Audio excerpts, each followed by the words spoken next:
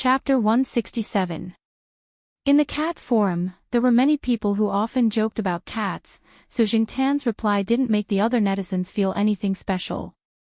Jingtan's reply was quickly drowned out by the quarreling replies.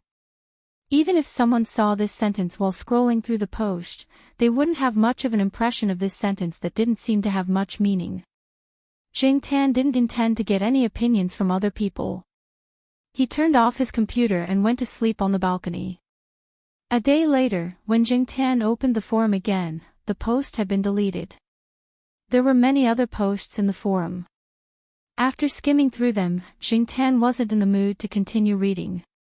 Since it was still early, he was going to see the black and white cat. Today, without Mao, Jingtan felt much more at ease. When he passed by the box, Jingtan didn't see the black and white cat. Mao's lunch box had been finished, and there were some leftovers in the paper bowl in front of the box. There were many fish bones in the rice, and because of the weather, there was a rancid smell in the paper bowl. After looking around carefully and confirming that the black and white cat wasn't there, Jingtan ran towards the alley. In the alley, the black and white cat wasn't on the tree. The window on the second floor of the house next to it was still closed. There didn't seem to be anything special. As he approached the house, Jingtan pricked up his ears and listened. He didn't hear any sound from the house, and there was no sound of people talking. It looked like the houses in the neighborhood. At this time, people who were working or going to school weren't at home, so it was much quieter. Only the chirping of the sparrows could be heard. Jingtan didn't find anything, so he prepared to jump down the tree and leave. After taking 2 steps, Jingtan suddenly looked back at the sparrows jumping on the wall not far away. There were too many of them. Upon closer inspection, Jingtan realized that the number of sparrows in the area had increased without him noticing. Sparrows were very common in the city, especially in the area around the school where there was a large green forest. Jingtan had been walking on this street for more than half a year. He didn't know this street like the back of his hand, but he knew some things very well. For example, there were originally a lot of cats around here, and they were basically free range. The result of more cats was fewer birds. Jingtan had seen the cats around here catch sparrows several times before. He hadn't seen so many sparrows around here before. Now, these sparrows looked quite leisurely. When Jingtan came out for walks, he didn't see many cats. Winter was over, and there were a lot of active cats at Tsinghua University at night. The residents around here might also think that since the new year had just passed, they were probably taken away by cat trappers. After all, cats used to go missing during the new year. Others didn't know, but Jingtan knew that ever since he was taken away by cat traffickers, Celestine, Yihao, and the third master Fang had all intervened. Although it wasn't that there were no cat trappers in Tsinghua, it was much less than in the past few years. Was it such a coincidence that cat traffickers made their move around here? Jingtan recalled the replies he saw when he was browsing the forum. There were many possibilities why there were suddenly fewer cats around, but Jingtan didn't want it to be the one he guessed. He looked up at the house. Why did the black and white cat keep staring at that house? Was it curious? Or was it hatred? Unable to think of an answer, Jingtan decided to find it himself. Jumping on the wall, Jingtan looked at the layout of the house. The side of the house faced the wall, and the door was closed. The house had a small yard, probably only 7 or 8 square meters. Nearly 2/3 of the yard was a flower bed that was higher than the ground. There weren't many flowers in the flower bed, and the soil in many places had been turned over. The only place that hadn't been moved was the 2-meter-tall tree in the middle of the yard. It was of an unknown species. However, the branches of the tree were bare, and there were no signs of sprouting. There was no green at all, and he didn't know if it was dead or alive. The back door of the house was closed, and there was a very strange smell in the small yard. Jingtan sniffed.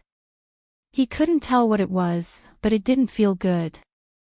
Jumping down from the wall, he didn't land on the flower bed. This flower bed always gave Jingtan a creepy feeling. The temperature had obviously risen, and the weather was clear. It was rare to see the blue sky, and it should have given people a fresh and refreshing impression. However, standing in the yard, Jingtan felt a little cold. Gusts of wind blew, forming a whirlpool in the yard. On the ground, thin pieces of plastic paper that came out of nowhere were lifted up by the wind. They floated in a circle and then fell down. Some of the hair on Jingtan's body was also blown by the wind. It was completely different from the usual leisurely feeling of sunbathing. Instead, Jingtan felt that every strand of hair was transmitted through the nerves under his skin, and the subtle feeling was transmitted through the nerves under his skin. Suddenly, a soft sound came from the wall, startling Jingtan. He turned his head and saw that it was the black and white cat. Seeing Jingtan here, the cat was also surprised. It hesitated on the wall before jumping down. Unlike Jingtan, it landed on the flower bed. Seeing that the black and white cat was vigilantly staring at him, Jingtan took a few steps back. He didn't plan to fight with the cat here. Perhaps it felt that Jingtan was no longer a threat. After looking at Jingtan a few times, the cat sniffed around the flower bed. It found a spot and then began to dig with its claws. What was buried in there? Jingtan was curious, but his intuition told him that there was definitely not a beautiful scene under the soil. Perhaps it was buried a little deep. Fortunately, the soil in the flower bed wasn't solid. After digging for about 5 minutes, the cat stopped, sniffed there, and then continued digging. There was nothing around for Jingtan to stand on to see the situation in the flower bed. Since no one was paying attention, Jingtan stood up and used his 2 hind legs to support himself. The cat had dug a hole in the flower bed.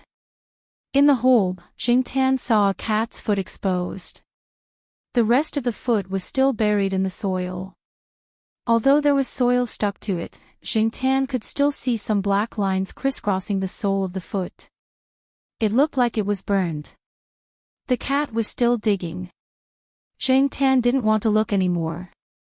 He was sure that there was definitely more than one cat buried in there. Sometimes, cats were more vengeful than dogs. Jingtan didn't know what the cat buried in the flower bed had to do with the cat, but the cat remembered this grudge. Otherwise, it wouldn't have squatted on the tree for so long. At that time, Jingtan couldn't see the cat's eyes when it squatted on the tree and stared at the house.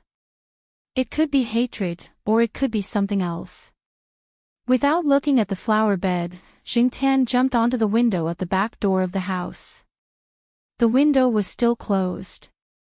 Inside was the kitchen. Jingtan stood on the windowsill. Looking through the transparent glass window, he saw something on the ground inside.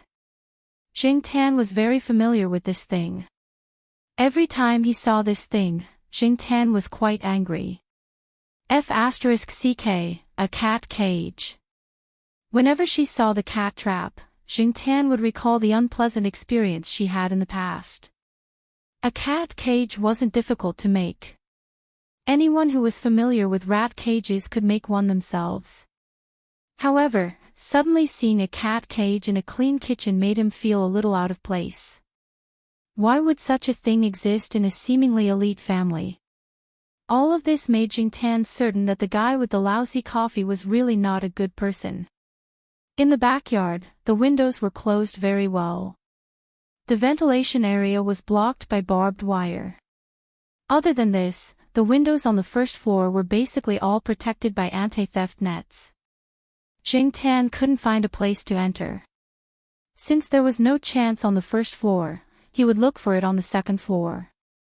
Jumping onto the wall, Jingtan walked around and finally found a small window on the side of the wall. The glass window was half open, and the other half was blocked by a screen. However, the screen could only block insects, not cats. Jingtan estimated the distance from the wall to the other side. He tiptoed and kicked his hind legs to jump over. Tan had mastered the skill of jumping over walls and windows. Therefore, Tan was very confident in this jump. However, the small window looked quite ordinary, but when Tan put his paws on it, he found that it was slippery. If it wasn't for his quick reaction to kick a few times on the wall and hook his front paws on the metal net on the screen window, he might have fallen. Falling from the second floor wasn't a big deal for a cat. However, the gap between the house and the wall was a drainage ditch. Originally, there were some stone slabs above the drainage ditch. However, the stone slab facing the window wasn't where it should be. Someone had moved it to the side. Climbing onto the narrow windowsill, Tan stood firmly on the screen window. He looked at the drainage ditch below and cursed the person who moved the stone slab away. That was close. He almost fell. Although falling from the second floor wasn't a big deal, if he fell into the drainage ditch, he would probably get wet. Moreover, it would be full of smelly water.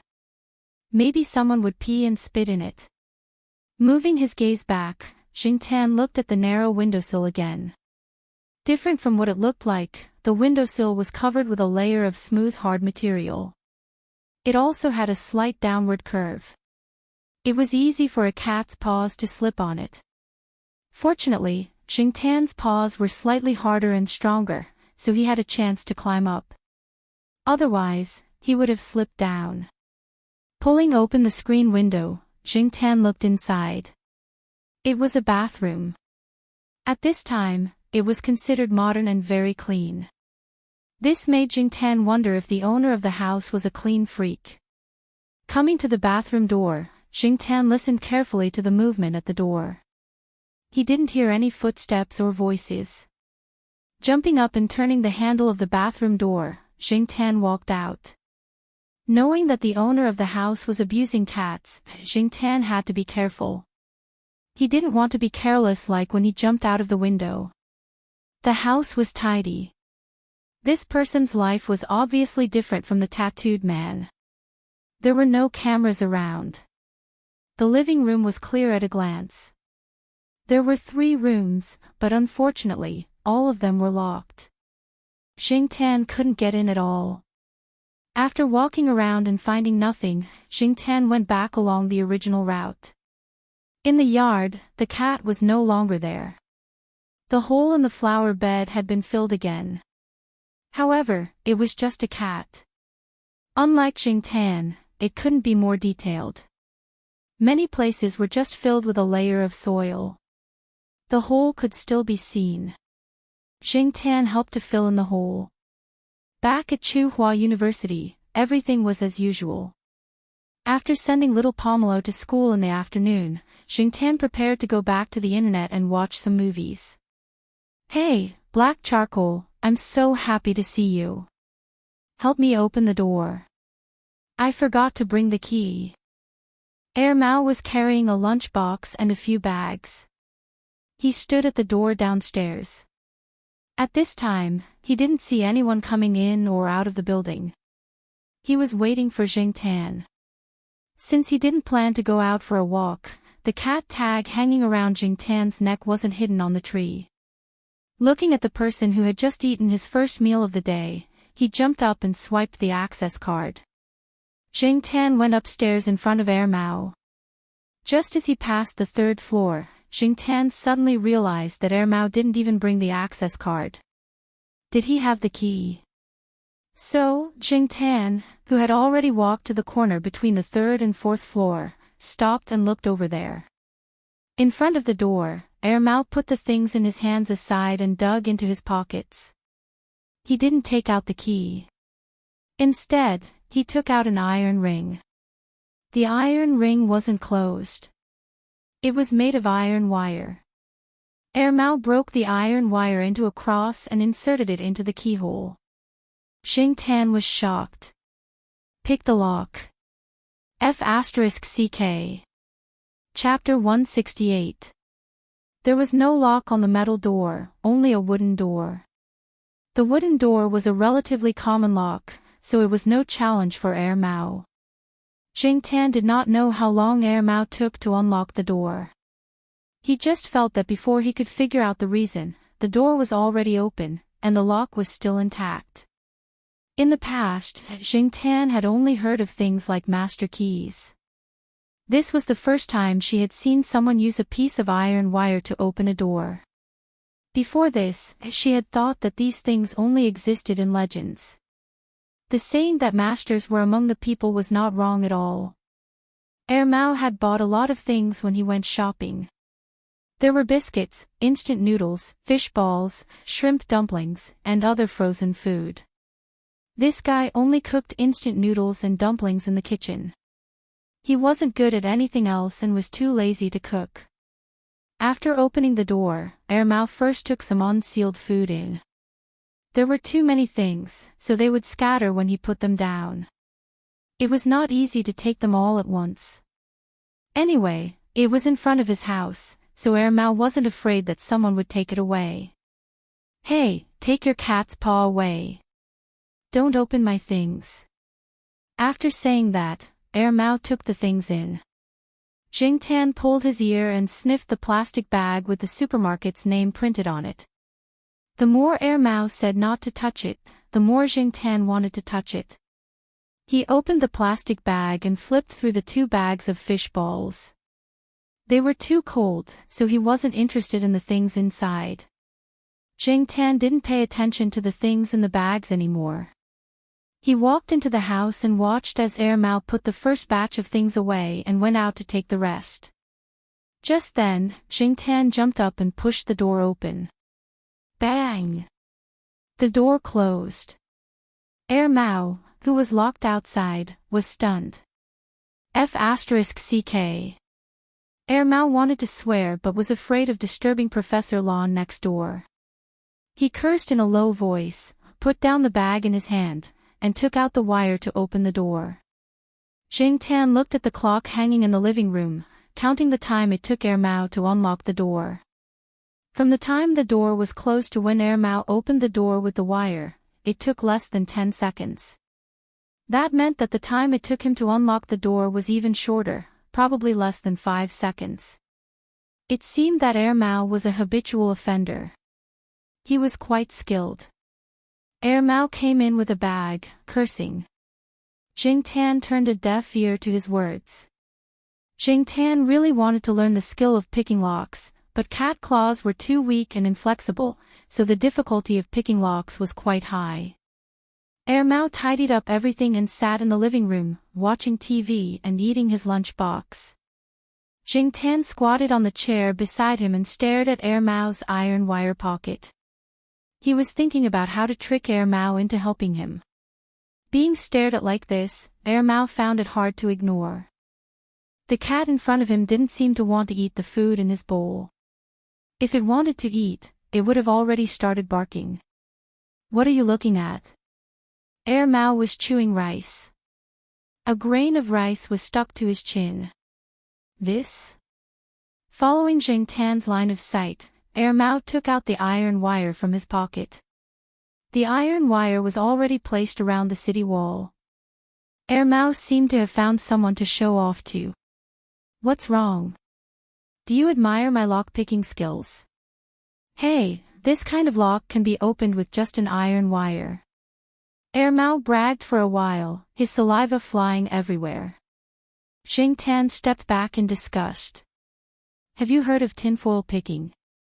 Someone said that a piece of tinfoil can open the locks of an entire neighborhood.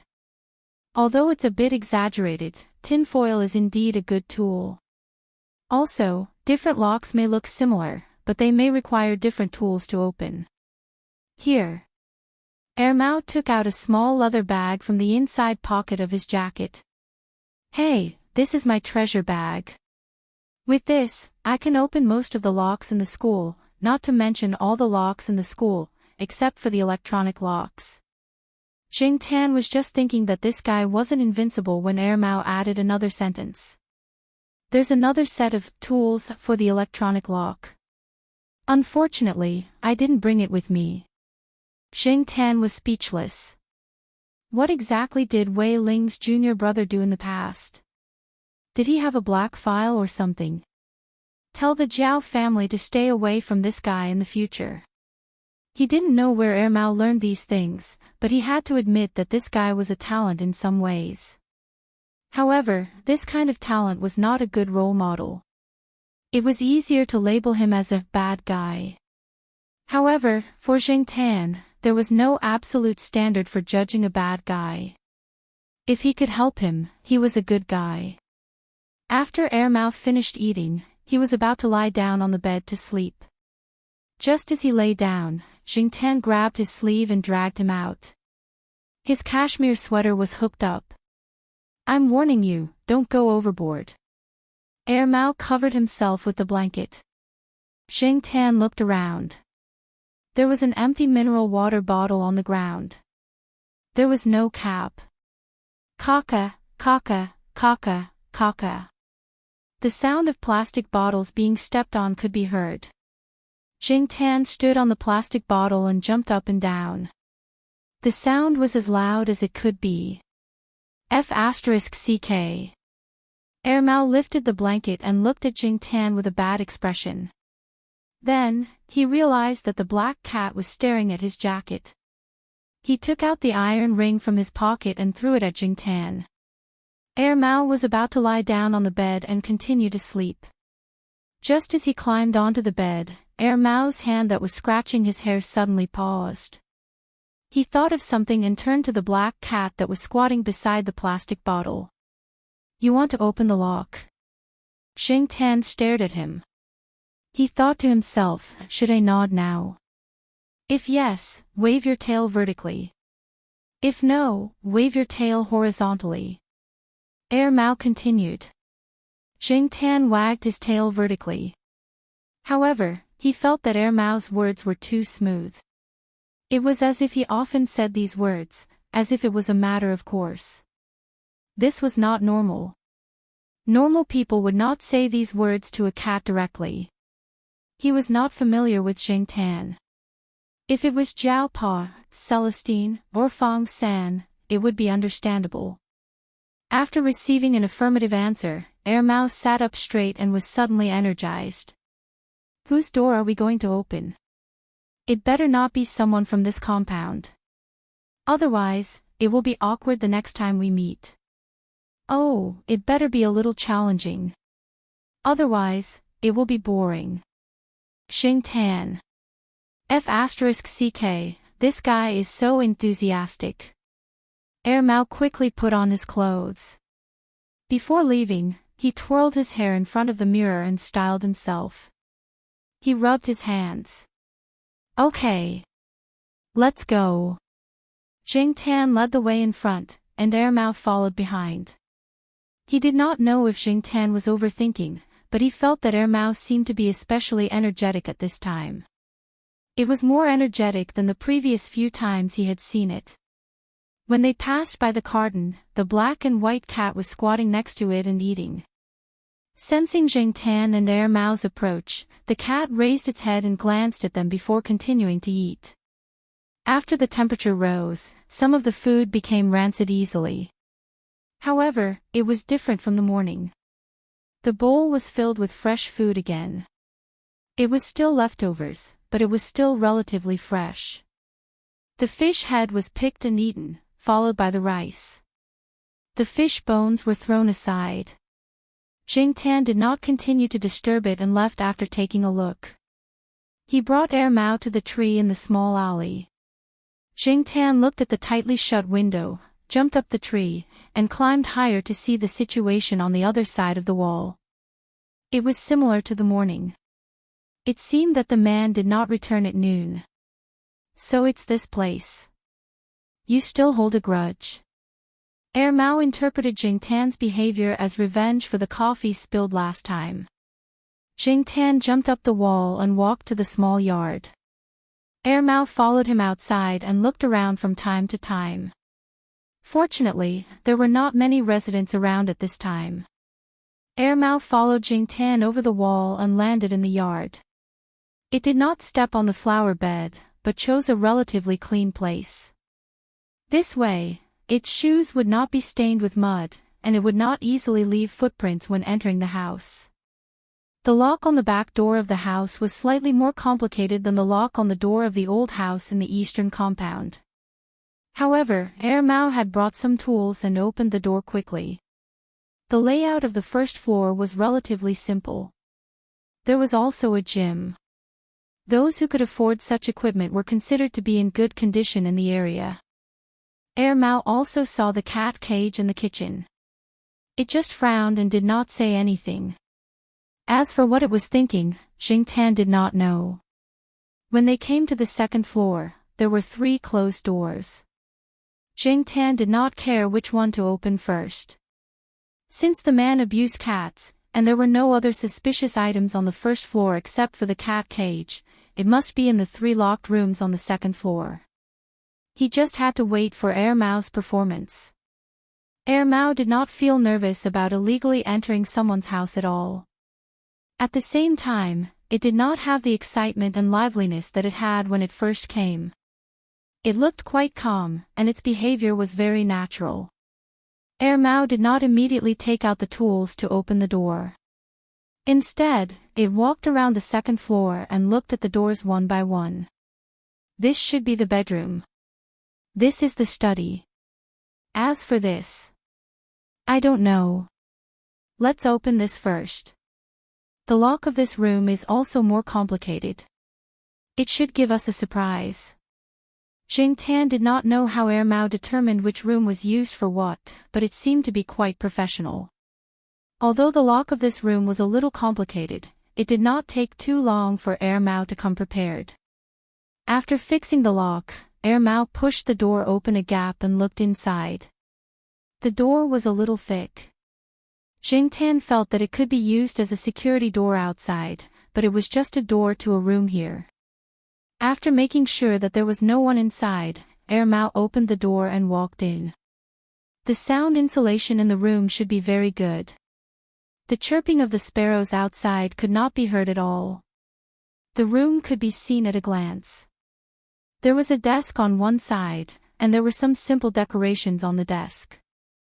And on the opposite side of this office desk was, Mao walked over and pulled open the cloth curtain, revealing the object that was blocking it.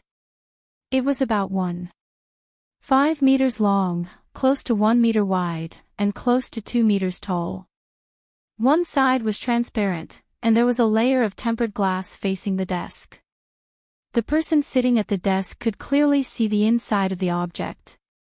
At first glance, Tan did not know what the object was used for. He even thought that it was some kind of bathroom.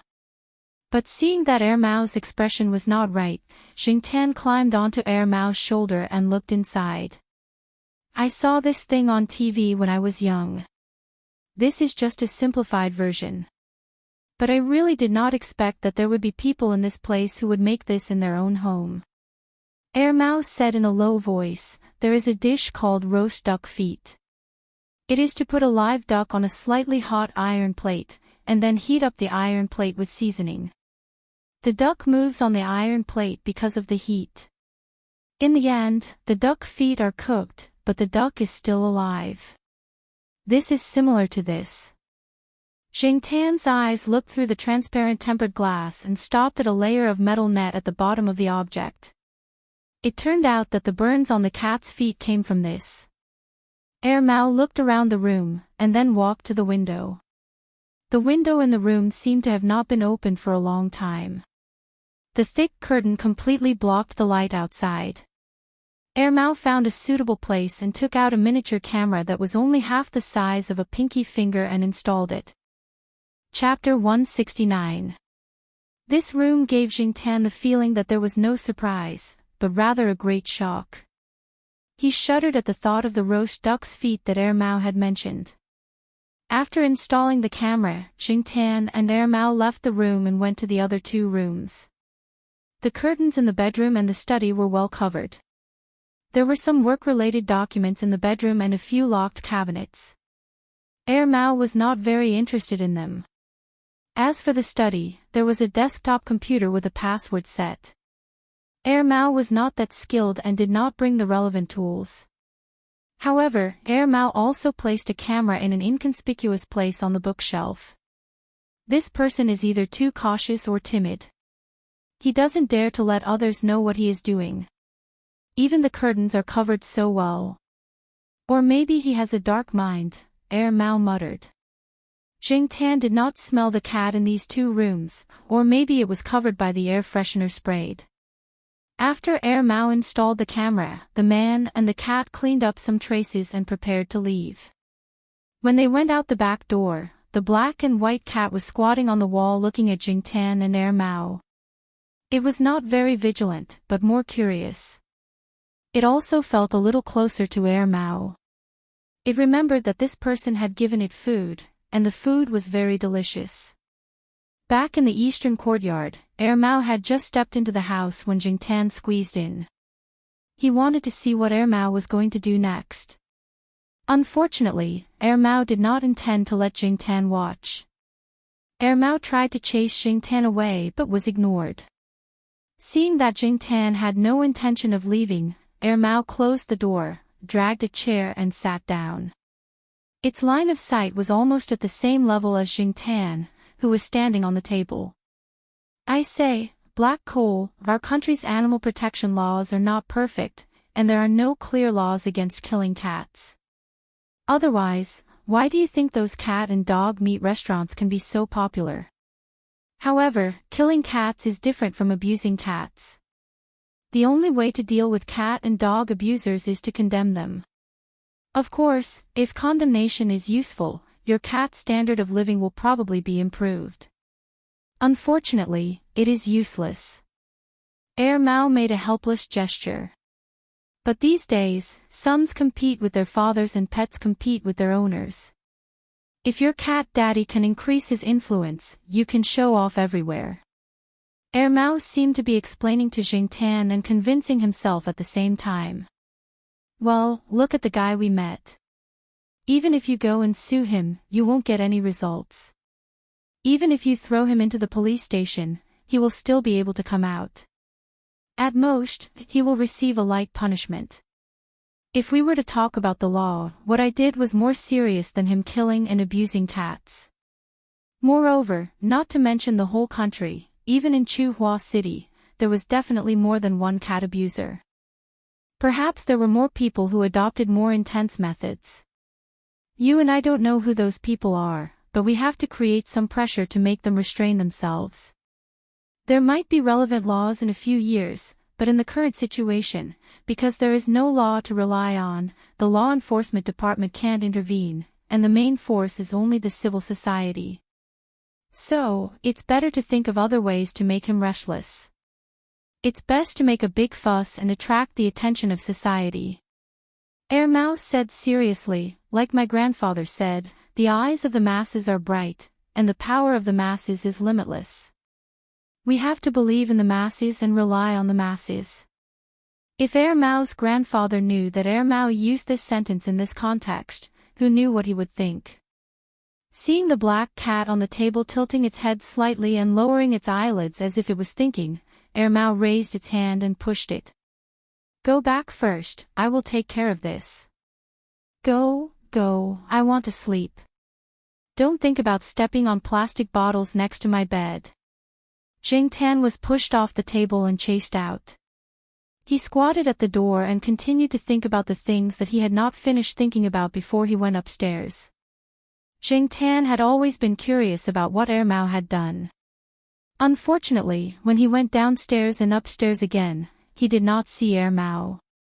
Jingtan did not have the skill to pick locks, so he could only wait. The next day, when Jingtan went online to the forum when no one was at home, he saw a hot post on the front page.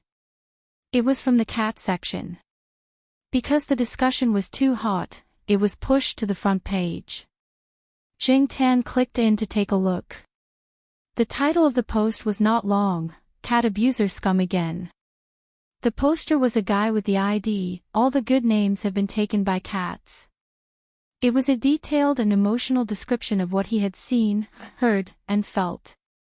The description of the matter was clear and the rendering was strong enough. Coupled with the pictures, it was impossible for the post not to explode with noise. In addition, there was a top student who abused cats some time ago, and now there was another, social elite, who abused cats, adding fuel to the fire. The pictures in the post were all familiar to Jingtan. The familiar flower bed, the familiar cat's paw with burns and mud, the familiar object. Only the person in the post was censored. The specific name was not mentioned, only the surname was written in the form of X. Jingtan's computer skills were not very good. In the past, he only knew how to watch movies and play games on the internet. He did not learn any other high-end technology, so now Jingtan did not know the IP address of all the good names have been taken by cats. He could only see the registration time of this person. The registration time showed that it was 3 years ago. As for the poster, it was either Air Mao or someone that Air Mao knew.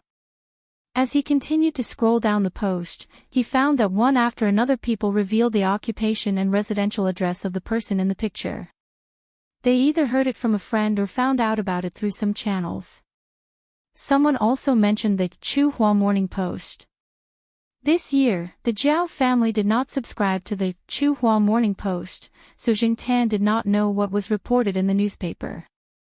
However, according to what the netizen said, it seemed that the Chuhua Morning Post only mentioned it slightly. It was not very specific, and it sounded like a small piece of news that would not attract attention. It seemed that the power was not strong enough. Or, did Air Mao have a backup plan? He always felt that the guy would not end things so simply.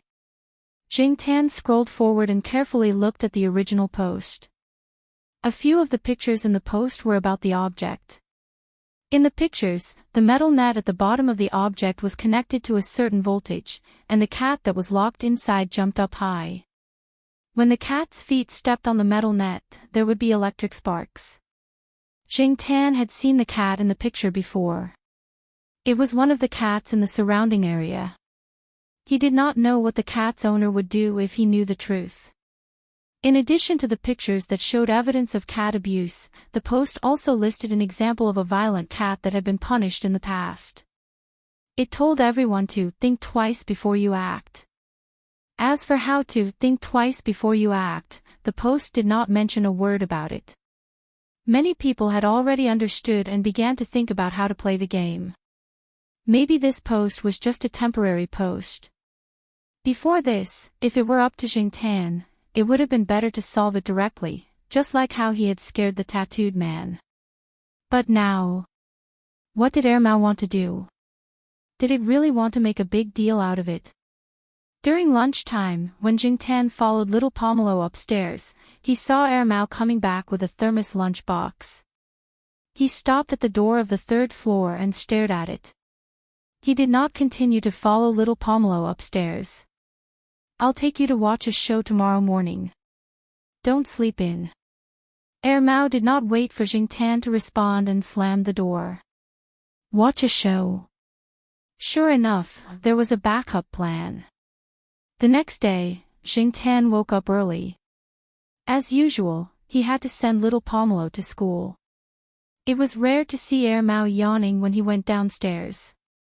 This guy usually slept until noon, so it was rare for him to wake up early like this. After sending little Pomelo to school, Jingtan followed Air Mao to the old street. There was a rice noodle restaurant not far from that person's house. Air Mao sat there and ate his breakfast leisurely. He saw an auntie walking into the alley with her leather shoes. Air Mao wiped his mouth and said to Jingtan, who was playing with ants with his tail, "Let's go." The person in the house dressed neatly and walked out of the door. His hair was neatly combed and even had some hair gel. When he came out with his briefcase, he happened to see the auntie from the neighborhood committee walking towards him with an unfriendly expression. The person was confused. The last time he saw this auntie, it was because the water plant had stopped for a day. What was going on this time? No matter what he was thinking, the person still showed his signature smile. He was about to say, "Good morning," but before he could say, "Good morning," the auntie in front of him sprayed saliva all over his face. Oh, how sinful. How could you bear to do such a thing? You really know a person for a long time without understanding his true nature. You are really morally corrupt, seriously affecting the city's appearance. Jingtan and their Mao hid not far away and watched as the auntie scolded the person. Of course, since she was a person with a job, the auntie scolded in a more elegant manner. She didn't use any vulgar words, but her words ranged from mental health to social harmony, from harm to cats to threats to the country and the people. She didn't stop talking for 10 minutes. Sometimes, these auntie were quite cute. Jingtan thought to himself. After the auntie, a few more people came.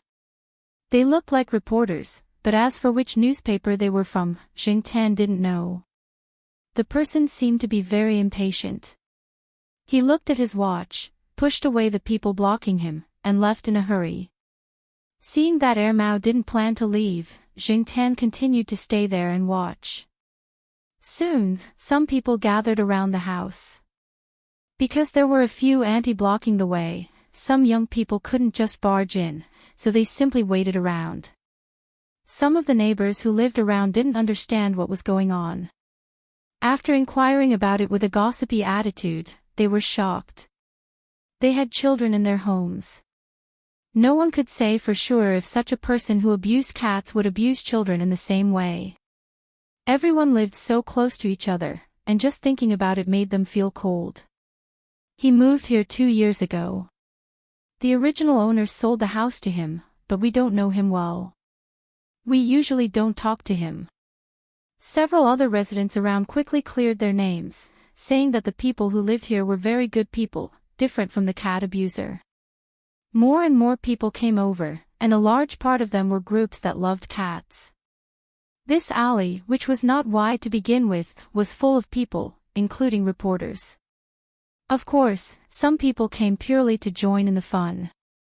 At the other end of the alley, a police car was parked. 2 people in police uniforms were standing by the car door. They had just received a call saying that there was an illegal gathering here. But looking at the situation now, after understanding the reason, it seemed that the situation was a bit complicated. The policeman near the car door sighed and said, "You stay here first. I'll go buy a pack of cigarettes. I want to go to the toilet." The other person rolled his eyes. "My mother-in-law is there. She loves cats. Don't you see that she's filled with righteous indignation now? I'm not very good with words. If I make her unhappy, the situation will be more serious. Brother, please help me. Let your wife come over and take her back." "Forget it. My wife likes cats more. With her temper, she'll probably make me kill the cat abuser." Chapter 170. The 2 policemen still couldn't avoid it because there was a conflict over there, and they had to go over to mediate. The cause was that a passerby said, "It's just a cat. It's okay to kill it." It directly led to a quarrel. If the 2 policemen didn't go over, that person would probably be beaten up. As for the reporters who were mixed in, they were busy taking photos. Even if they couldn't block the person in the house today, they would have something to report. An old man who lived nearby walked out of the alley with his hands clasped behind his back. He shook his head and said in a low voice, "Should I say that person is brainless or that he doesn't know how to adapt to the situation? He doesn't know how to look at the situation. Even if he wanted to say something, he could only say it in peace." He didn't even look at the people around him. When it was almost noon, Jingtan didn't continue to stare there. He went back to eat and came out in the afternoon to take a look. After going back, Jingtan analyzed it. He guessed that Mao might have known the password of the computer through the monitor. After copying the cat abuse video file, it went back to dismantle the monitor in the house. That was why Mao was so fearless. It wasn't afraid of the reporters and other relevant personnel going in to check. At the same time, it also used some means to use the media and the internet to induce public opinion, so that things would develop like this in a short time. The screenshot on the post came from the video on the person's computer. In the past 2 days, the person hadn't looked for another cat. Every once in a while, he would catch one to vent his anger. As for the time interval, it could be a few days, 2 or 3 weeks, or even a few months. It depended on how long it would take for the resentment and anger in his heart to accumulate to the point of eruption. The person didn't come back for a whole day, but there was more detailed information about the person on the internet, as well as several clear photos from multiple angles. Every day, people went to the house to smash eggs, splash paint, and put up slogans, but no one knew what the purpose of those people was. Maybe they were really angry about it, or maybe some people wanted to take the opportunity to make a fuss. Soon, the news about the person's cat abuse was reported by major newspapers such as the Chu-Ching Evening News, Chu-Ching Metropolis Daily, and the Provincial Daily. There were even some more authoritative psychologists' analysis and comments. At the same time, many people used this matter to show their presence, or to gain fame and fortune to improve their reputation. It didn't matter if those people were acting or if they really loved cats and criticized cat abuse, as long as what they did satisfied Jingtan and Mao. No matter what profession one was in, whether male or female, old or young, there would always be people who loved cats. As long as this matter was known by the public, that person would not be able to continue to stay in Chuhua City peacefully, at least in the short term. Apparently, that person had already been beaten up by an unknown cat lover.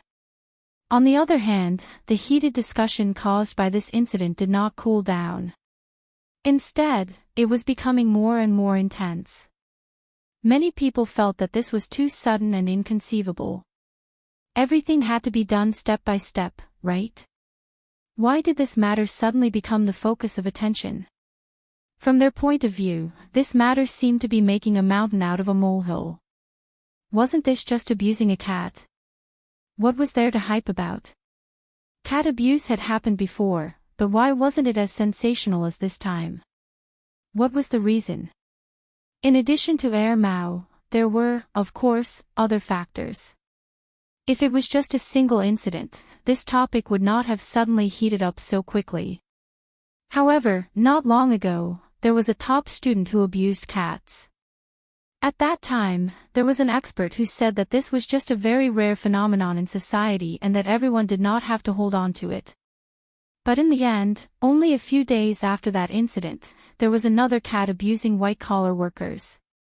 That expert's face was suddenly slapped hard. Moreover, these two cat abuse incidents were so close to each other. As the saying goes, one wave after another, so the condemnation was even more intense. The anger of the cat friends was underestimated by many people, just like how there were people who violently protected cats in the beginning. Many people proposed that relevant animal protection laws should be enacted quickly. They could not let these people continue to be so rampant.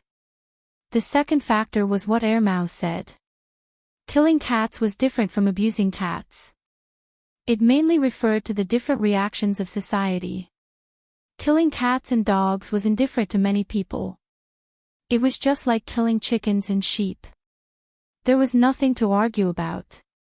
Even if wild animals or even protected wild animals were killed, the punishment was the same.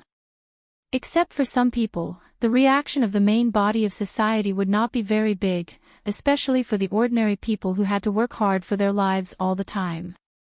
At most, it was a topic that could be discussed after dinner. Even if a level 1 protected animal was killed, most people would just respond with an indifferent, "Oh."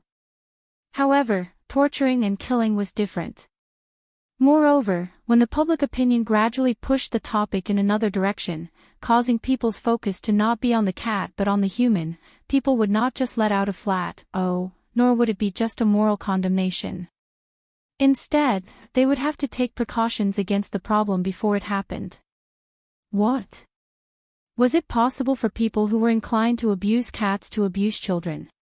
Didn't that mean that they would abuse people in the future? They were simply beasts. No, they were worse than beasts. People would not allow such people to exist around them. Even if they were suspected of abusing cats or dogs, they would be highly guarded against. Even when interacting with parents in an educational program on the provincial television station, someone had mentioned it. Who would allow their children to grow up in such a dangerous environment? That top student should be glad that there was someone to share his pressure and the scolding of people at this time.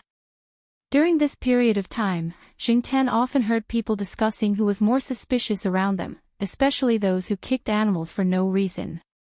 They were the focus of people's observation. Even the car owner, who had been sprayed with cat urine by Huang, only took a few deep breaths to calm his anger. He resisted the urge to kick the cat away and then drove away. He didn't even curse. It was a sensitive period in public, so he'd better hold it in for now. Otherwise, if he yelled and others didn't see the cat peeing, they would only see him scolding the cat and kicking the cat. There was no need to wait until tomorrow. Those aunties who went out tonight would let him know why cat urine was so smelly. Looking at Huang, who was standing on the tree trunk and sharpening its claws without knowing anything, Xingtian yawned and prepared to find a place to sleep. Recently, he had been thinking too much, and he had spent too much time online during the day. Cats had more time to sleep. Xingtian moved his claws and counted. Indeed, he didn't have enough sleep. He was preparing to go back to the courtyard to find a tree, but Xingtian was stopped by Mao. Black Coal, are you going out tonight? Mao asked as he walked out of the school gate. Xingtian looked at Mao. What was this guy up to now? Mao smiled maliciously. I'll see you at the side door behind the eastern courtyard at 8:00 in the evening. If I don't see you by then, I won't wait. Tonight? Xingtian had a vague feeling that it was about the cat abuser. These days, Mao was only using the media and public opinion to achieve a certain goal. Xingtian had always felt that there was more to it. No matter what, he could only wait until tonight to find out the answer. Zhao family 3 would be there at night. Xingtian wasn't worried that little Pomelo would be unsafe at home alone. He also didn't have to worry about going out. When the hand on the wall clock in the Zhao family's living room pointed to 7:40, Xingtian ran out. It took him less than 10 minutes to reach the side door. Xingtian squatted by the sidewalk without flower beds and watched the cars coming and going. Not far away, some people got off the bus at the bus stop. When they saw Xingtian, they wanted to tease him, but they were scared away by Xingtian's baring of his teeth. Today, Xingtian didn't want to be entangled with these people. An ordinary-looking family car stopped and rolled down the window. After seeing that it was Mao, Xingtian jumped in through the open window of the passenger seat. As soon as Xingtian entered, he smelled a familiar scent. There was the cat abusers and the tabby cats. He didn't see the cat, only the tabby cat squatting in the back seat. Xingtian looked at Mao in confusion. Mao curled its lips. I drove past there and saw it squatting by the roadside. I called out. Then, it became like this. When it got into the car, it was still sniffing around. It was sniffing and growling. Black Coal, do you think it knows that we're going to fix that guy? Xingtian looked at the tabby cat squatting in the back seat with its head down and eyes closed as if it was taking a nap. He really didn't understand what it was trying to do. Without saying anything about the tabby cat, Mao drove away. Mao's driving was similar to Celestine's. With the radio on in the car, it couldn't stop talking. That guy was in the trunk. He even changed the car. Looks like there were a lot of people who went to chat with him. When I found him, his head was still wrapped in gauze. So it went to kidnap someone. Xingtian thought to himself, as expected, there was a backup plan. The car drove out of the third ring road until it reached the suburbs. There were basically no tall buildings in sight before the car stopped. After Xingtian looked at the outside environment, his first thought was, Mao, this guy, is planning to kill someone and abandon the body. Be good, don't run around. If you run away, I won't care about you. Air Mouse said as it got out of the car. Jing Tan didn't think that it was talking to him. The tabby cat in the back seat raised its head and looked outside. Then, it opened its mouth slightly and let out a lazy meow. It even had the sound that came from its nasal cavity when it had just woken up. It didn't jump out of the car even when the car window was opened. Jing Tan jumped out of the car and looked around. At this time, the surrounding weeds hadn't grown yet. There were only short clumps of grass. There were sporadic lights in the distance. Because the moon was close to a circle, the moonlight was good. The surroundings didn't seem very dark. It was hazy. Air Mao dragged the person out of the trunk. Looking at the series of movements, it didn't seem like a rookie. It must have done this many times. The person's hands were tied behind his back. His legs were also tied tightly. His mouth was sealed and his eyes were covered with a layer of cloth. He looked a little drowsy and wasn't conscious. This was all Air Mao's masterpiece. After dragging the person out, Air Mao put him down about 10 meters away from the car. Air Mao walked back to the car and pulled out a stick from the car. It said to Jing Tan, "Tell me, how should we fight?" Jing Tan didn't look at Air Mao. He saw the tabby cat looking out of the car window. It didn't have the slightest bit of laziness like before. It seemed to be confirming the person's identity. Then, the tabby cat let out a meow. It jumped out of the car and walked towards the person. Seeing the tabby cat's movements, Air Mao didn't say anything. It turned the stick in its hand and stared in that direction. The tabby cat didn't walk very fast. Its ears were pulled back and its whiskers were slightly raised. It let out a meow sound. Jing Tan could hear that it was different from a pure warning. It already had a strong intention to attack. At this time, the person had already started to wake up. He kicked his legs and rolled left and right. The night wind blew. The friction between leaves and grass made a slight rustling sound. Chapter 171. The person who was slowly waking up didn't understand his current situation, but there was an inexplicable sense of fear. A human? No, it wasn't. Just now, he vaguely heard a human voice, but at the same time, he also heard a cat's meow. He moved his legs, as if he wanted to remove the rope tied to his ankles, but there was another meow, which made his scalp tingle. He knew this cat. He was too familiar with this meow. Because of this meow, he had nightmares for a long time. Even watching cat abuse videos and killing cats with his own hands couldn't erase this fear. On the contrary, it had a tendency to become more and more intense. It was it. It was the tabby cat that he had almost killed, but it had escaped in the end. Why was it always haunting him? He regretted it, really regretted it. Why did he choose this cat when he bought it from the cat trafficker? Perhaps it was because this cat's eyes were the most unruly and fierce. It gave him the most pleasure to kill. Woo! There was another meow. Hearing this kind of meow, even people who didn't know much about cats could hear some warning and aggression from it. After hearing this meow, Jing Tan pressed his ears back.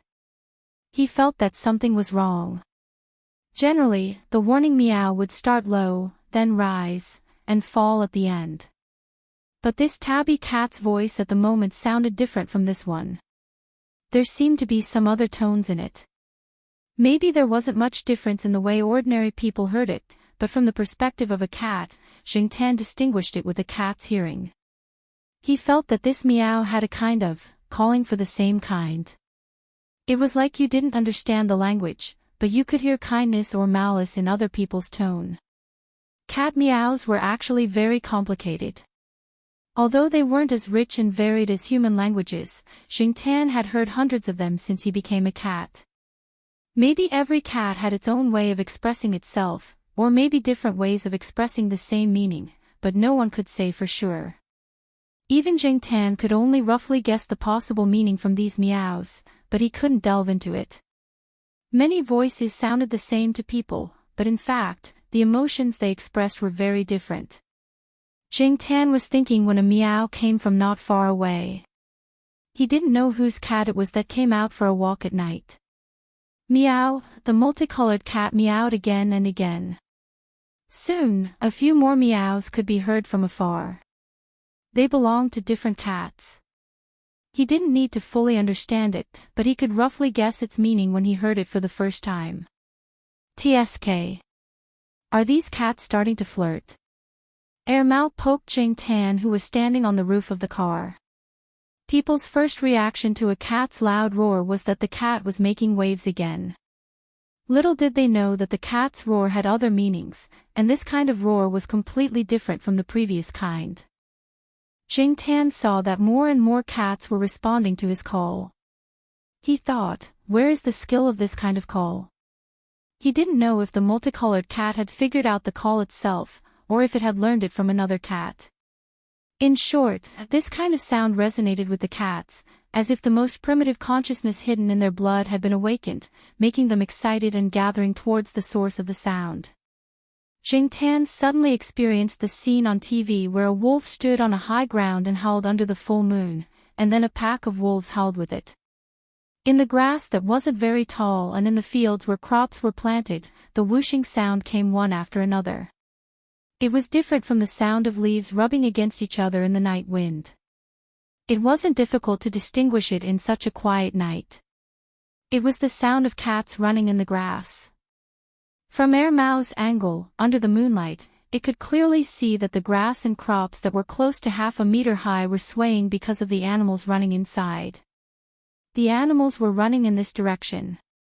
Big cats like tiger, leopard, lion, and so on had a domineering roar, but the roar of cats was different.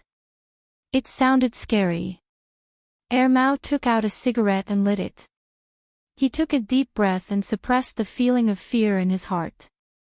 The flame of the cigarette flickered with the night wind. Mao leaned against the car and looked around. More and more cats were meowing in agreement. Was this a chorus? Jingtan, who was standing on the roof of the car, was gradually getting excited. Mao couldn't feel it, but Jingtan suddenly had an impulse to howl. Looking up at the bright moon hanging in the sky, Jingtan took a deep breath. A whoop, the group of cats stopped meowing abruptly. It was like when everyone was singing, and suddenly there was a fart sound. The incongruity of the sound directly destroyed the artistic conception in front of them. In the grass, the cats froze in place. In the places where the grass was shorter and sparser, one could see the pointed ears of the cats moving, as if they were trying to figure out where the sudden howl came from. A few cats that were too sensitive to their surroundings jumped up like fleas. The grass that was close to half a meter high couldn't hide their arched bodies. Jingtan, who had just taken a puff of the cigarette, was shocked by the sudden howl. He almost coughed and fell to the ground. This was the first time he heard Jingtan howl. Before this, he had only heard a little from Celestine, but he didn't think that it would have such a big impact on his hearing. The tabby cat pulled its ears and looked at Jingtan, then turned back and continued to howl at the people who were frantically kicking their legs on the ground. Jingtan understood the general meaning of the tabby cat's glance. F***ck, I'm being despised. The depressed Jingtan sharpened his claws on the roof of the car, leaving a few claw marks on the roof. He had been a cat for almost 2 years, but he still didn't pass. It wasn't easy to be a cat. Fortunately, the cats didn't have any other thoughts. After a pause, they continued to gather in the middle under the lead of the tabby cat. Mao, who had recovered, threw away the cigarette butt and put it out with the tip of his foot. He said to Jingtan, "Give up. Even ghosts will be scared away by your howl. Let's not howl. Let them howl. You just squat at the side and watch. If they can't solve it, you can go over." Mao glanced at the large grass in the distance and shook off the goosebumps on his body. The scene was indeed strange. There were already more than 10 cats. It seemed that more cats would come over after hearing the noise. Cats were hard to understand. For safety reasons, Mao opened the car door and got in. It seemed that he didn't need to do anything here. These cats didn't look very friendly. Mao always felt that cats were like a combination of demons and angels. When they lazily lay down and basked in the sun, or squinted their eyes and rubbed against you, they were indeed cute and obedient. Their whole body and squinted eyes seemed to make the pace of time become leisurely, making people feel that the whole world was warm. But on the other hand, they always made people gnash their teeth. Maybe gnashing their teeth was better. Just like right now, those pairs of eyes in the dark revealed an unruly wildness, as if they were looking for and waiting for the next prey at any time. There was no doubt that they would pop out their sharp claws and point at you in the next moment. Jingtan lay on the roof of the car and looked at the cats gathering around. Under the lead of the tabby cat, they pounced on the struggling man on the ground. The man's mouth was sealed, so he couldn't make a sound. Jingtan knew from the snort that this man was really scared, extremely scared. Compared to the many pure pet cats in the city center, the cats in the suburbs were generally more wild. They played in the fields and wild grass every day and fought with other small animals in the countryside. How could cats be obedient? There were also some wild cats, and when they were fierce, there was nothing to say. Some relatively timid cats walked around the periphery, and under the lead of other cats, they occasionally looked for an opportunity to scratch the man with their claws. The bolder and more aggressive cats followed the tabby cat and pounced on the man. There were always some cats that were like the sheriff. The more they were defeated, the braver they became. After being kicked out, they got up and continued to pounce on the man, biting and scratching. Mao rubbed his goosebumps in the car. He rolled up the car window a little more, afraid that the cats would rush over. After all, these cats weren't trained, and most of them were house cats. They didn't know where the vital parts were, and their attacking power was limited. Maybe some of them just thought this was a game, just like how they played with their cat toys. The man on the ground deliberately curled himself up. It didn't matter if he was injured, but the most important thing was to protect his own life. The tabby cat and a more aggressive wild cat were also the ones who bit more fiercely. Mao looked at the time and the battle situation over there. He didn't want this man to die here, so he had to keep an eye on him. As for Jingtan, he was learning how to distinguish which of the tabby cat's cries was the cause of the current situation, which could affect the cat's emotions, and how to mobilize the cat's emotions. Cats weren't considered social animals nowadays, but they weren't absolutely solitary either. After all, they had infiltrated human society, and there were so many cat owners around. Every day when he went out, he would meet many cats, and most of them lived in peace. If he gathered all the cats in Tsinghua University, what would the situation be like? He was a little excited just thinking about it. However, this wasn't an easy skill. Maybe Jingtan wouldn't be able to learn it by the end of his life as a cat. As an alien with a cat's body and a human's heart, compared to a real cat, Jingtan encountered more obstacles. However, as long as he was good at learning and understanding, Jingtan believed that he still had a chance. When Mao called for it to stop, the tabby cat was already stained with a lot of blood. When it heard Mao's call, it responded reluctantly, but in the end, it still retreated and walked to the side of the car to lick its fur. Without the tabby cat, the other cats gradually stopped and spread around to lick their paws. The wild cat saw Mao walk over and ran away, probably thinking that this person wasn't easy to deal with. The clothes and pants of the person on the ground were blood-stained rags, and his hands and face were covered with blood from scratches. He curled up there and didn't move. Only the slight rise and fall of his body showed that he was still alive.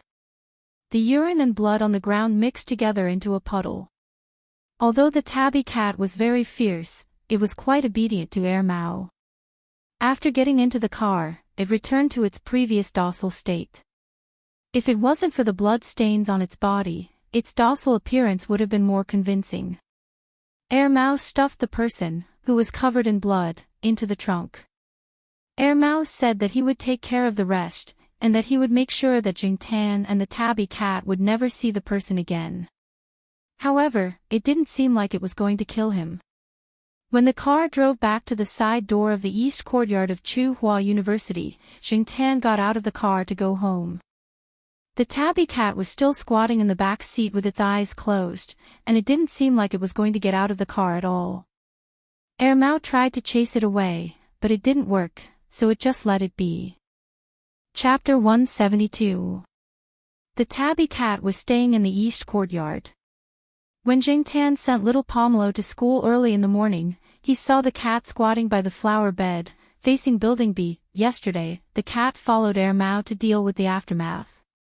When it came back with Mao, it was probably rejected by Mao, so it changed its strategy and squatted in front of the building to block people. Just like Li Yuanba looking for an owner, this cat probably had a similar plan. It would go to whoever it liked. When it saw Jingtan and little Pomelo, the cat only half opened its eyes to take a look, then closed its eyes and continued to sleep. Its ears were pricked up, and when it heard the door creak, it opened its eyes and looked over. Although he didn't know why the cat was so attached to Mao, Jingtan felt that it would be difficult for Mao to adopt a cat. When Mao saw Jingtan and the others squatting in the tree, it said, "Cats are a bunch of idiots." It was obvious that this person had a deep opinion of cats. There was no sunshine today, and it was gloomy. Jingtan couldn't stay in one place to bask in the sun, so he went out for a walk. He wanted to play for a while, but it suddenly started to drizzle, so he quickly ran back. When he returned to the courtyard, he saw that the cat was still squatting in the same place, its ears shaking because of the raindrops. Yesterday, the weather forecast said that today would be a cloudy day, and there would only be light rain tomorrow, but it started to rain now. Sure enough, the weather forecast could only be read in real time. Looking at the sky, the rain was unavoidable. If it rained, Jingtan didn't need to pick up little Pomelo at noon. He could just wait at home for lunch. He used to do that when it rained. When he climbed to the third floor, Jingtan listened at Mao's door. There were voices inside, probably on the phone. If this guy had already woken up, he would have gone out to buy breakfast. It was impossible that he didn't know that the tabby cat was squatting outside. Forget it, whether to adopt or not was Mao's own business. Jingtan couldn't help him make the decision. Jingtan couldn't help that tabby cat. That tabby cat had its eyes on this guy. After returning home, Jingtan did not turn on the computer to surf the internet. Instead, he leaned against the bedroom door and looked at the rain that was getting heavier and heavier. Jingtan looked over and saw that the B*TCH bird was stretching its beak out of the iron net to drink rainwater. It wasn't because it was thirsty. According to Jingtan's understanding of it, the bird was just having fun. After a winter, Jingtan felt that the bird's personality had become even worse. Not only did it sing old songs, but it would also occasionally recite a few lines of poetry in a very emotional manner. It was said that its owner had taken it to Hope Primary School to learn this from the children there. Another thing that gave Jingtan a headache was that this bird seemed to have learned how to scold people. He didn't know who it had learned it from. It could only be said that this bird's comprehension was too strong. Jingtan leaned against the door and looked at the balcony that had been soaked by the rain. When the parrot wasn't paying attention, Jingtan poked his head out. He didn't find the cat in the flower bed below. It probably went to hide from the rain. In a place like Tsinghua City, during this season, the temperature would rise every time it rained. When the rain stopped, they would wait for the temperature to rise again. Different from Jingtan's calmness, Mao seemed to be more irritated. It didn't want to listen to songs anymore. It took off its headphones and stared at the rain in a daze. The door to the balcony was open. The wind blew in with the humidity outside, making people feel a little cold. Mao lit a cigarette and smoked slowly. It was in a bad mood after making a phone call. Thinking about the tabby cat made it even more irritated. At this time, a slightly hoarse and rhythmic voice came from outside. Spring rain is as precious as oil, flowing all over the streets. Mao was speechless. F***ck, which lunatic was reciting poetry? Mao was too lazy to go out and see who it was. After smoking half of the cigarette, it threw it into the ashtray and went out with a foldable umbrella. Jingtan leaned against the window and looked at the rain. Suddenly, he heard the door creak downstairs. He went to the balcony and stretched his neck to look. Although he couldn't see the head, Jingtan recognized the pants. Why did Mao go out? An hour later, the rain stopped. There were only a few drops of rain floating in the air. Many people didn't continue to hold their umbrellas. Jingtan looked at the cement path in front of the building. At this time, classes had ended. Jingtan was waiting for little Pomelo and Jiao Wei to bring food back. He didn't expect to see Mao first, and behind Mao was the tabby cat. The tabby cat was a little wet. There were some black mud stains on its four legs, but it seemed to be in good spirits. Most importantly, when Mao went into the building, the cat followed him in. Was he going to raise it? Jingtan was curious. Mao brought the cat back. Didn't he not like cats? What a contradictory person. After Mao brought the cat back, he looked at the cat who was squatting on the ground and eating. He scratched his head in annoyance. Why did he bring it back? How to raise it? He didn't even take care of himself. How could he raise a cat? The cat would probably be listless after a few days. Alas, people hurt cats. It was all caused by impulse. The paper box was wet from the rain, the disposable paper box with leftovers was soaked in water, and the few fish bones on the ground were slowly washed down by the water flowing down the slope. Thinking back to the situation, Mao didn't know what he was thinking. When he saw the cat hiding in the wet paper box looking at him, he asked the cat to follow him. It was just a test. He thought that the cat would ignore him, but he didn't expect the cat to really follow him all the way here. The previous landlord didn't say that pets were not allowed. Besides, there were many pets in the courtyard, so there was no need to worry. Mao thought to himself. This cat wasn't as smart as the black cat upstairs. It was too smart to make people feel uncomfortable. At the same time, this cat wasn't too stupid. It could make people less worried. Thinking about it this way, it wasn't bad. Anyway, he was bored now. He would raise the cat first. This cat was probably just on a whim. When it wanted to leave, he would open the door and let it go. For the time being, just let it be. Since he had decided to raise it, Mao still had a lot of problems to face. Looking at the stains on the cat, Mao frowned. Unable to think of a good solution, Mao decided to go upstairs and ask the family on the 5th floor how they usually raised cats. At this time, the girl and the student named Jiao Wei should be there. When Mao came, Jingtan was eating. When he asked about the cat food, Jiao Wei didn't know much. It was little Pomelo who answered. She didn't say much, just one sentence, but it was simple and clear. She directly solved Mao's question. Little Pomelo suggested that Mao make a trip to Ming's So Pet Center. There were specialized instructors and all kinds of related products for sale. They could also help bathe the pets. After getting the solution, Mao immediately took the cat, which had just eaten its fill, to Xiaoguo's place.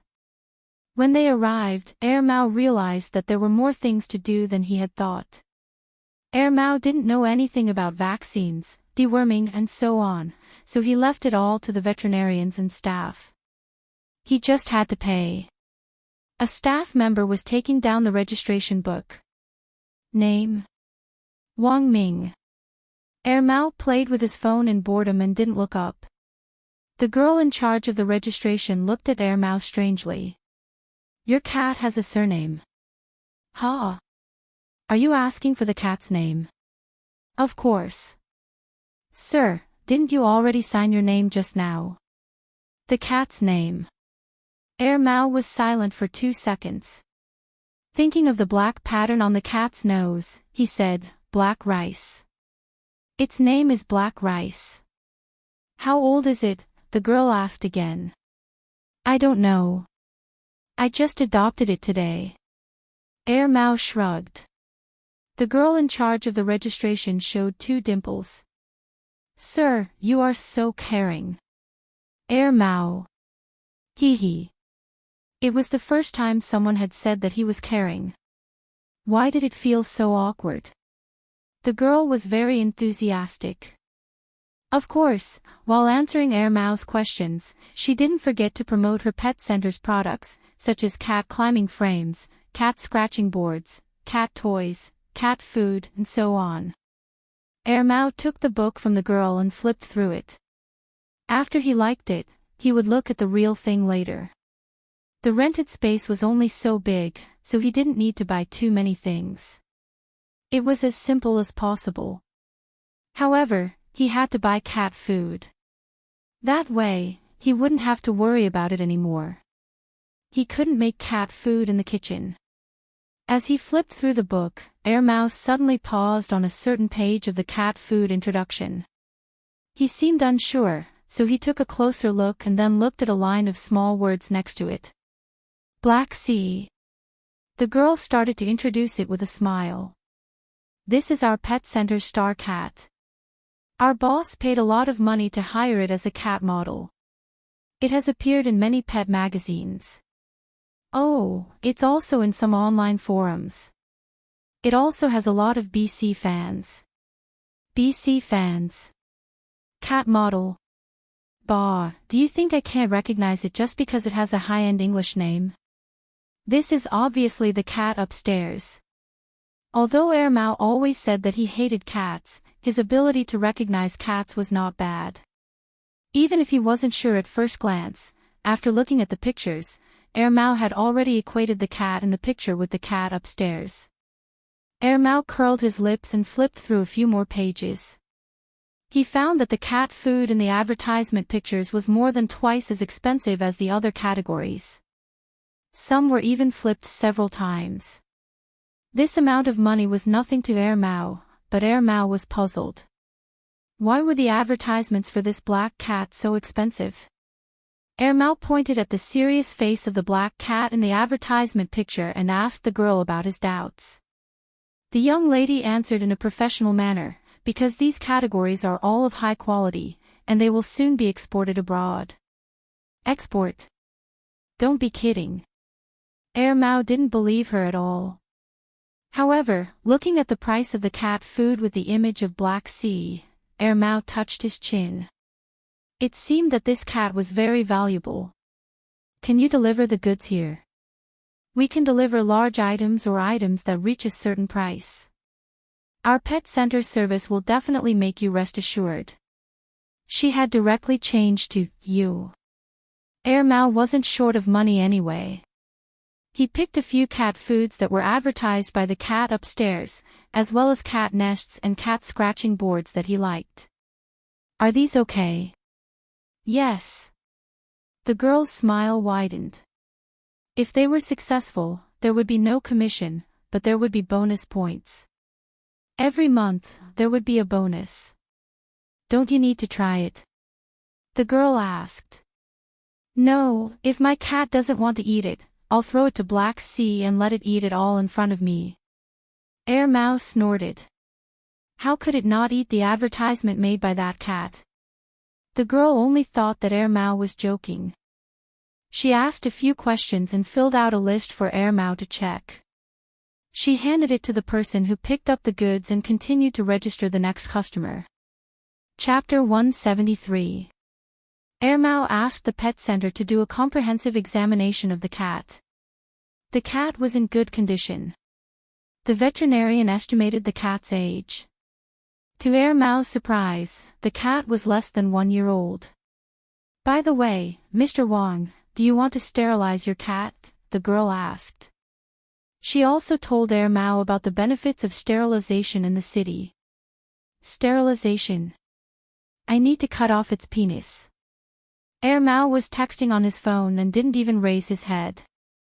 The little girl hesitated for a moment before saying, "Your cat is female." "Female?" Air Mao was shocked. "What the f***ck? How could a female be so tough? Do cats and dogs have different ways of identifying male and female?" Air Mao remembered that dogs were easy to identify. The girl smiled. Obviously, she had seen a lot of customers like Air Mao. She took out a thin booklet from a cabinet and handed it to Air Mao. There was some basic information about cats in the booklet. Air Mao flipped through it and asked, "How much is this booklet?" "This is printed by our pet center. I'll give it to you." "That's more like it." Air Mao threw the booklet into a plastic bag. In the end, Air Mao didn't ask for surgery. He took the clean cat back to the pet center. The pet center sent the items to the address Air Mao filled in. Air Mao felt that the room was a little smaller when the cat's items were placed on the table. Luckily, they were all small items. Otherwise, it would be really crowded. Air Mao poured some cat food into the cat's bowl. The cat that was sniffing in its new nest walked over. Air Mao was a little disappointed. The cat didn't seem to be picky about food. It was eating happily. It seemed that he couldn't trouble the cat upstairs for the time being. Air Mao didn't care about the cat anymore.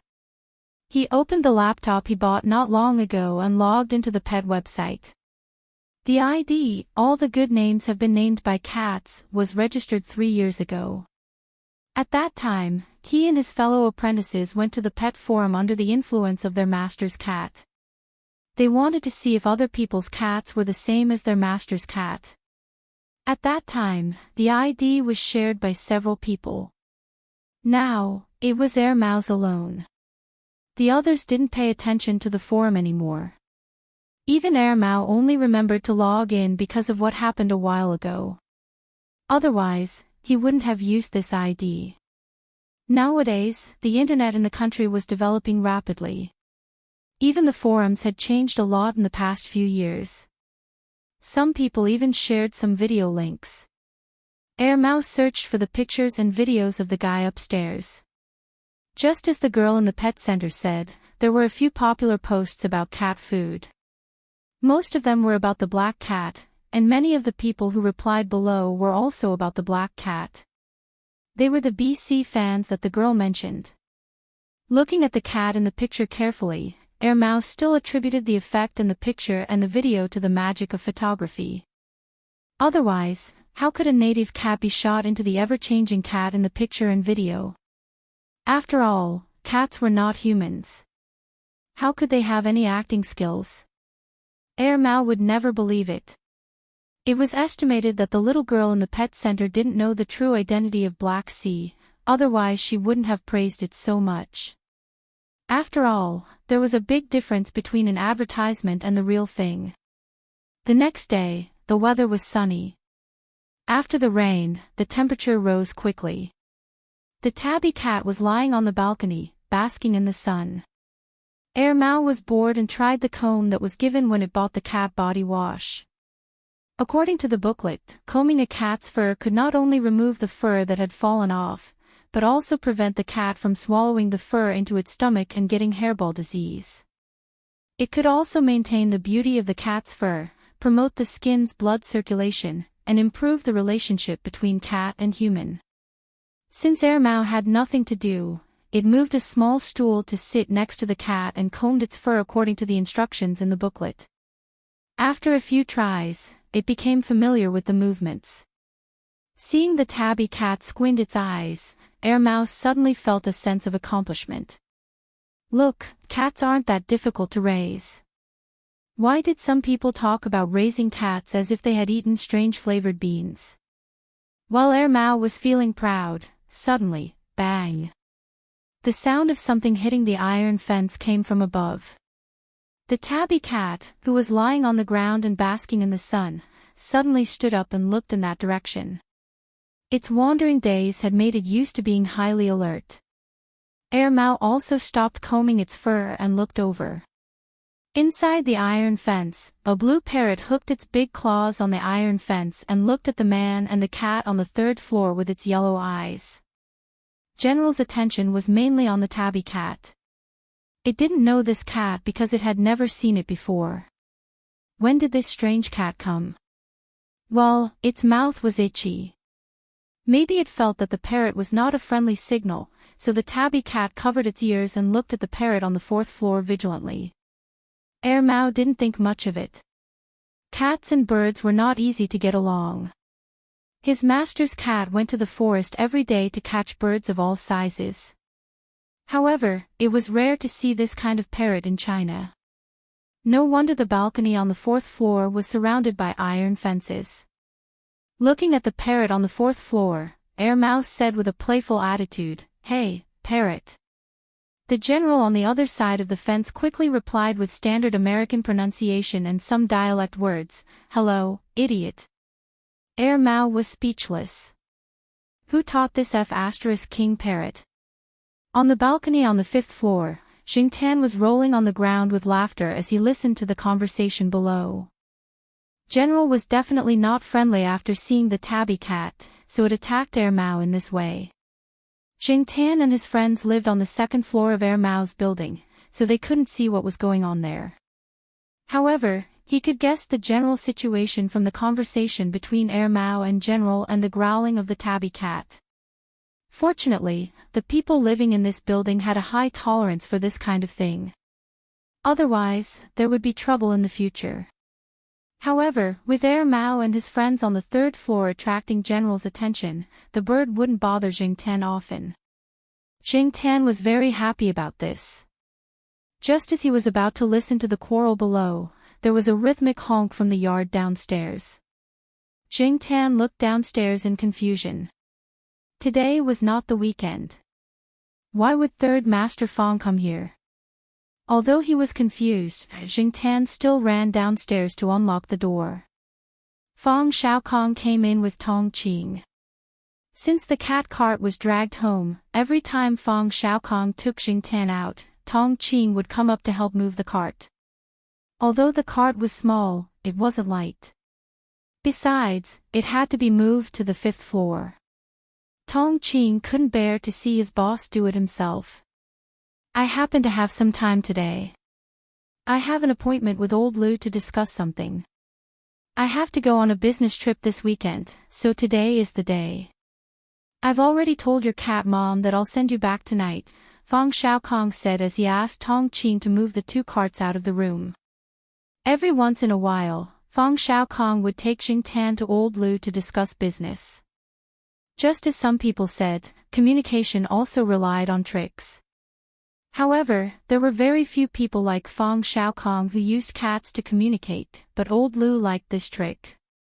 No, it should be said that old Lu's baby son liked this trick. On the third floor. After Mao heard the parrot call him idiot, he was about to scold it back, but he remembered that this was Tsinghua University's staff dormitory, so he didn't say anything. He was going to buy a water gun and shoot it whenever the parrot scolded it. Mao rolled the combed cat fur into a bowl. In fact, it wasn't much. Mao was going to throw it downstairs, but after thinking about it, he felt that he should be more polite and throw the cat fur into the trash can. Seeing that the trash in the bin was almost done, Mao lifted the trash bag and tied a knot. He opened the door and put it outside the door. He would bring it downstairs when he went downstairs. Once the temperature rose, the trash would be easy to smell. Mao had a cat at home, and he had heard a lot about cats going through trash cans. Who knew that when he opened the door, he would see Xingtan, who happened to be on the third floor. Yo, superstar. Glancing at the person on the stairs, Mao's face stiffened. He held back the mocking words he was about to say and quickly went back into the room and closed the door. Fang Xiaokong stopped Jing Tan and gestured for Tong Qingxian to wait. Then he walked to Mao's door and knocked. Open the door, don't hide. I can see you, Fang Xiaokong said calmly. No time, I'm taking a dump.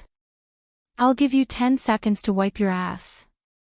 10, 9, 8. Fang Xiaokong looked at the watch on his wrist and counted the time seriously.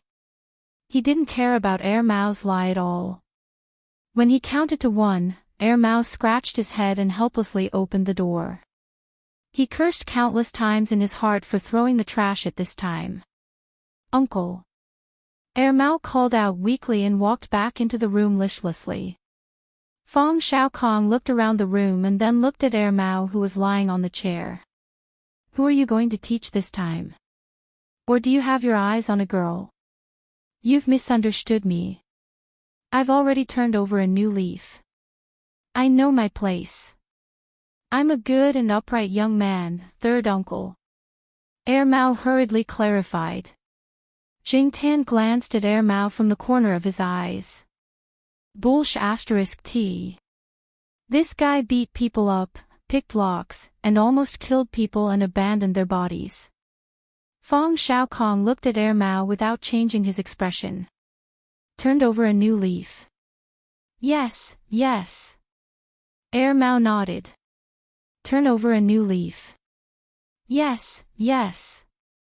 Mao quickly promised. Know my place. Absolutely. An upright young man. Of course. I don't believe a word of it. Mao was speechless. His face was full of grief and indignation. However, I'm surprised that you chose this place to rent a house. It looks like you're ready to change. Of course, that's if you're not trying to flirt with female university students. I definitely don't have that intention. Fang Xiaokong looked around the house. Compared to where Mao used to live, this house was considered simple and crude. Moreover, Mao didn't look like a hooligan anymore. His clothes and appearance were much more decent. Turning over a new leaf is a good thing. Fang Xiaokong sighed meaningfully. He then left with Jing Tan. He didn't have time to talk nonsense with Mao. He couldn't control other people's children. At most, he could give them a few words of advice as an elder. Hey, uncle, I won't complain to your parents. Your brother has been demoted and is busy with his political achievements. He's not in Chuhua City now. You can rest assured that no one will come and take you back. Mao sighed in relief. However, why was Uncle San so nice to that cat? Celestine didn't mention it much. After Jing Tan and Fang Xiaokong left, Mao sat on the chair and pondered. Black rice, do you think I should walk it? Mao poked the tabby cat's nose. Meow, the tabby cat didn't understand Mao's words.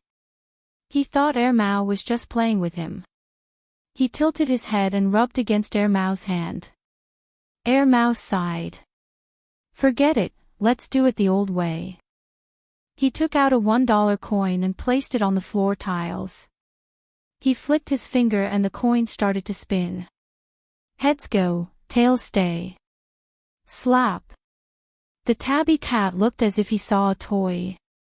He slapped the coin with his paw and pressed it under his paw. Mao lifted his paw and looked at the coin on the floor tiles. Chapter 174. After going out with the third Master Fang, Jing Tan also learned something. The people in charge of several pet hospitals in Chuhua City were privately discussing the establishment of a cat-loving association. In fact, they had been discussing this for a long time, but they hadn't been able to confirm it. This time, they were able to make the decision mainly because of the 2 cat abuse incidents that happened some time ago, as well as the reactions of the public and the media. If they wanted to establish this association, it was inevitable that they would have to deal with organizations such as the Environmental Protection Association and the Bird Protection Association. After all, the conflict between cats and birds was getting deeper and deeper. The Bird Protection Association in the province had quarreled with several cat-loving organizations.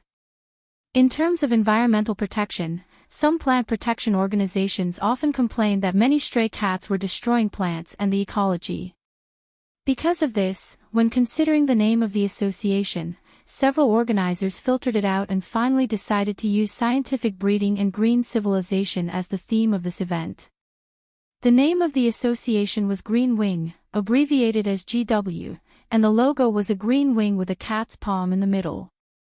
No matter what the organizers of Green Wing were thinking, at least when Jingtan first heard the name, he didn't feel that it had anything to do with cats. Among the organizers of this upcoming event, Xiaoguo's pet center was the most influential. In the past 2 years, more and more people knew the name, obviously, Pet Center. As one of the organizers and also the vice president of Green Wing, Xiaoguo was so busy that he didn't even have time to eat. Although he wasn't the only one doing the promotional videos, public service announcements, and sending out notices, he had to contribute to everything. Xiaoguo knew that the third Master Fang and the Zhao family knew each other, and Jingtan was more familiar with the third Master Fang. Therefore, for this event, Xiaoguo had his eyes on the big fish, the third Master Fang. If the third Master Fang could contribute, Xiaoguo's right to speak as the vice president would definitely increase greatly. After all, Green Wing had just been established, and there were several vice presidents. Their authority was temporary, and no one was willing to listen to anyone else. There were also people watching below, waiting for you to make a fool of yourself, so they were all thinking of using this event to show their abilities and secure their positions. Therefore, Xiaoguo personally went to visit the third Master Fang. For Jingtan's sake, the third Master Fang didn't put on airs and simply accepted Xiaoguo's invitation. He also promised to donate a sum of money. Xiaoguo could talk to one of the third Master Fang's assistants about the specific details. After the third Master Fang finished the business with Old Lu, he mentioned this event. When Old Lu heard this, he thought that the reason his son had become so lively and cheerful was because of cats. Suddenly, he was interested. Donating some money was a small matter, and it could be considered spending money to buy peace of mind. Of course, the third Master Fang probably didn't have time to attend the event in person. His subordinates would go on his behalf. However, for Xiaoguo, as long as this person was willing to donate money, it was already the greatest success. The third Master Fang, Old Lu, and Xiaoguo were all busy people. As for Jingtan, in general, there weren't many changes. His days were still quite comfortable, and it wasn't too boring. Every few days, he had something to do, and it was still something to earn money. Think about it. Which cat could do this and still earn money to support the family? The Jiao Pa was on the other side of the ocean. Every week, he would chat with the Jiao Pa on the chat software to find out what was happening at home. However, the Jiao Pa wasn't there.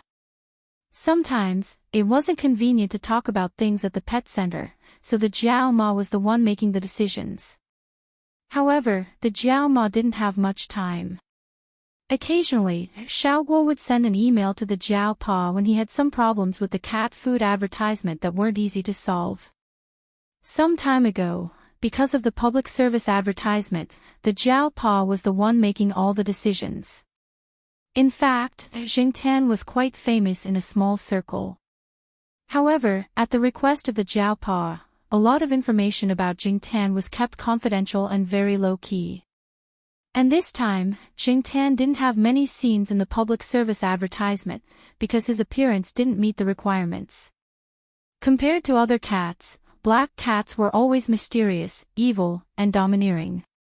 Jingtan's appearance really didn't make people feel sorry for him.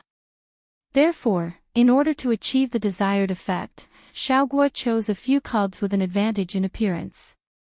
This kind of appearance was the easiest to arouse people's sympathy, especially for women. Jingtan didn't care. He didn't want to act pitiful. However, as a cat with fans, Jingtan definitely had to attend the event and wait for Xiaoguo's arrangements. No one would associate Jingtan with the cats in the Chuhua University family compound. Because it was the first time Jingtan attended such an event, the Jiaoma couldn't do anything else but work on the food. Jiaoma had an invitation from Xiaoguo. She would also take the two children there and have a look. She even prepared the camera. Obviously, many customers at the pet center had been informed about this event. If they decided to go, the pet center would give them an admission ticket. Recently, the pet center had put up some advertisements about this event and sent out some tickets. Mao had spent a lot of money at the pet center a few days ago and became a member. Members were notified by a professional. Sounds interesting. Okay, prepare the ticket for me. I'll go and get it tomorrow. After hanging up the phone, Mao took a slender plastic stick and swung it. The front end of the plastic stick was tied with a string, and the other end of the string was tied with a stuffed animal. Mao leaned on the bed and held the stick to play with the cat. It watched the colorful cat jump left and right, running up and down the bed. Daughter, I'll take you to the cat party. The colorful cat, who didn't understand Mao's words, grabbed the stuffed animal and pulled it. The tail of the stuffed animal was bitten off. The location of the Green Wings event was 6 or 7 stops away from Chuhua University. Public service billboards were set up at 7 bus stops from Xiaoguo's pet center to the event location. The funds for this event were all donated by various parties, and even some advertising companies gave a large discount. Jingtan was taken behind the scenes by Xiaoguo early. He was with a few cats that often filmed advertisements on Xiaoguo's side, waiting to be placed in the exhibition area. Those cats looked calm, but Jingtan couldn't stay calm. Because, including Jingtan, the cats were all wearing a small prop, a small green wing that was similar to the logo of the Green Wings Association. It was to represent the image of the pet center. Jingtan felt like a group of idiots wearing these wings. But those cats were probably used to being tortured by Xiaoguo, so they didn't have much interest in the small wings on their backs. Jingtan resisted the urge to tear off the green wings on his back. In the morning, Xiaoguo said that he wanted to be an ambassador for the pet center, but Jingtan didn't have the slightest interest. Ambassadors could be anyone who wanted to be. It was so annoying. He only hoped that today's event would end soon. In the exhibition area, the cats in the pet center only needed to lie on the big cat tree with the association's name and the pet center's name printed on it. As soon as Jingtan was taken out, he stared at the cat carrier at the top of the cat tree. Originally, the first cat to be taken was the representative cat of the pet center, the American Shorthair, Prince. It had to be said that Prince's appearance was an advantage, and he looked very strong. But Jingtan didn't care. After Prince jumped on the cat carrier, Jingtan also jumped on it without waiting for him to pose. This cat tree was custom-made. It was a large model, and each cat carrier could accommodate at least 3 cats lying on it at the same time. Therefore, Jingtan didn't feel crowded when he jumped on it. When Prince saw Jingtan, he moved to the side, but Jingtan didn't make a sound or move his paws. He just looked at him. After a few seconds, Prince pressed his ears and jumped to the cat carrier at the bottom. Then, Jingtan occupied the highest point of the cat tree by himself, lying on top of it with a sour face. He was not in a good mood, so he looked at everyone with disdain. However, this attitude made people who passed by the cat tree think at the same time, this cat's aura was really strong. Hey, brother, what's the background of that black cat? The person who asked the question was an employee of another pet hospital. They often had contact with cats, and they could tell who the leader was from the interactions between the cats.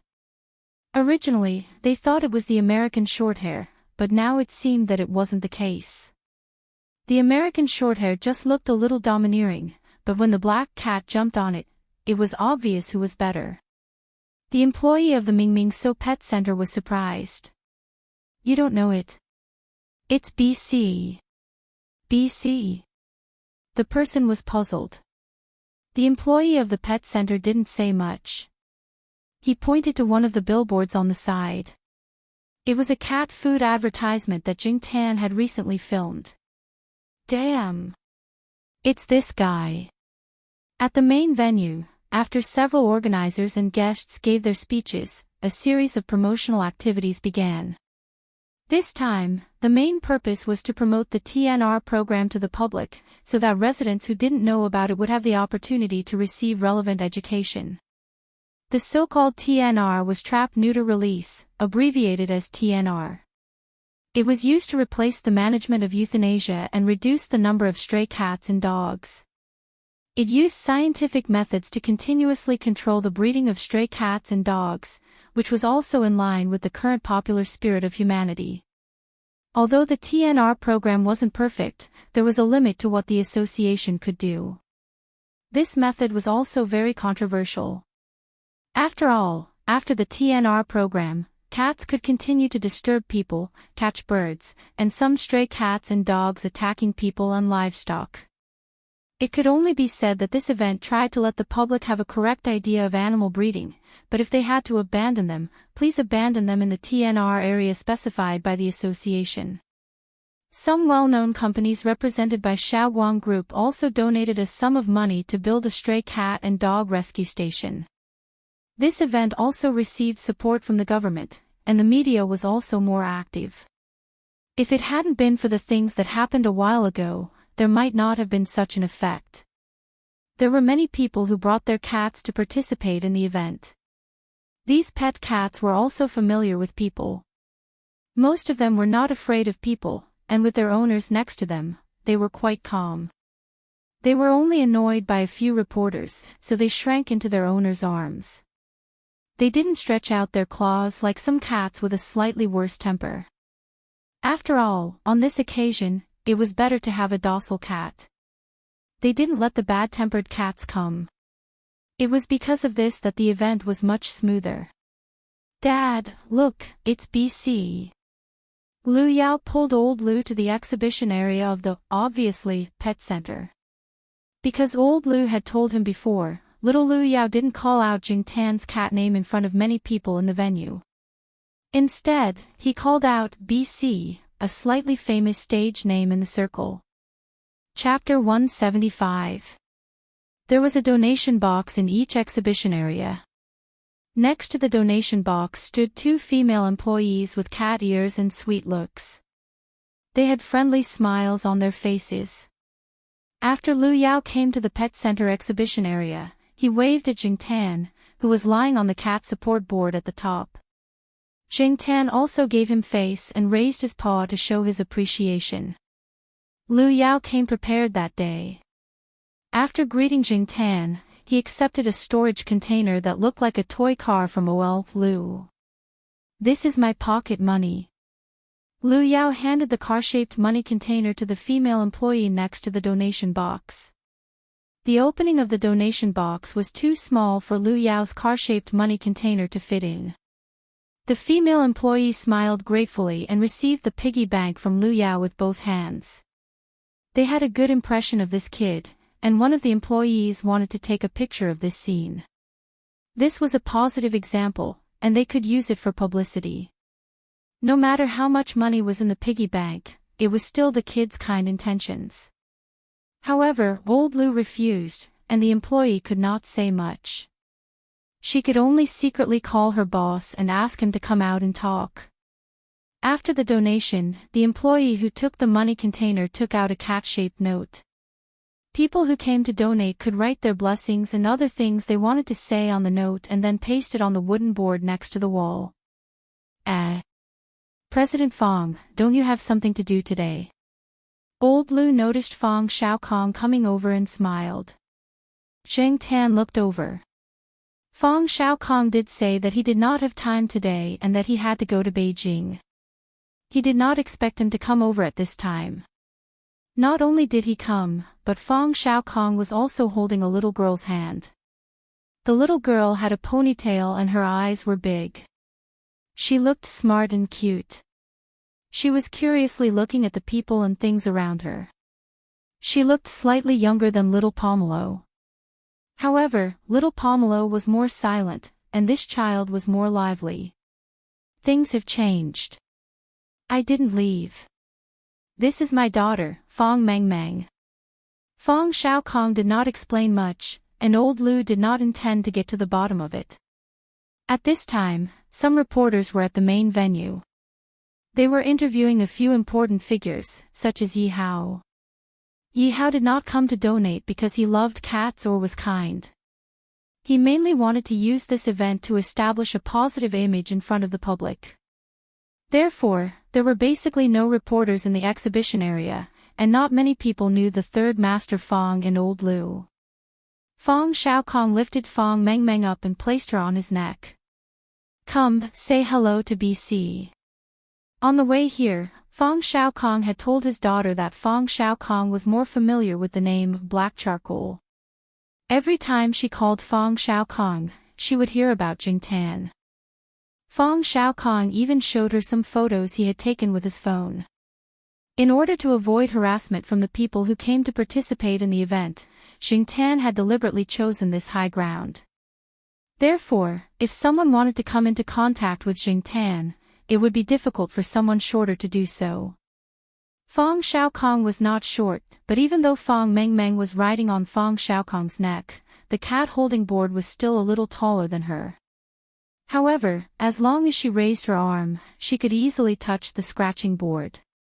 Fong Mengmeng, who was riding on Fong Xiaokong's neck, looked at Jingtan. She did not know much about cats, and she did not have a cat at home.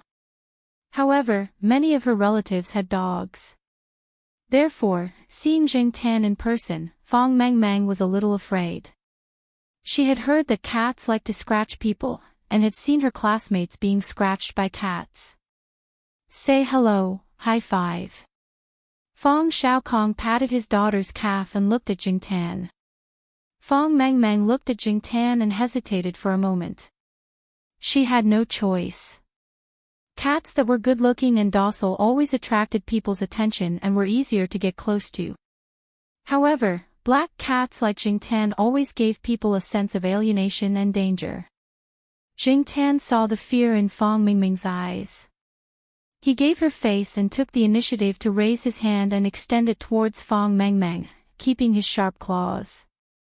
With Fong Xiaokong's encouragement, Fong Mengmeng also reached out her small hand and touched Jingtan's paw. Fong Xiaokong was about to put his daughter down, but unexpectedly, Fong Mengmeng grabbed Fong Xiaokong's hair with one hand and kicked it with the heel of her foot. Give me another one. In the entire Fong family, probably only his daughter would dare to ride on Fong Xiaokong's neck and grab his hair like this. However, Fong Xiaokong was still laughing happily when his hair was grabbed. Nowadays, many families only had one child and treated them like treasures. After Jingtan and Fong Mengmeng high-fived again, Fong Mengmeng was completely unafraid. After the third high-five, she didn't let go of her hand. Instead, she directly reached out to Jingtan and pulled his beard. Jingtan was speechless. Although she didn't pull hard and Jingtan didn't feel any pain, it was enough to make him depressed. Why did children like to pull cat tails and beards? Lu Yao looked at them enviously. Then, old Lu grinned and lifted Lu Yao up to his neck. Now, father and son were getting closer and closer. Old Lu had a smile on his face all day. Jingtan patiently bumped hands with Lu Yao and Fong Mengmeng a few times. Fong Mengmeng heard that Lu Yao had donated his pocket money. She didn't have any money with her, but she had brought her father with her. Fong Xiaokong dug into his pockets. There was about 600 to 700 yuan in cash. The rest were all cards. People like them didn't carry much cash, so Fong Mengmeng stuffed all the money they took out into the donation box. Jingtan looked at Lu Yao and Fong Mengmeng. Two rich second-generation heirs who spent lavishly. Didn't they see the smile on the cat-eared employee's face? On the other side, Lu Yao and Fong Mengmeng were pasting blessings on the wooden wall. Old Lu and Fong Xiaokong only cared about their children. Jingtan stood on high ground and noticed someone sneaking away. Air Mao had brought black rice here to participate in the event. He wanted to come over and insult Jingtan, but he didn't expect to see Fang Xiaokong. Hence, Air Mao immediately turned and left.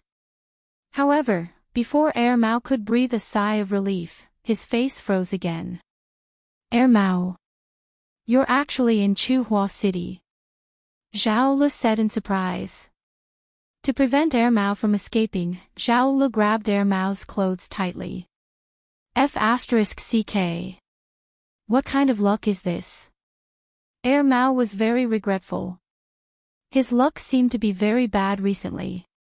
Previously, he was caught by Fang Xiaokong. Today, he was caught by Zhao Lu. He couldn't deny it even if he wanted to. Air Mao was still thinking about how to sneak away when Zhao Lu dragged him to the rest area at the side of the exhibition area. There were many people with cats sitting there and chatting. Coincidentally, someone got up and left an empty table. Zhao Lu looked at Air Mao as if he was looking at an alien. What, it's only been 2 years and you don't recognize me anymore? Even if he was caught, Air Mao's tone was still aggressive. Zhao Lu was his peer, not Fang Xiaokong.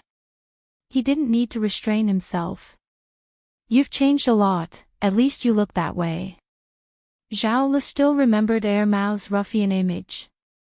Air Mao's father was so angry that he wanted to beat him a few times with a stick. Like a good citizen. Zhao Lu nodded affirmatively. Air Mao didn't say anything. However, Black Rice, who was locked in the pet bag, wasn't so quiet. He grabbed the bag with his paws and meowed. Air Mao quickly opened the bag and carried Black Rice out. Fortunately, Black Rice didn't plan to run around. He squatted on the table and looked around curiously, as well as the other cats that followed his owner. A chinchilla jumped onto the table, but the next moment, it was slapped down by Black Rice. However, this situation was very common among cats, so the owner of the chinchilla didn't complain. She smiled at Air Mao and left with the chinchilla. Good job. Air Mao patted Black Rice's head proudly, then took out a bag of cat food from his pocket. There was a disposable paper cat bowl under the table. Air Mao poured some into it as a reward for Black Rice's performance just now. Since when did you like cats? Zhao Lu couldn't help but ask. Air Mao didn't answer. Instead, he asked, "Why are you here?" Someone from the company donated. I just came to take a look. As she spoke, Zhao Lu looked at the exhibition area where Jingtan was. She was just going to take a look. She didn't expect to bump into Air Mao. Air Mao followed Zhao Li's gaze. There were many people blocking his view. He couldn't see what was going on in the exhibition area, nor could he see Fang Xiaokong and the others. He could only see the black cat lying on the highest point. Jingtan was also paying attention to them. He saw the situation just now. He thought that Air Mao and Zhao Lu knew each other, and they were very close. Air Mao looked at the black cat lying on the highest point, then looked at Zhao Lu. Do you know that black cat? Air Mao was just casually asking to change the topic. He didn't expect Zhao Lu to nod. Yes, I know it. We're quite close. Why, do you know it too? Zhao Lu noticed Air Mao's constipated expression. Although Air Mao hid it well, Zhao Lu still noticed it. Zhao Lu was much more sensitive in observing people's expressions now. I don't know it. Air Mao was expressionless, but he cursed the black cat 1,000 times in his heart. F***ck, no wonder his luck wasn't good recently. Now that he thought about it, it was all because of that black cat. It was all because of it. Air Mao didn't want to stay here any longer. He ignored Zhao Li's question and left. He didn't want to be caught by Fang Xiaokong again. Moreover, he didn't know if he would meet any acquaintances later. He didn't expect to meet so many acquaintances at an ordinary charity association event. In the end, Zhao Lu still didn't get Air Mao's current address from him. However, getting his phone number was a big gain today. Jing Tan couldn't hear the conversation between Mao and Zhao Lu. He could only guess from their attitudes. As expected, Mao had a powerful background. Zhao Lu didn't send anyone to follow Mao after he left. It would be futile. Such methods wouldn't work on Mao. After thinking about it, Zhao Lu typed a message and sent it to Wang Bin. Mao needed Wang Bin to deal with him. It was the weekend. Wang Bin rarely had time to go back to Chuhua City to visit his parents. However, his father was busy with work and hadn't returned home yet. Wang Bin's mother was complaining to Wang Bin about some things in her life recently. When she heard Wang Bin's phone ring, she stopped talking and signaled her son to look at the phone first. Wang Bin had 2 phones. Judging from the sound, it was his personal phone. He didn't think it was anything important at first. However, after reading the message, his expression changed and returned to normal. He calmly put his phone back into his pocket. "What's wrong?" Wang Bin's mother asked. "Nothing. Please continue." After his mother finished nagging and went to rest, Wang Bin went back to his room and closed the door. With a complicated expression, he dialed the number Zhao Lu gave him. Hearing the beeping sound from the phone, Wang Bin pondered what he should say to his twin brother when the call connected. After a few rings, the call finally connected. Wang Bin was about to speak when he heard a loud shout from the other side of the phone. "Daughter! That's a phone. You can't throw it." Wang Bin was speechless. Daughter? Where did the daughter come from? An illegitimate daughter. Was there going to be a storm in the family? Chapter 176. Mao's phone was slapped from the table into the bucket by his daughter. At that time, Mao was in a bad mood. He didn't know what to do after coming back from the other side, so he brought a bucket of water to wipe the table. The beer he drank yesterday spilled on the table, as well as the oily soup he ate some time ago. Seeing his daughter sniffing around the table, Mao rolled up his sleeves and brought a bucket of water over. He used the towel he tore yesterday to practice his hand strength to wipe the table. The phone was placed on the bedside table. When Mao was wiping the computer table, Wang Bin called. The ringing of the phone startled Black Me, who was squatting next to it. It slapped the phone, and coincidentally, it hit the answer button. Cat owners knew that cats had a habit of being untouchable. Therefore, after the first claw, there would be a second claw. Black Me's second claw slapped the phone down. What was even more coincidental was that Mao put the bucket next to the bedside table. The bedside table was where he started wiping. Therefore, after Wang Bin heard Mao's roar, there was the sound of something falling into the water. Then, there was no reply from the other side. Mao took out the phone from the bucket with a depressed face. He looked at the darkened screen. There was no response when he turned it on. He removed the battery and took out the hairdryer to blow at it. It was useless. Well, this phone couldn't be used anymore. Mao helplessly looked at Black Me, who was squatting on the table innocently. He rubbed his forehead and suddenly understood the complicated feelings of cat owners. However, he didn't want to go out today. He would buy a new phone tomorrow. He could just use the chat app to contact people. There was no rush. He just didn't know who called him just now. Wang Bin tried to call a few more times, but the other side didn't pick up.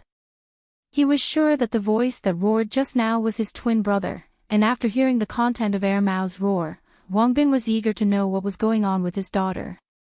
Today, when he was listening to his mother's nagging, he was still talking about when Mao would get a proper girlfriend, get married, have children, and then stay at home obediently.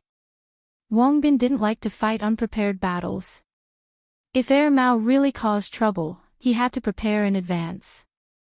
Otherwise, there would be a lot of arguments at home. Of course, he had to find Mao first. However, Wang Bin did not have much time to stay in Chuhua City.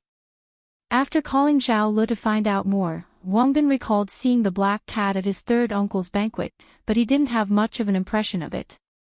They could definitely find Air Mao if they used some professionals or some tough methods, but they couldn't use those methods. Otherwise, it would definitely have the opposite effect. Similar things had happened before. Ask the owner of the cat. Zhao Lu heard that the family lived in the family compound of Tsinghua University. Basically, no one was there during the day. Even if there were children, Zhao Lu didn't want to disturb them. After a moment of silence, Wang Bin dialed the phone number of a friend in Tsinghua City. That guy was bored out of his mind, so Wang Bin wanted to find something to do. If there was no result, Wang Bin planned to come to Tsinghua City next weekend and visit the cat's owner in person. Just like what the third master Fang had said, most of the people who knew Air Mao would never have thought that Air Mao would live in a family compound in the university. Therefore, Wang Bin directly ignored the possibility of Air Mao living around there. On Jing Tan's side, Jing Tan, who was bored like an idiot at the exhibition area, followed the Jiao family home. It was already afternoon when the Jiao Ma brought the two kids to the event, so they directly waited for the event to end before leaving with Jing Tan. Of course, this was all done in secret. No one knew that the arrogant BC, who occupied the highest spot on the cat support board, would be with the Jiao Ma trio. As for the salary settlement, Xiao Guo would naturally transfer it to his card. This was discussed with the Jiao Pa, so Jing Tan didn't have to worry about it. After the event, Jing Tan had nothing to do for the next few days, so he strolled around the campus. Soon, Jing Tan's mood was not so good. He realized that someone was spying on him. This feeling was very unpleasant. Fortunately, the person who was spying on him was an idiot. When Jing Tan was being spied on, there was also someone following him, but that person probably valued cats more and paid attention to hiding himself. But this time, not only was he not hiding, he was blatantly telling Jing Tan, "Hey, I'm spying on you." For the third time, Jing Tan looked at the young man in a casual suit and sunglasses with his hands in his trouser pockets. He thought back to recent events. Was it because of the Green Wings Association's event that he was being spied on? No, it couldn't be. Jing Tan overturned this guess. It wasn't that Jing Tan was belittling himself, but from the event and the exhibition that day, he knew that as a cat, he really didn't have much weight. Other than a few people that Jing Tan knew, such as the third master Fang, Old Lu, and Zhao Lu, most of the people who had some status in the past had ulterior motives, such as Yi Hao, some media, and some politicians. The person who was spying on him was wearing expensive clothes and didn't look like someone who lacked money. Also, logically speaking, no one would recognize that BC was the stray cat that hung around Tsinghua University all day. There were so many black cats, and they looked alike, so why were they spying on him? After stretching, Jing Tan jumped down from the tree and walked along a path. Since the person in sunglasses wanted to follow him, then he would let him. As long as he didn't regret it. The man in sunglasses just made a phone call out of boredom, probably to his girlfriend. "I'm not in the company right now, I'm out to relax." "Yes, it's spring, the season of birds and flowers." "Okay, I'll talk to you later, I still have things to do." "Come, baby, kiss." Seeing Jing Tan leave, the man in sunglasses quickly hung up and followed. Although he promised to help his friend, it was really too boring. However, he could see many good-looking female university students on campus, and it would be even better if he could have a romantic encounter. Unfortunately, the black cat lay on the tree for an hour, so he could only call someone to kill time. Jing Tan was now very familiar with Tsinghua University. No matter if it was crowded or remote, he had been to all of them. Just like the man in sunglasses said, now was indeed the season of birds and flowers. However, in some places, the birds didn't mean the flowers were fragrant. Jing Tan's pace wasn't fast, and he looked like he was leisurely strolling and enjoying the afternoon. The man in sunglasses continued to follow him. Then, he smelled a strange smell. There was no one else on this path, only Jingtan and the man behind him. The students who had classes were all in class, and the students who didn't have classes would study by themselves, so they wouldn't choose this angel's path. The man in sunglasses looked at his surroundings calmly, and was thinking that Tsinghua University was indeed a century-old school, and the greenery was great. Just as he was thinking about it, he heard a light pop on his shoulder. The man in sunglasses turned his head to look, and his face immediately turned green. A white and gray lump had smashed on his shoulder, and he couldn't wipe it off even if he wiped it. Jingtan quickened his pace and ran out of this path. He usually didn't take this path, as there were many birds here, and this path was also one of Tsinghua University's Angel's Path, *T. He heard the man in sunglasses curse, and he thought that he must have been hit. Therefore, Jingtan didn't plan to stay for long. Those birds with no integrity wouldn't hold back just because there were people below. Actually, not everyone who walked this path would hit the jackpot. It was just a matter of probability, but the man in sunglasses had hit the jackpot more than once today. There was even a lump on his sleeve. This lump was a little red, and he didn't know what the bird had eaten. In short, the man in sunglasses didn't stop cursing. While Jingtan was secretly happy, he also heard some problems from the man in sunglasses' words, and it involved Wang Bin and Air Mao. What made Jingtan understand was a phone call the man in sunglasses made after he left this path. Wang Bin, let me tell you, in order to help you, I've gone through all kinds of hardships and suffering. The man in sunglasses said as he walked while holding the phone. He had already taken off his jacket and was holding it in his hand. After he saw the black cat jump onto a stone bench, he also found a stone bench and sat down. You didn't see Air Mao. Where's the cat? Wang Bin asked after listening to the man's complaints. The cat is 1 meter away from me, right next to me. Don't worry, I'm watching. I'll definitely catch Air Mao. The man in sunglasses was very confident. Then what was the look in its eyes when it looked at you? Wang Bin paused and said with uncertainty. He heard a lot about the black cat from Zhao Lu, and he knew that this cat was different from normal cats. Look. What else could it be, a cat's look?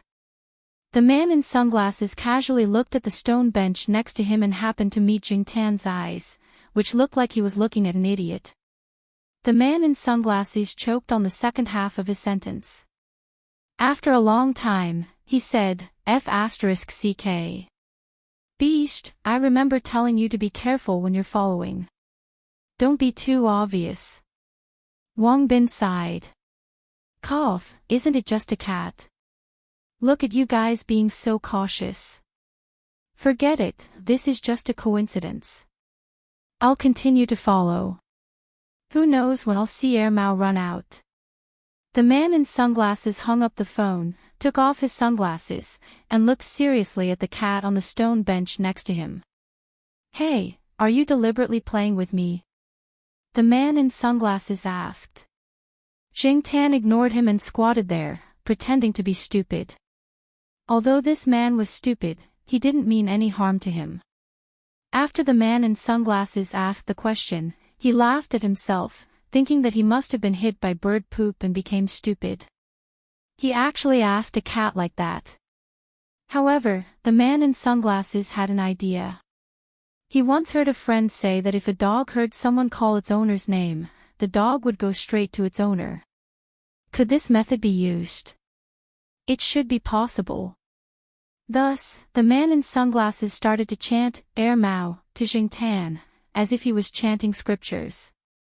Jingtan couldn't help but jump off the stone bench and leave. The man in sunglasses followed behind him. When he passed by a big trash can, he raised his hand and threw the balled-up jacket into it. Jingtan pulled his ear. He sighed in his heart, what a prodigal. In fact, Jingtan forgot that when he was still human, his style of doing things was similar to this man's. The man in sunglasses followed behind Jingtan and was about to say something when he suddenly caught a glimpse of a figure. He immediately sped up and ran in that direction. The line between 2 points was the shortest, so the man in sunglasses decided to cross the lawn. There were metal railings around the lawn, so the man in sunglasses jumped. One leap. When the man in sunglasses' right foot landed, it happened to step on the poop that Sahara had taken when it broke free from the rope and came out to parkour this morning. However, this person didn't realize it. Zheng Tan looked. It turned out that Air Mao had come back from outside and coincidentally bumped into the man in sunglasses. It had to be said that this was really a coincidence. When Jing Tan jogged back to the east courtyard, Air Mao and the man in sunglasses had probably already talked for a while. When he reached the 3rd floor, the door to Air Mao's room wasn't closed tightly. Jing Tan could hear the two people talking inside. I didn't expect you to find a place like this to stay. Are you trying to increase your knowledge? The Air Mao student who even forgot to write the word suitable when writing an essay. This was the voice of the man in sunglasses. Back then, who was the one who wrote his name, Qin Tao, instead of Qin Shou, and wrote 2 pages full of paper and was sent back by the teacher for rewriting. Then, as if he had been wronged, he took the initiative to spread his grievance to the whole class. People who don't even write 3 dots less when writing their own names have no right to criticize me. This was Air Mao's voice. Xing Tan. Chapter 177. It was a little windy today. The wind that blew in from the ventilation window in the corridor pushed the door open a little. Jing Tan thought for a while and walked in to see if the man in sunglasses and Air Mao would fight. For Jing Tan, watching a fight was a great way to pass the time when he was bored. After Qin Tao and Air Mao argued with each other for a while, the atmosphere eased a little. However, Jing Tan could tell from their conversation that they were very familiar with each other and didn't seem to hate each other. Just as Jing Tan had guessed, Qin Tao, Air Mao, and Wang Bin had all grown up together. They had been classmates from elementary school to high school. The origin of the nickname Qin Shou was caused by Qin Tao himself. When he was in elementary school, he was punished to write his name. As a result, the character Tao in his notebook was missing 3 dots. It was full of dents and crooked Qin Shou. However, Qin Tao didn't notice it and passed it around in class. Then, the nickname Qin Shou followed Qin Tao. However, only those who had a good relationship with Qin Tao or those who had a similar status dared to call him that. Otherwise, this guy would have already punched them. Compared to Wang Bin, Qin Tao and Air Mao had more revolutionary friendship. When they were in middle school, the two of them were always in the last 2 places in class. It was not that they were hopelessly bad at their studies, but because of their status, they were always thrown into classes with more top students and stronger teachers, while Wang Bin was always in the top 10. Therefore, in terms of common topics and their glorious deeds, Air Mao and Qin Tao would definitely have more to talk about. This was also one of the reasons why Wang Bin asked Qin Tao to come over. Speaking of which, why did you come to Chuhua City? Shouldn't you be enjoying yourself in Pearl City? Air Mao threw an unopened bottle of mineral water to Qin Tao. I got into some trouble and was sent here to learn from my uncle. Actually, it's just an idle job. There are people helping me with other things. I don't have to do it myself. It's so boring. After saying so much, Qin Tao opened the bottle and took a few gulps. When he turned his head, he saw the black cat standing at the door looking at him. Qin Tao was so agitated that he spat out the water in his mouth. His face turned red as he recalled the time when he was hit by bird droppings. After calming down, Qin Tao pointed at Jing Tan, who was standing at the door. Are you familiar with this cat? Although it was a question, his tone was firm. When he saw Jing Tan, Air Mao was a little surprised. However, when he remembered that he had forgotten to close the door, he was relieved. The security in this area was pretty good. The people who lived in the building were all teachers and retired old professors. They were all of good quality, so there was no need to be too vigilant. Why did you lose to it? Mao Er asked. Qin Tao told him about the bird poop that had been thrown at him. TSK, why did you follow it for no reason? And why did you follow it so stupidly? It's good enough that it didn't lead you into other traps. Getting hit with bird poop is better than getting hurt, Mao said. It can't be. Is this cat that dangerous? Qin Tao looked at Jingtan again. It's up to you whether you believe me or not. Mao sniffed. What's that smell? Qin Tao was crossing his legs. Mao's gaze finally fell on Qin Tao's shoes. You beast, you stepped on poop. Mao looked at him with disgust. Aw. Qin Tao crossed his legs and sniffed, then vomited. He quickly found a packaging bag, took off his shoes, and threw them into the bag. He asked Mao for a pair of shoes to make do. No wonder I felt something was wrong when I was crossing the hurdles. Throwing the plastic bag with the poop shoes at the door, Qin Tao looked at the black cat that was still at the door. He felt that the cat was gloating and despising him. Jingtan was indeed gloating, but he despised Qin Tao's behavior of throwing away his dirty clothes and throwing away his shoes that stepped on poop. What a prodigal. Shaking his head, Qin Tao got rid of the uncomfortable feeling in his heart. He hit Mao's arm with the half-empty mineral water bottle. It's all your fault. If it weren't for you, I wouldn't have come here to suffer. Meow. Lying on the computer table, black rice covered its ears and made a warning sound. It looked at Qin Tao with a fierce look. Hearing this sound, not only Jingtan, but also Mao and Qin Tao, who were about to continue exposing each other, looked at black rice. For a moment, no one in the room spoke.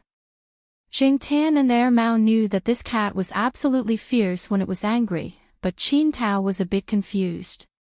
After a moment of silence, Qin Tao seemed to have thought of something. He took the mineral water bottle and hit Mao again. Meow.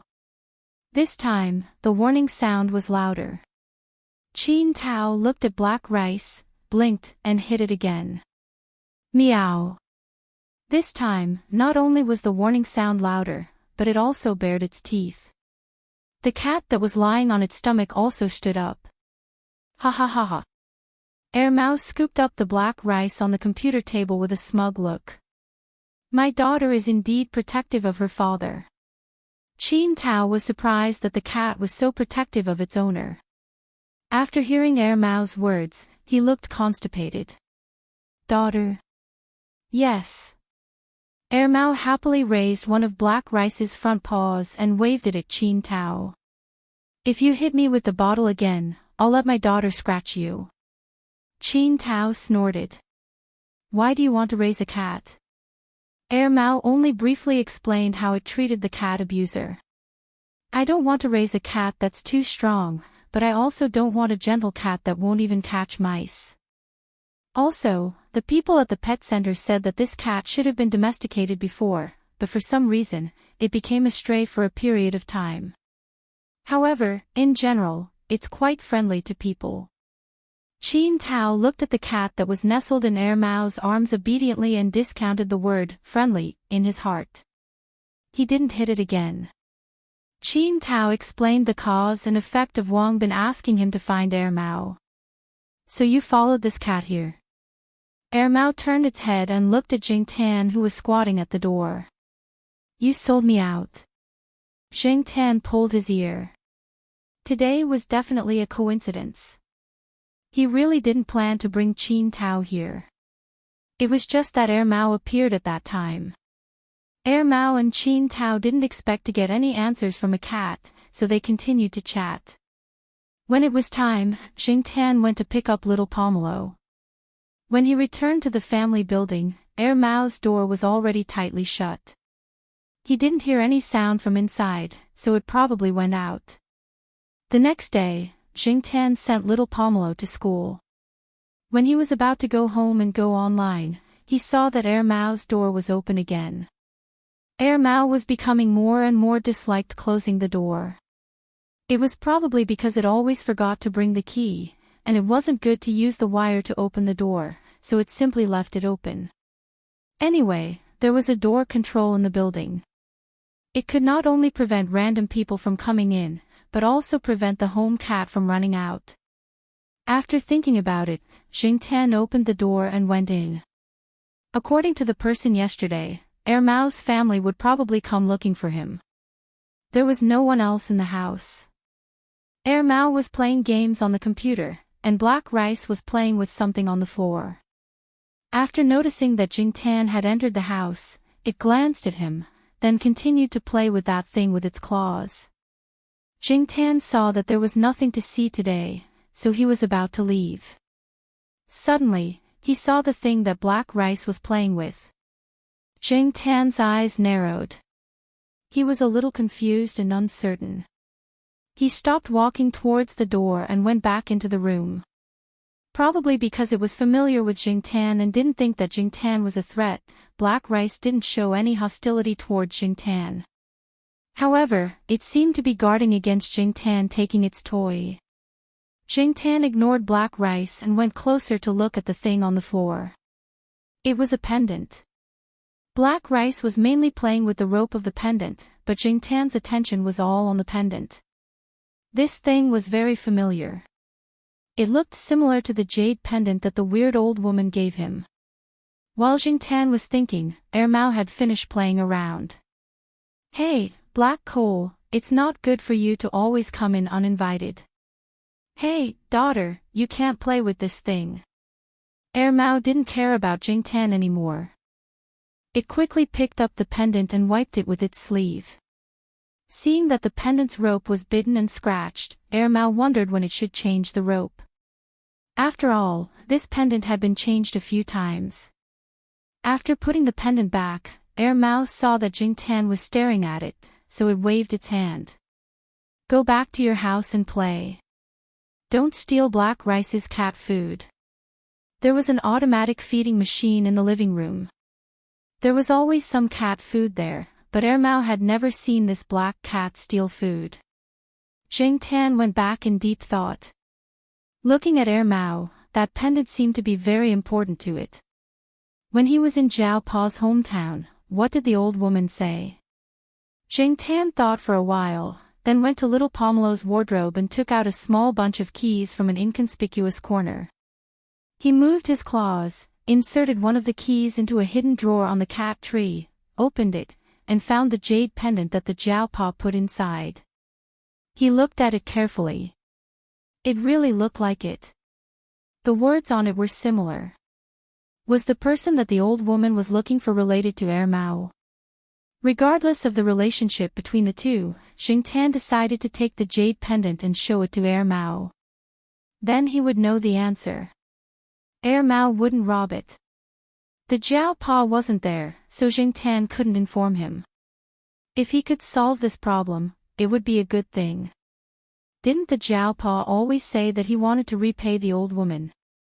Hanging the pendant around his neck, Jingtan locked the drawer again, hid the key, and went downstairs to Mao's room.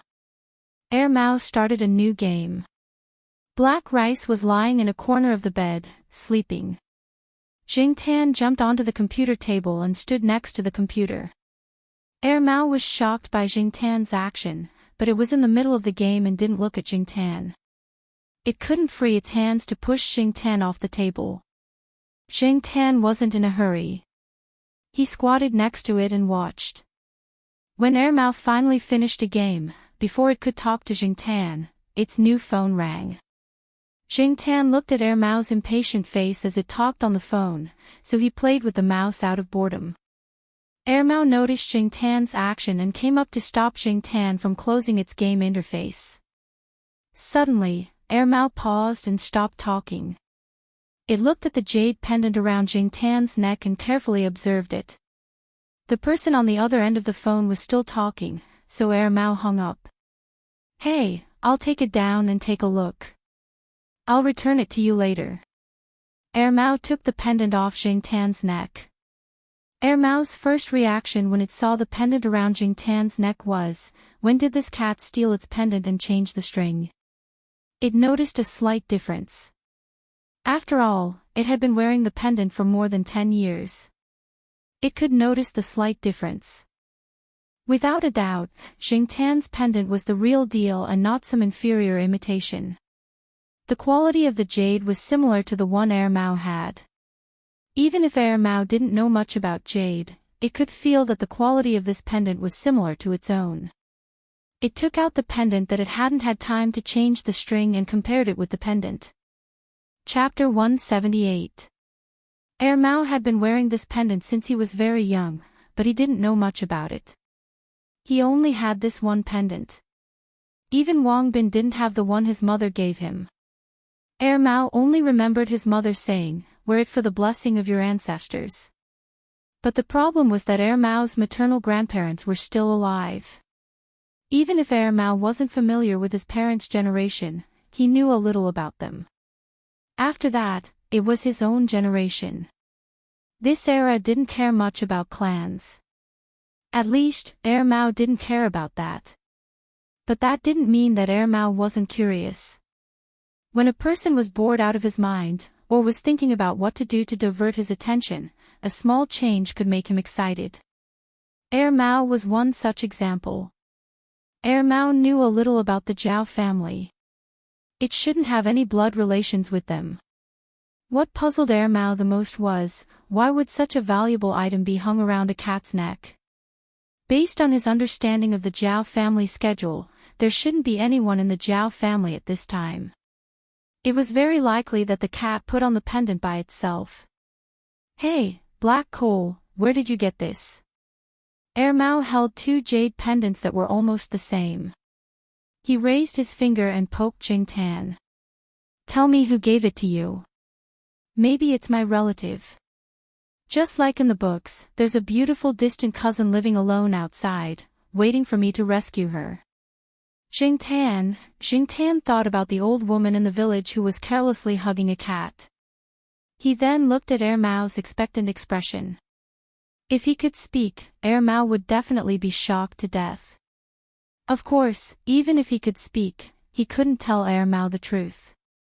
What if Mao didn't have a cousin and was only interested in a poor old woman and went all the way to find her?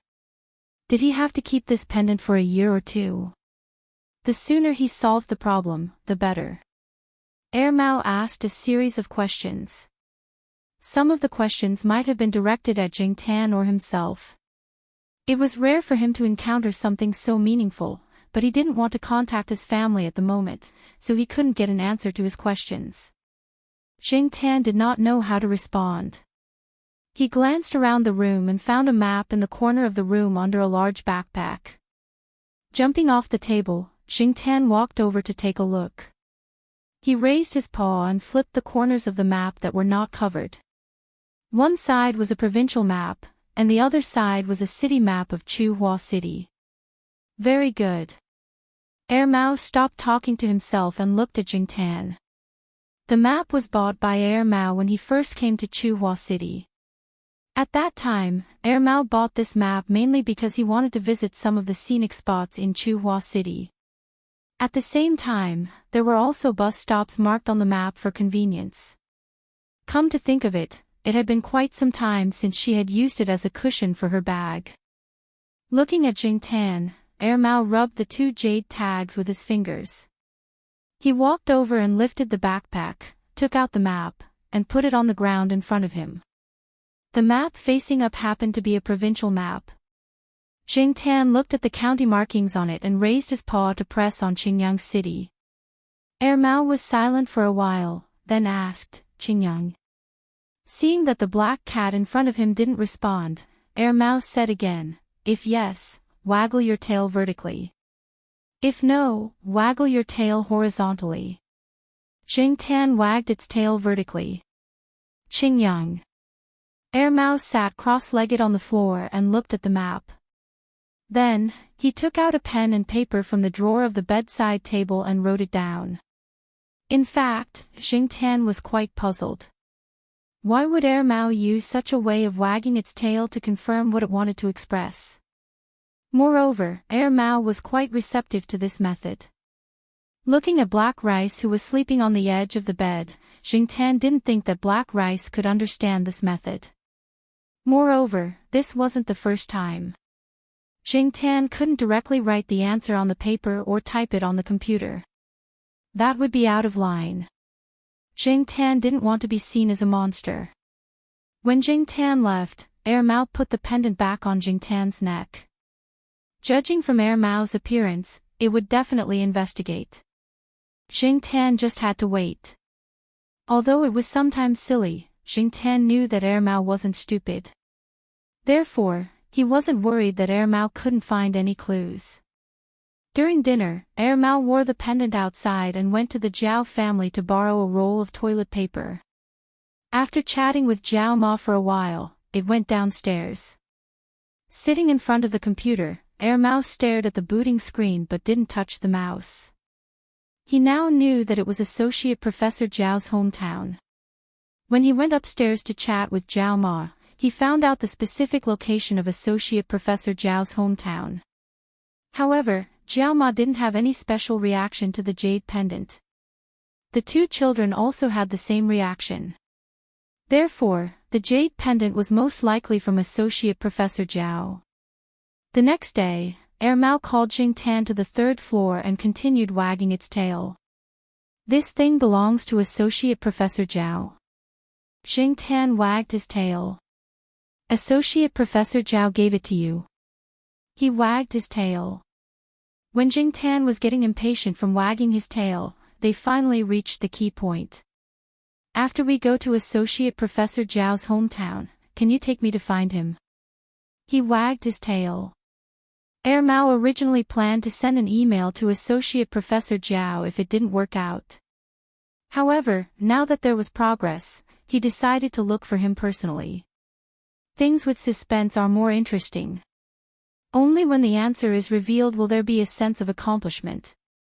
Air Mao was very excited and jumped on the spot. He was so excited that he couldn't control his voice. On a whim, he sang, "Sister Lin fell from the sky like a light cloud that just rose." After singing these two lines, Air Mao forgot the rest of the song. 2 seconds later, another voice drifted in from outside the window. I only thought that he was frivolous, but it turns out that his bones are exquisite, not vulgar. The window and the door to the balcony weren't closed. At this time, the surroundings were very quiet, so the voice could be heard clearly. Air Mao rushed out of the balcony and looked to the 4th floor. General was shaking his head by the iron fence. When he saw that Air Mao didn't continue, he continued to sing. Air Mao. F***ck. F***ck, this guy can even sing you opera. Jingtian secretly shook his head. These two idiots cooperated well. However, he imagined Air Mao meeting the old lady. He hoped that Air Mao wouldn't feel that the world was full of evil. For the next few days, Air Mao planned how to get Jingtian to lead the way. First, he had to find a way to get Zhao Ma's permission before he could bring Jingtian out. It would take at least 1 day to go and come back. However, Air Mao felt that time was too tight. It would take at least 2 days. Hence, Air Mao thought of Celestine.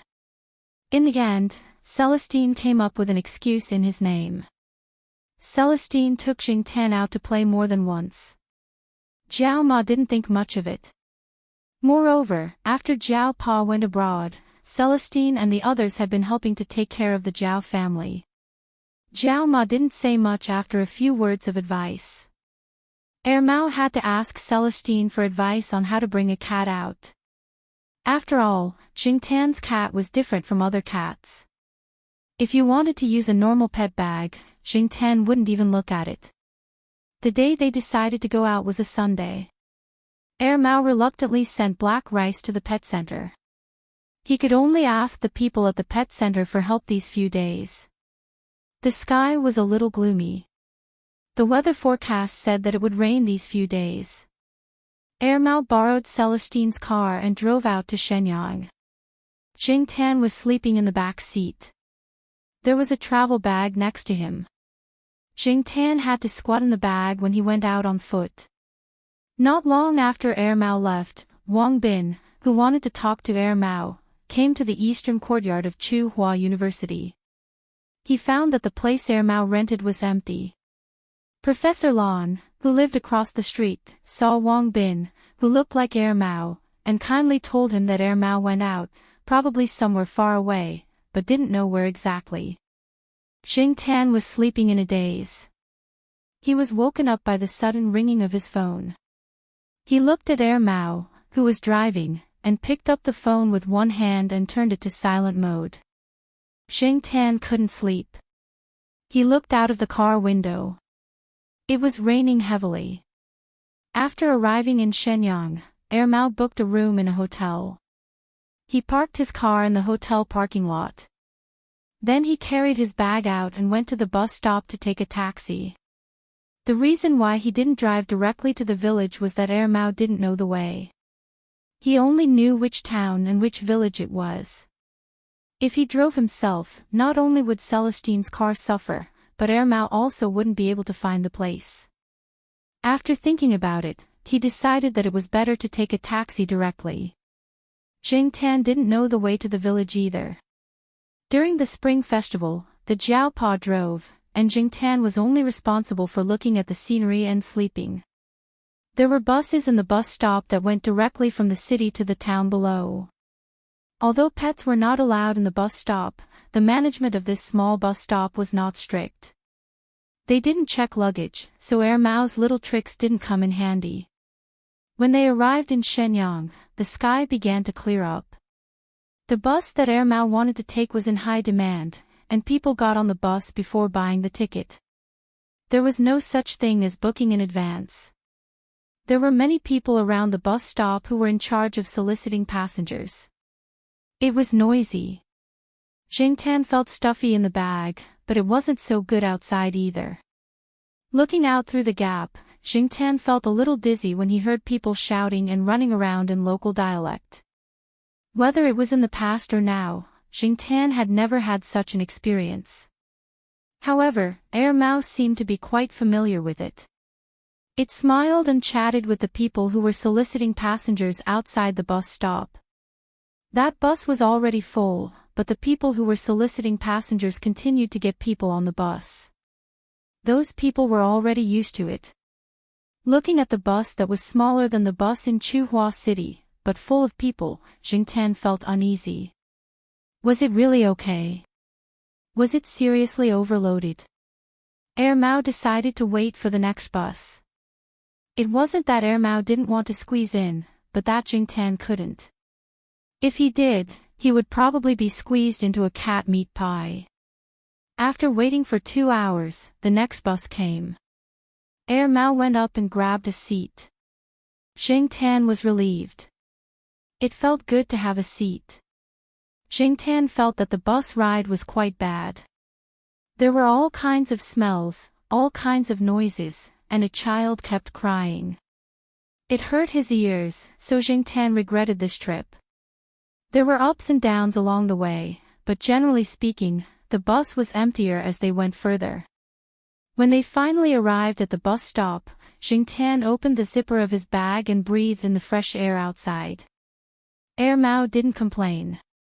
It seemed that this guy had a lot of similar experiences.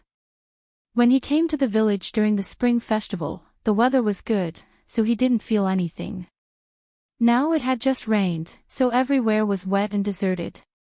Occasionally, he could see 1 or 2 pedestrians walking by. Mao could feel that his feet were heavier when he walked a few steps on the muddy road. There was a thick layer of mud on the soles of his shoes. He went to a small grocery store at the entrance of the village and asked for a pair of rain boots. Otherwise, his sports shoes would be ruined. Mao, who was fully equipped, stood at the entrance of the village and looked at the road leading to the village. Okay, Sister Lin is just ahead. Chapter 179. When they arrived at the village, Jing Tan had to lead the way. Otherwise, Mao wouldn't know where to find them. The surrounding area was under construction again. They were preparing to build a flat path in front of each house. Jing Tan and the others arrived at a bad time. The construction had just started. Some of the stones on the surface had been removed, so there was a lot of mud. Some of the puddles could only be reached by stepping on stones that were specially placed there. "Hey, black coal, bark when we're here. Don't let me pass," Mao said. After passing through the mud path, the road surface was slightly better. At least there was a small path paved with stones and bricks. This time, Jing Tan really had to come out of his backpack to lead the way. After a few steps, his paws were all covered in mud. There was nothing he could do about it. It was just that he didn't have shoes to wear. Jing Tan couldn't get rain boots like Mao. It had just rained, and it wasn't the peak time to go out, so there weren't many people passing by. Originally, Jing Tan was worried that the villagers who had seen him during the New Year would recognize him. However, those villagers only glanced at him and didn't pay any attention. Perhaps, to the villagers, there was nothing special about such a cat. It was not a rare cat breed. Mongrel cats were everywhere, and a strong black cat was nothing special. Sometimes, one shouldn't take oneself too seriously. This was Jing Tan's awareness. When they passed by the Jiao family's old house, Jing Tan saw that the door was closed. He guessed that the old man and woman had gone to town. They would probably come back after the surrounding roads were repaired. This made Jing Tan even more relieved. After the rain, the smell of mud entered his nose. In the Jiao Pa's words, it was the smell of actinomycetes. Perhaps because of Mao's influence, Jing Tan was a little nervous when he approached the old woman's tile-roofed house. Although he knew that the person Mao was looking for was the old woman, Jing Tan had a strange feeling about the old woman. She wasn't as easy to fool as the old man and woman in the Jiao family. "Is it here?" Mao looked at the small village house, pushed open the gate, and walked in. There was no noise around, so Jing Tan and Mao could hear the opera from the small tile-roofed house. Taking a deep breath, Mao stood in front of the rustic wooden door. Just as he was about to knock, the door opened from the inside. A 15-year-old girl carrying a basket was shocked when she saw Mao standing in front of the door. Mao's first thought was, "Hey, there really is a Sister Lin." This girl was not bad-looking. Although she was a little tanned and her dressing was not as good as the children in the city, her looks were indeed passable. Jing Tan looked at the girl. She looked familiar. He must have seen her during the New Year, but she was definitely not from this house. The old lady lived alone. In this place, it was not uncommon for girls to stop going to school after finishing middle school at this age. Before Mao could ask, the little girl shouted into the house, "Granny, someone is looking for you." Then she left with the basket. She was only here to deliver something. People often came here to look for Granny, so she thought that the person in front of her had the same purpose and did not pay much attention to her. Looking at the situation, it was obvious that she was from another house. Otherwise, she would not have run away when she saw a guest. Mao sighed. It was different from what he had imagined. She was still a granny. After the Sister Lin image was destroyed, Mao was not very enthusiastic. The tile-roofed house was not big. The living room was clear at a glance, and there was only one bedroom. Obviously, the owner was in the bedroom. Jing Tan hesitated for a moment, but still followed Mao in. The lights were not on, and the small window behind was closed. The light was not very good. The opera singing from the radio dispelled the depression brought by the darkness. The radio was a little old, and there were some rustling sounds accompanying the opera singing. It gave off a sense of antiquity. It was still the same wooden recliner. The same person was lying on the recliner, covered with a thin blanket. She looked like she was sleeping or resting with her eyes closed. However, because her back was to the window, Mao could not see the expression of the person lying on the recliner. The three-legged cat looked at Mao, then focused on Jingtan. Obviously, it recognized Jingtan, but it did not intend to move. It changed its position and continued to sleep on the old lady's lap. Jingtan moved uncomfortably. The atmosphere was a little strange. Neither of them opened their mouths. The only sound that could be heard was the static of the radio and an opera that could not be heard clearly. Mao was still thinking about the first sentence he should say. Nonsense was the first sentence in interpersonal relationships, but this time, the situation was different. If it was any other time, Mao would have casually brought up a topic, but this time, he was here to look for Sister Lin. If he could not find Sister Lin, it would be fine to find someone of the same generation or the younger generation. He was not here to look for his ancestor. More elders meant more control. Mao was already having a headache with the elders in his family. They were always talking about what you should and shouldn't do, or praising other people's children. Moreover, under Wang Bin's contrast, Mao had already become a hooligan and good-for-nothing, in the elders' words. If it were anyone else, they would have already decided to go straight to the point. They had come so far, driven, squeezed into a bus, and stepped on a muddy road. Wasn't it just to find relatives? But Mao was different. Mao was not a good person. When he was wandering outside, he had seen many people from all walks of life. His way of thinking was poles apart from the rest of the family. Before he came, he had decided to look at the person first before deciding whether or not to acknowledge them. To put it bluntly, in Mao's heart, looking for people based on the pendant was just an excuse to divert his troubles and find something to do to change his mood. Jingtan observed Mao and the old woman on the recliner. These two guys were not simple people, especially the old woman. Jingtan did not believe that her ears were bad and she could not hear the shouting of the little girl and Mao's footsteps. In the end, Mao chose to deal with all changes by sticking to the status quo. Anyway, the choice was in his hands. There was no hurry. Without Sister Lin, things would be boring and simple. What was there to see about the old woman? Mao dragged a chair over from the corner and sat down. He crossed his legs and looked around with a bored look. The opera on the radio changed one after another. Jingtan yawned. There was a box of biscuits wrapped in paper on the table. Jingtan had seen this kind of local specialty during the New Year. He jumped on the table and sniffed the biscuits. There was no strange smell. Jingtan raised his paw and opened the paper. Let these two continue to confront each other.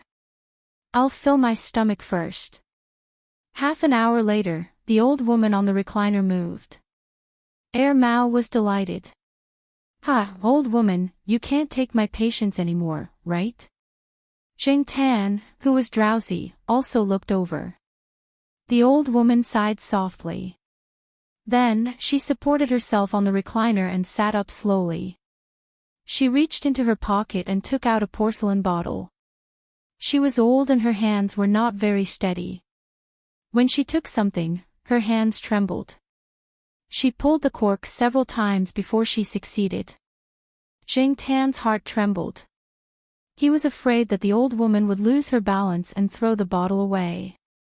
Moreover, Jingtan was anxious for her as he watched her pull the cork out. If it was an impatient person, he would have gone to help her in the morning. Mao was more patient and did not go to help.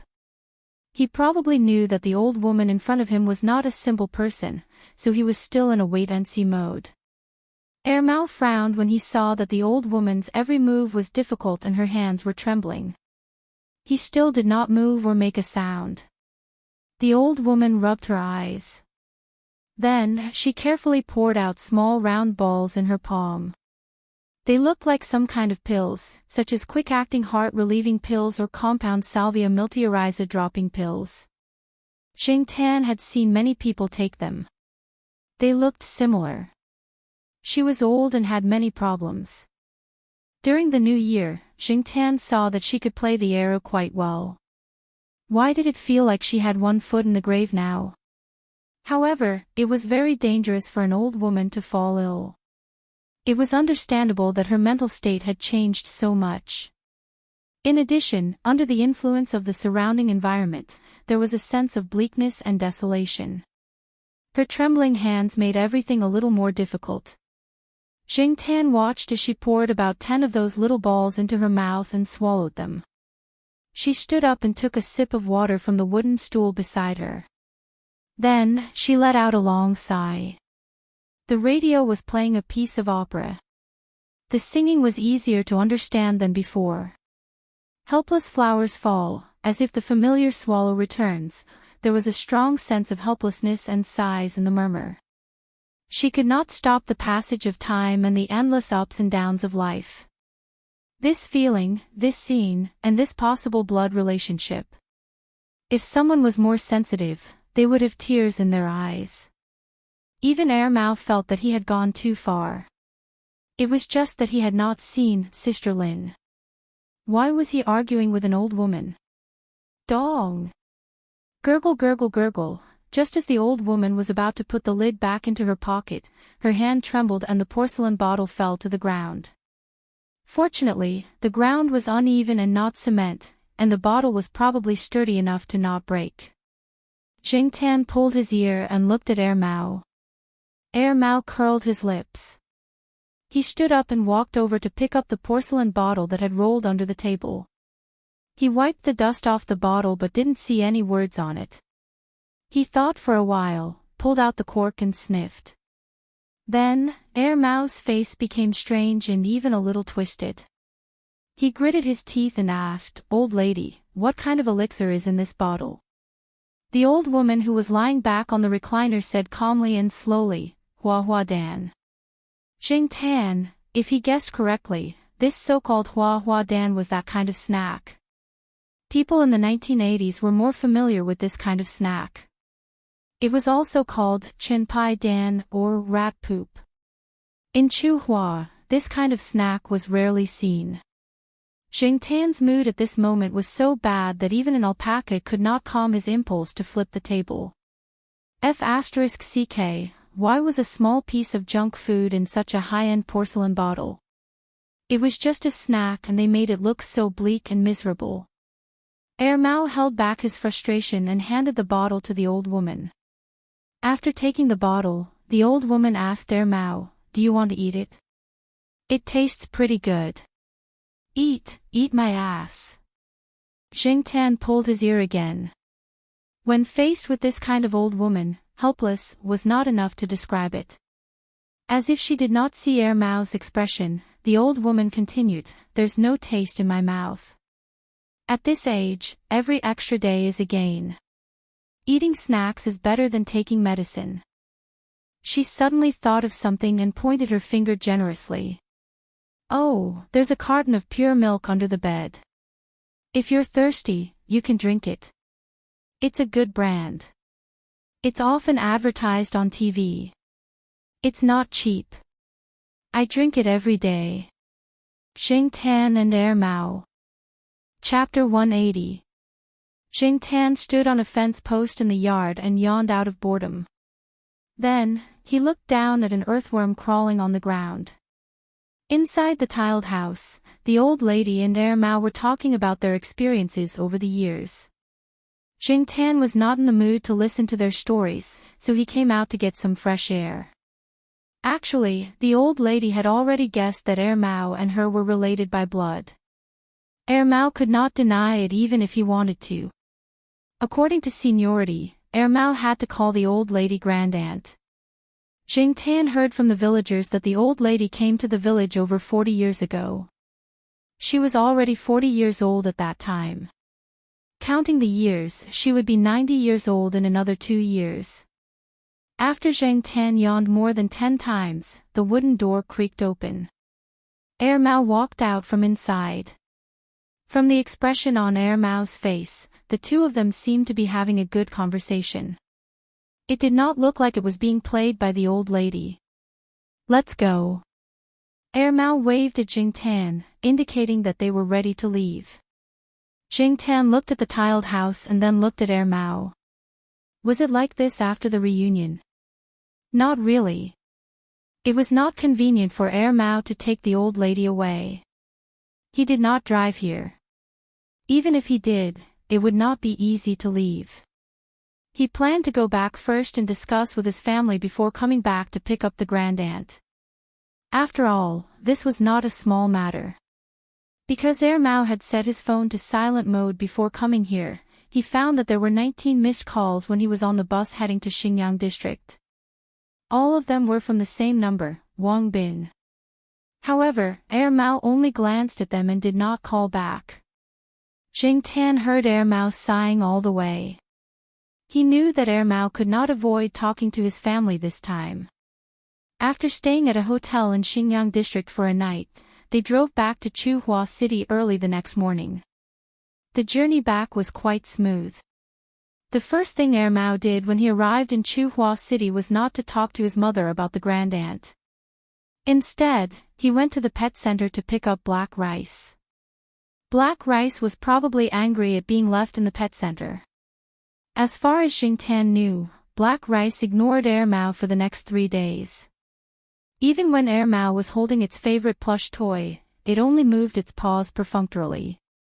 At first, Mao thought it was sick, but after it was sent to the pet center, everything was normal. The veterinarian jokingly said that the cat was probably throwing a tantrum. Mao waited on it for 3 days before it returned to its original state. After returning to Chuhua City from Shenyang, Mao was often not at home, and no one came to look for Mao. Celestine came once and took Jing Tan to the night building to play. He also told Jing Tan about Mao's family situation. As the saying goes, having an elder at home is like having a treasure. For Mao, this new grandaunt was such a treasure.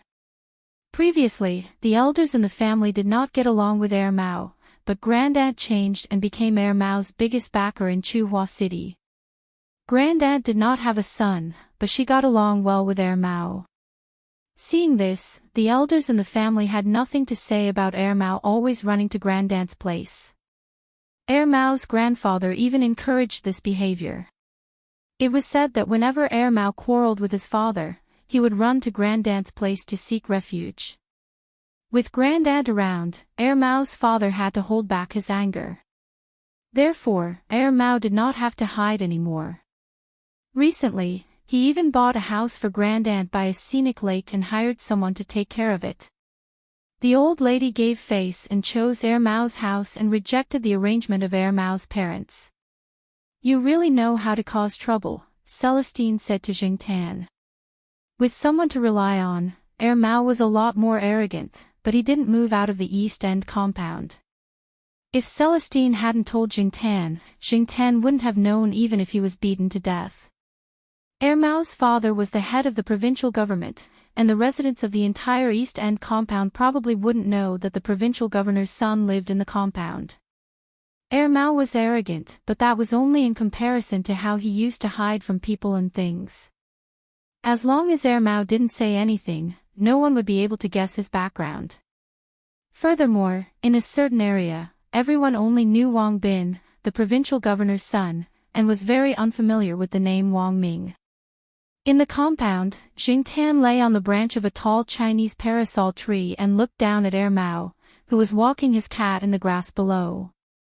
Recently, when this guy went out to walk his cat, he was wary of the cats around him as if they were wolves.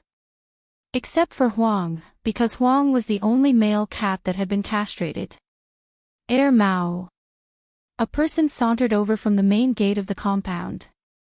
Jing Tan looked over and recognized that this person was Qin Tao, whom he had lured to Heavenly Poop Road and smashed into 2 piles of bird poop.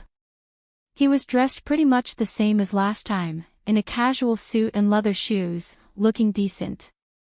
"You left early again." Mao cast a glance at him.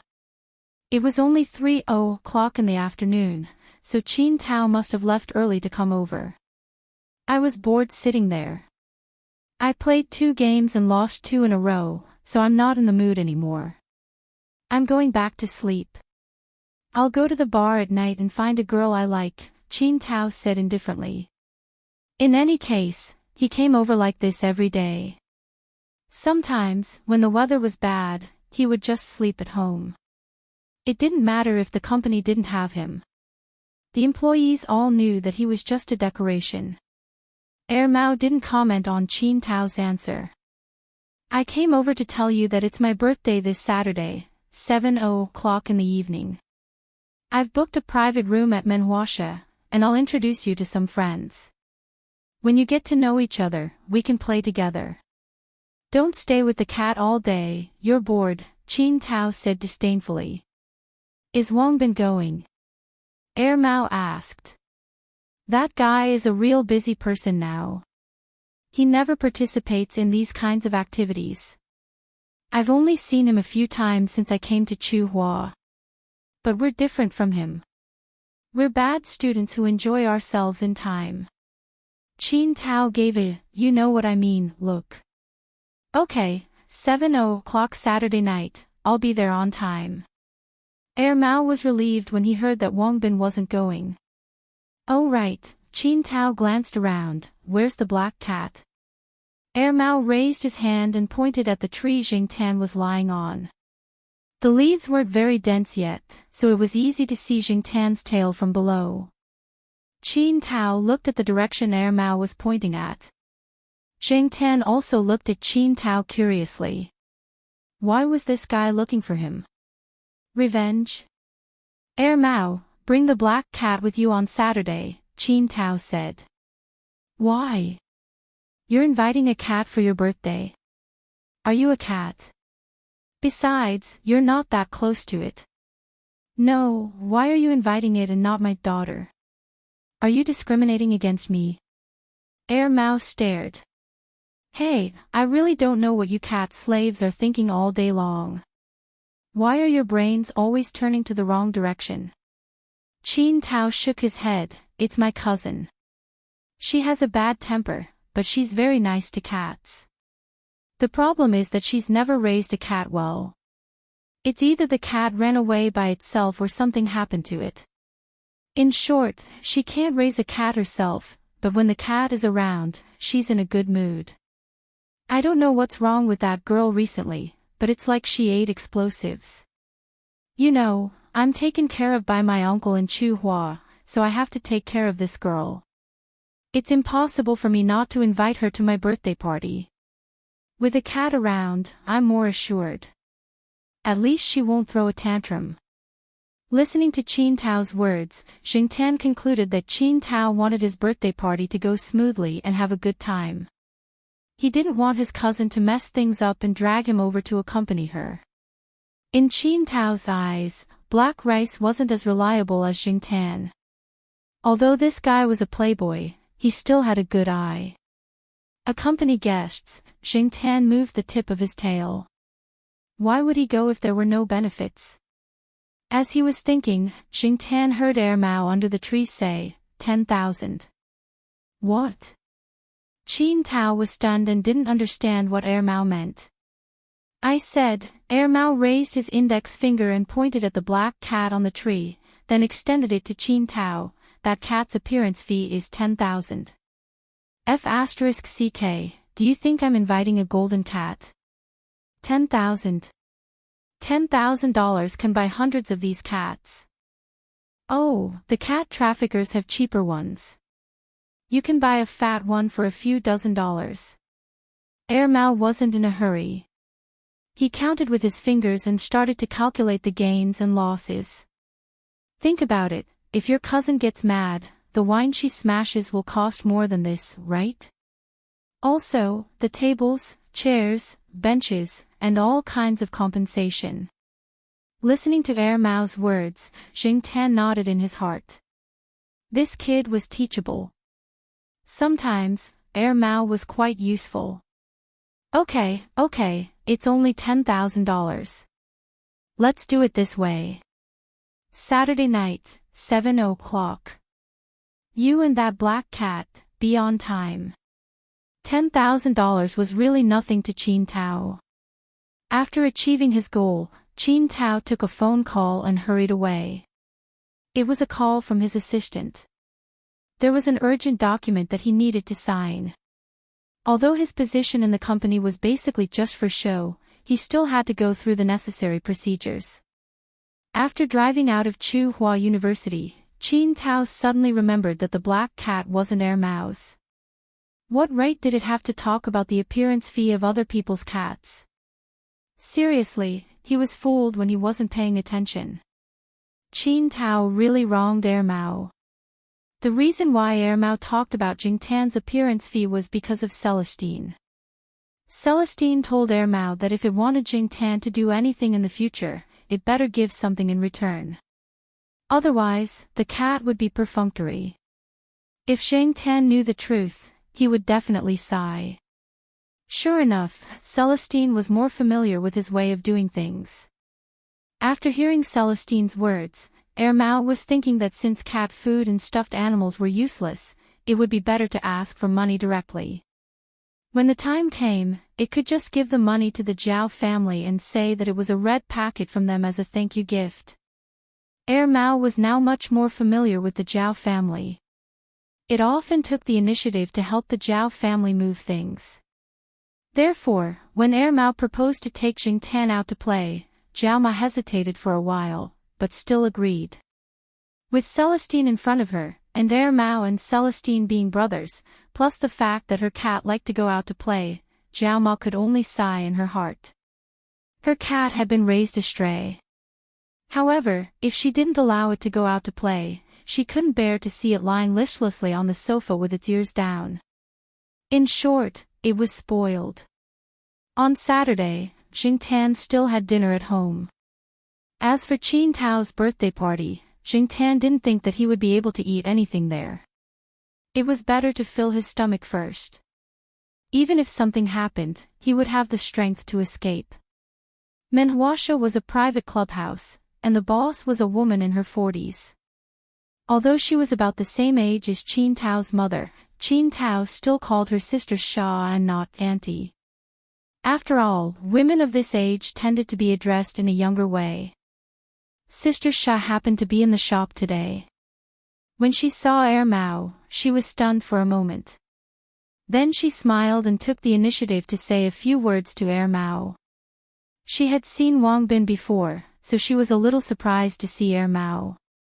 Jingtan was in the backpack, but his head stuck out of the backpack and looked around. There were more people coming in and out of the shop. If Jingtan walked on the ground, he would probably be kicked and stepped on. This was the tragedy of being small. Oh, you also brought a cat. Sister Sha saw the black cat head on Mao's backpack and chuckled. Also, did Qin Tao make some preparations in case Jingtan couldn't come? Seeing Mao's confusion, Sister Sha explained, just now, there was a little beauty with a leopard cat that was bigger than the average cat. It was very impressive.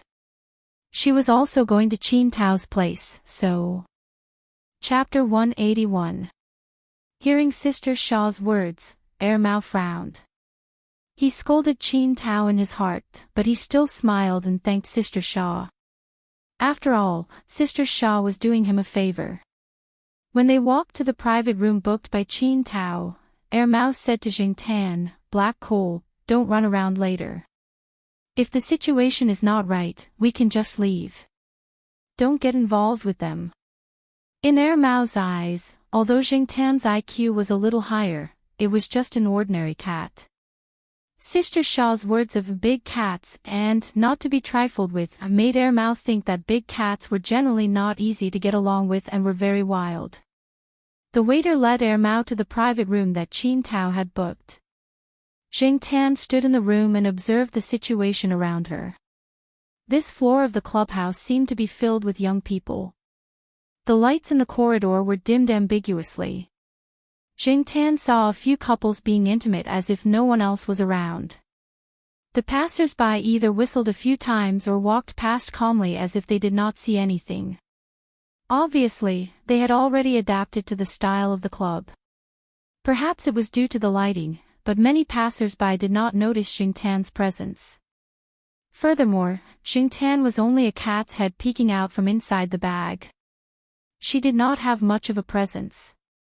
The young men and women were very busy. If it was a beautiful woman with a hot body, she might have attracted some attention, but no one would pay attention to a cat. "It's here." The waiter signaled. Mao opened the door and went in. Xingtan was on his back, so he couldn't see the situation inside. However, he could guess the situation from the sounds he heard. Young people always liked to sing and dance when they got together. They were also more open. When Mao entered the door, the people sitting closer to the door glanced at him. They probably didn't know him and didn't care. The first thing Mao did when he entered the door was not to look for Qin Tao or the girls, but to look for the big cat that Sister Xia had mentioned. However, he didn't know if it was because there were too many people blocking his sight or the light in the room, but Mao didn't find the cat. Qin Tao noticed the door. Seeing that it was Mao, he immediately ran over. He put his arm around Mao's shoulder and said, "Let's go. I'll introduce you to some talented female college students." Before Qin Tao could take 2 steps, he was pulled aside by Mao. "You even found a big cat?" "Oh, I just found out about it. It's a friend's cat. I didn't know she would bring her cat here." Qin Tao and Mao were talking at the side. The people in the room also noticed Mao because of Qin Tao. Looking at them, they knew that they had a good relationship. They were definitely not ordinary friends. Immediately, some people began to ponder in their hearts. Due to the change in Mao's angle, Xingtan was facing the group of people in the room. It's another cat." Someone shouted. "Where?" "It's in the backpack." "That's true." Bang. The door was forcefully pushed open. A girl with colorful hair walked in. She was wearing ripped jeans and a motorcycle jacket. She also had heavy makeup on her face. It was a strong contrast with the other girls' outfits. However, everyone seemed to be familiar with this girl. They didn't say anything. Some even wanted to avoid her. "Tang Kai, do you want to sing?" A girl who had just finished singing asked the person who came in. Qin Tao's new girlfriend was a student at the music school. Some of his girlfriend's classmates were also here today. Most of the time, they were the ones singing. The one who had just spoken was Qin Tao's girlfriend. It had to be said that people who came from music schools sang much more formally. Xingtan thought, no wonder the song just now sounded so comfortable. Qin Tao's girlfriend asked this out of kindness. If she didn't say anything, Tang Kai would really be marginalized. However, it was obvious that Qin Tao's girlfriend didn't know Tang Kai well enough. The girl named Tang Kai didn't appreciate the kindness. She waved the microphone away. "It's none of your business whether I sing or not." Once she opened her mouth, it was as if she had eaten gunpowder. "That's my cousin, Tang Kai." Qin Tao whispered to Mao. Then, he motioned for Mao to quickly hand the cat over. "Hurry up. Can't you see that my girlfriend's expression is stiff?" Tang Kai was in a bad mood today. She sat on the sofa by the side and lit a cigarette. Looking at the claw mark on her sleeve, Tang Kai became even more irritated. If it wasn't for the sleeve, there would definitely be a scratch on her arm. Not many girls smoked, especially someone like Tang Kai. At first glance, it was obvious that she didn't have a good temper. No wonder the few seats next to her were empty. No one was stupid enough to come here to be scolded. "Hey, Tang Kai, there's something I need your help with." Qin Tao pulled Mao over. "I'm not free." Tang Kai didn't even look at Qin Tao. She continued to smoke. No one knew what she was thinking. "I don't care. You have to help look after it. I'm taking my brother to meet some people." Qin Tao grabbed Air Mao's bag and threw it to Tang Kai. Are you deaf? I said I'm not. Tang Kai's voice stopped abruptly. She was about to throw back the bag that Qin Tao threw to her. She didn't expect to directly meet a pair of cat eyes. This was also the reason why she stopped talking. Cat. Tang Kai immediately froze. Being thrown over just like that, Xingtan cursed Qin Tao's ancestors in his heart. Then, he carefully observed the girl in front of him. The makeup was too thick, covering her original appearance. Her mouth was painted dark purple, and the fingernails holding the cigarette were painted black. She really didn't look like a good girl. However, just as Qin Tao had said, Tang Kai suppressed her temper as soon as she saw the cat. She was like a hedgehog with spikes all over its body that would stab anyone it wanted. When she saw Xingtan, she immediately put away her spikes. Xingtan didn't feel any malice from Tang Kai. Although the girl in front of him looked like those devils on TV, his intuition couldn't be wrong. Unzipping the bag, Xingtan walked out of the bag. He raised his head and could touch Tang Kai's chest. Xingtan sized it up. It was quite big. If he raised his paw and stepped on it, Tang Kai wouldn't mind. After all, he was just a cat now. Who would care so much about a cat? However, thinking about it was just thinking. Before he understood the girl's temper, Xingtan chose to behave. He walked from Tang Kai's lap to the sofa cushion, then squatted by the side and looked at the other people in the room. Qin Tao's taste was good. There were many beauties in the room, some pure and some charming. What was interesting was the thoughts of those people. There were many small details that could be seen through the drinking. Perhaps it was because a bystander saw more clearly, but Xingtan found it very interesting. Tang Kai threw the cigarette between her fingers into the ashtray, then took out a wet tissue from her pocket to wipe her fingers. Now, her every move was very careful, as if she was afraid of scaring the cat next to her away. Although Tang Kai was almost scratched by the leopard cat in the bathroom 5 minutes ago, and she was nervous when she saw the black cat just now, it didn't affect her love for cats. Xingtan was watching the interaction in the room. Suddenly, his ear felt a little itchy. He knew that Tang Kai was poking the fur on his ear. He flicked his ear and didn't pay attention. Seeing that Xingtan didn't reach out his paw, Tang Kai was relieved. She reached out and scratched Xingtan's chin, paying attention to not let her long nails hurt the black cat. Xingtan glanced at Tang Kai, then turned back to pay attention to the people over there. Some people began to test Air Mao. Obviously, they didn't know Air Mao's background, and Qin Tao didn't tell them. When Qin Tao introduced his friends to Air Mao, he took time to look at Tang Kai. Seeing that Tang Kai was like a hedgehog without thorns, he suddenly felt that the 10,000 yuan was not wasted. Hey, what are you guys playing? A 17 or 18-year-old girl walked in. Xingtan looked over, then fixed his eyes on the leopard cat next to the girl. Narrowing his eyes, Xingtan carefully stared at the leopard cat. When he heard from Sister Shaw, he was wondering who it was. This guy. Wasn't it the one that attacked him at Fong San's treat and got slapped by him? Now it's arrogant again. Look at it, it's so arrogant. Arrogant my ass. How can this guy be a threat to me? Xingtan wasn't bragging, but if he could slap that guy once, he could slap him a second time, a third time. The girl who came in was showing off how her cat was sitting on the toilet. Under some people's hints, she looked at Tang Kai.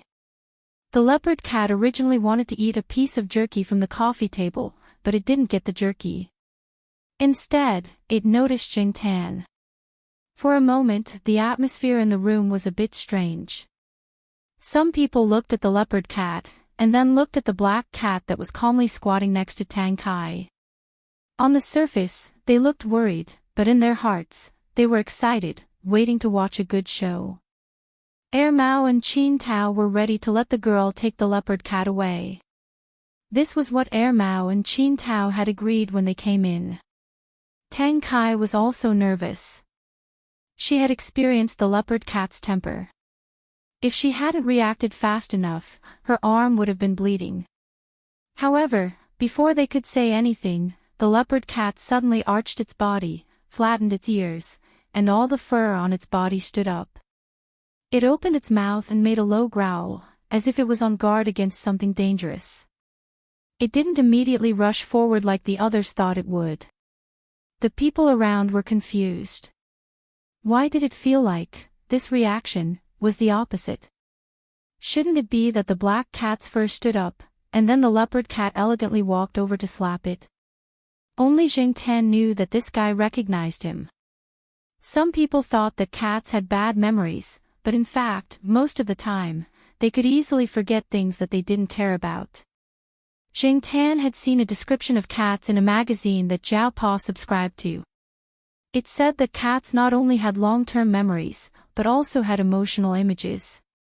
Cats, like other mammals, gained experience through learning. Good or bad memories were brought by various activities and experiences. A cat's short-term memory might be fleeting, but their long-term memory was quite amazing. Besides, this leopard cat was a carefully bred breed. It might have the hereditary, hybrid advantage, which was also possible for it to have a better memory. Or perhaps it was because the slap from before was too deep. Every time the leopard cat fought with other cats, it would think of the slap it got and the black cat that didn't look too big. Jing Tan narrowed his eyes and looked at the leopard cat standing there and growling. He was still calmly squatting on the soft sofa cushion. Noticing Tang Kai's nervousness, Jing Tan raised his chin and rubbed it against Tang Kai's fingers, indicating that Tang Kai should continue scratching. "I'm having fun, so I don't want to bother with that guy." Qin Tao elbowed Mao, who was next to him, and said, "Bro, something's wrong. Why does the big cat look like it's afraid?" Chapter 182. Jing Tan was lying on the sofa, looking down at the leopard cat next to the coffee table. The leopard cat just stood there, growling, but no one dared to pull it away. It didn't look easy. "Anna, pull your cat away." Qin Tao whispered to the girl who had brought the leopard cat in. The girl named Anna frowned. "It's better not to touch it at this time. It's angry. Besides, the trainer my parents hired said that if it behaves like this, it must have met someone or something difficult to deal with. I can't handle it alone." Anna also felt strange. There were only Tang Kai and the black cat on the sofa over there. It couldn't be Tang Kai who made the leopard cat like this. When they were in the bathroom, the leopard cat had scratched Tang Kai and was not afraid at all. But if it was the black cat, let alone Anna herself, most of the people present would not believe it. Qin Tao took out his mobile phone and was about to call Sister Sha to get some help. He didn't want to see any bloodshed here. When a cat went crazy, its destructive power would be no less than Tang Kai's, especially such a big cat. When cats confronted each other, it didn't mean that you were more powerful, louder, or more powerful. Jing Tan didn't want to pay attention to this guy. There were so many people in the room, and Jing Tan didn't want to cause any trouble. If this guy knew what was good for him and took the initiative to step back, everyone would be safe. However, things didn't develop in the way Jing Tan had hoped. This leopard cat was obviously not the type to back down easily. Maybe to other people in the room, this leopard cat had been roaring inexplicably, but from the low growls of this leopard cat, Jing Tan could tell that this guy had begun to change his mind. Just now, it was just purely vigilant, but gradually, it seemed to be suppressed by some kind of idea, and it began to have some provocative and aggressive intentions. Its ears were pulled back, and its whiskers were raised. When it growled, it opened its mouth and showed its fangs. Jing Tan moved the tip of its tail, then raised its claw to push Tang Kai's hand away and stretched. Tang Kai was staring at the leopard cat nervously. When she felt her fingers being pushed away and saw Jingtan like this, she quickly stretched out her arm and blocked in front of Jingtan in a protective manner. She was afraid that the leopard cat would suddenly rush over. Although she didn't quite understand why the leopard cat would act like this, she, like everyone else in the room, consciously placed Jingtan in a vulnerable position. Jingtan was very grateful for Tang Kai's protective attitude, but he didn't want to be protected by a girl in this kind of situation. He raised his claw and pushed away the arm in front of him. Suddenly, Jingtan's movements paused. His nose twitched, and he looked at Tang Kai's arm. He saw a claw mark on the sleeve of her motorcycle uniform. The uniform had been clawed through. When Tang Kai had reached out to scratch Jingtan's chin, she hadn't touched this arm, so she hadn't noticed it. Moving closer and sniffing again, Jingtan looked at the leopard cat that was growling more and more fiercely. Originally, Jingtan had only wanted to slap it like last time to make it retreat, but he changed his mind at the last minute. When the leopard cat's growls suddenly changed, Jingtan knew that it couldn't hold back anymore. Almost at the same time that the leopard cat pounced over, Jingtan jumped up and dodged the sharp claws of the leopard cat. He didn't collide with it head-on, but instead gave it a claw. The claws pierced through the fur and scratched against the resistance of the flesh. The smell of blood wafted over. Jingtan couldn't play with the combination of hugging, biting, kicking, and scratching like the sheriff and the other cats. He preferred simple and violent methods, like the slap last time and the claw this time. This time, he didn't hit the cat, but there was blood. When they landed, the two cats were very close to each other. On the leopard cat's body, there was a scratch from its neck to its abdomen. Jingtan's claws were harder than the average cat's. In addition, Jingtan intended to make the cat bleed, so he stabbed deeper. The disadvantage of short-haired cats was that they were easily scratched in a fight. Those with longer and thicker fur could use their fur to reduce some of the claw's attacks. At most, they would only be plucked. Jingtan was prepared to attack again.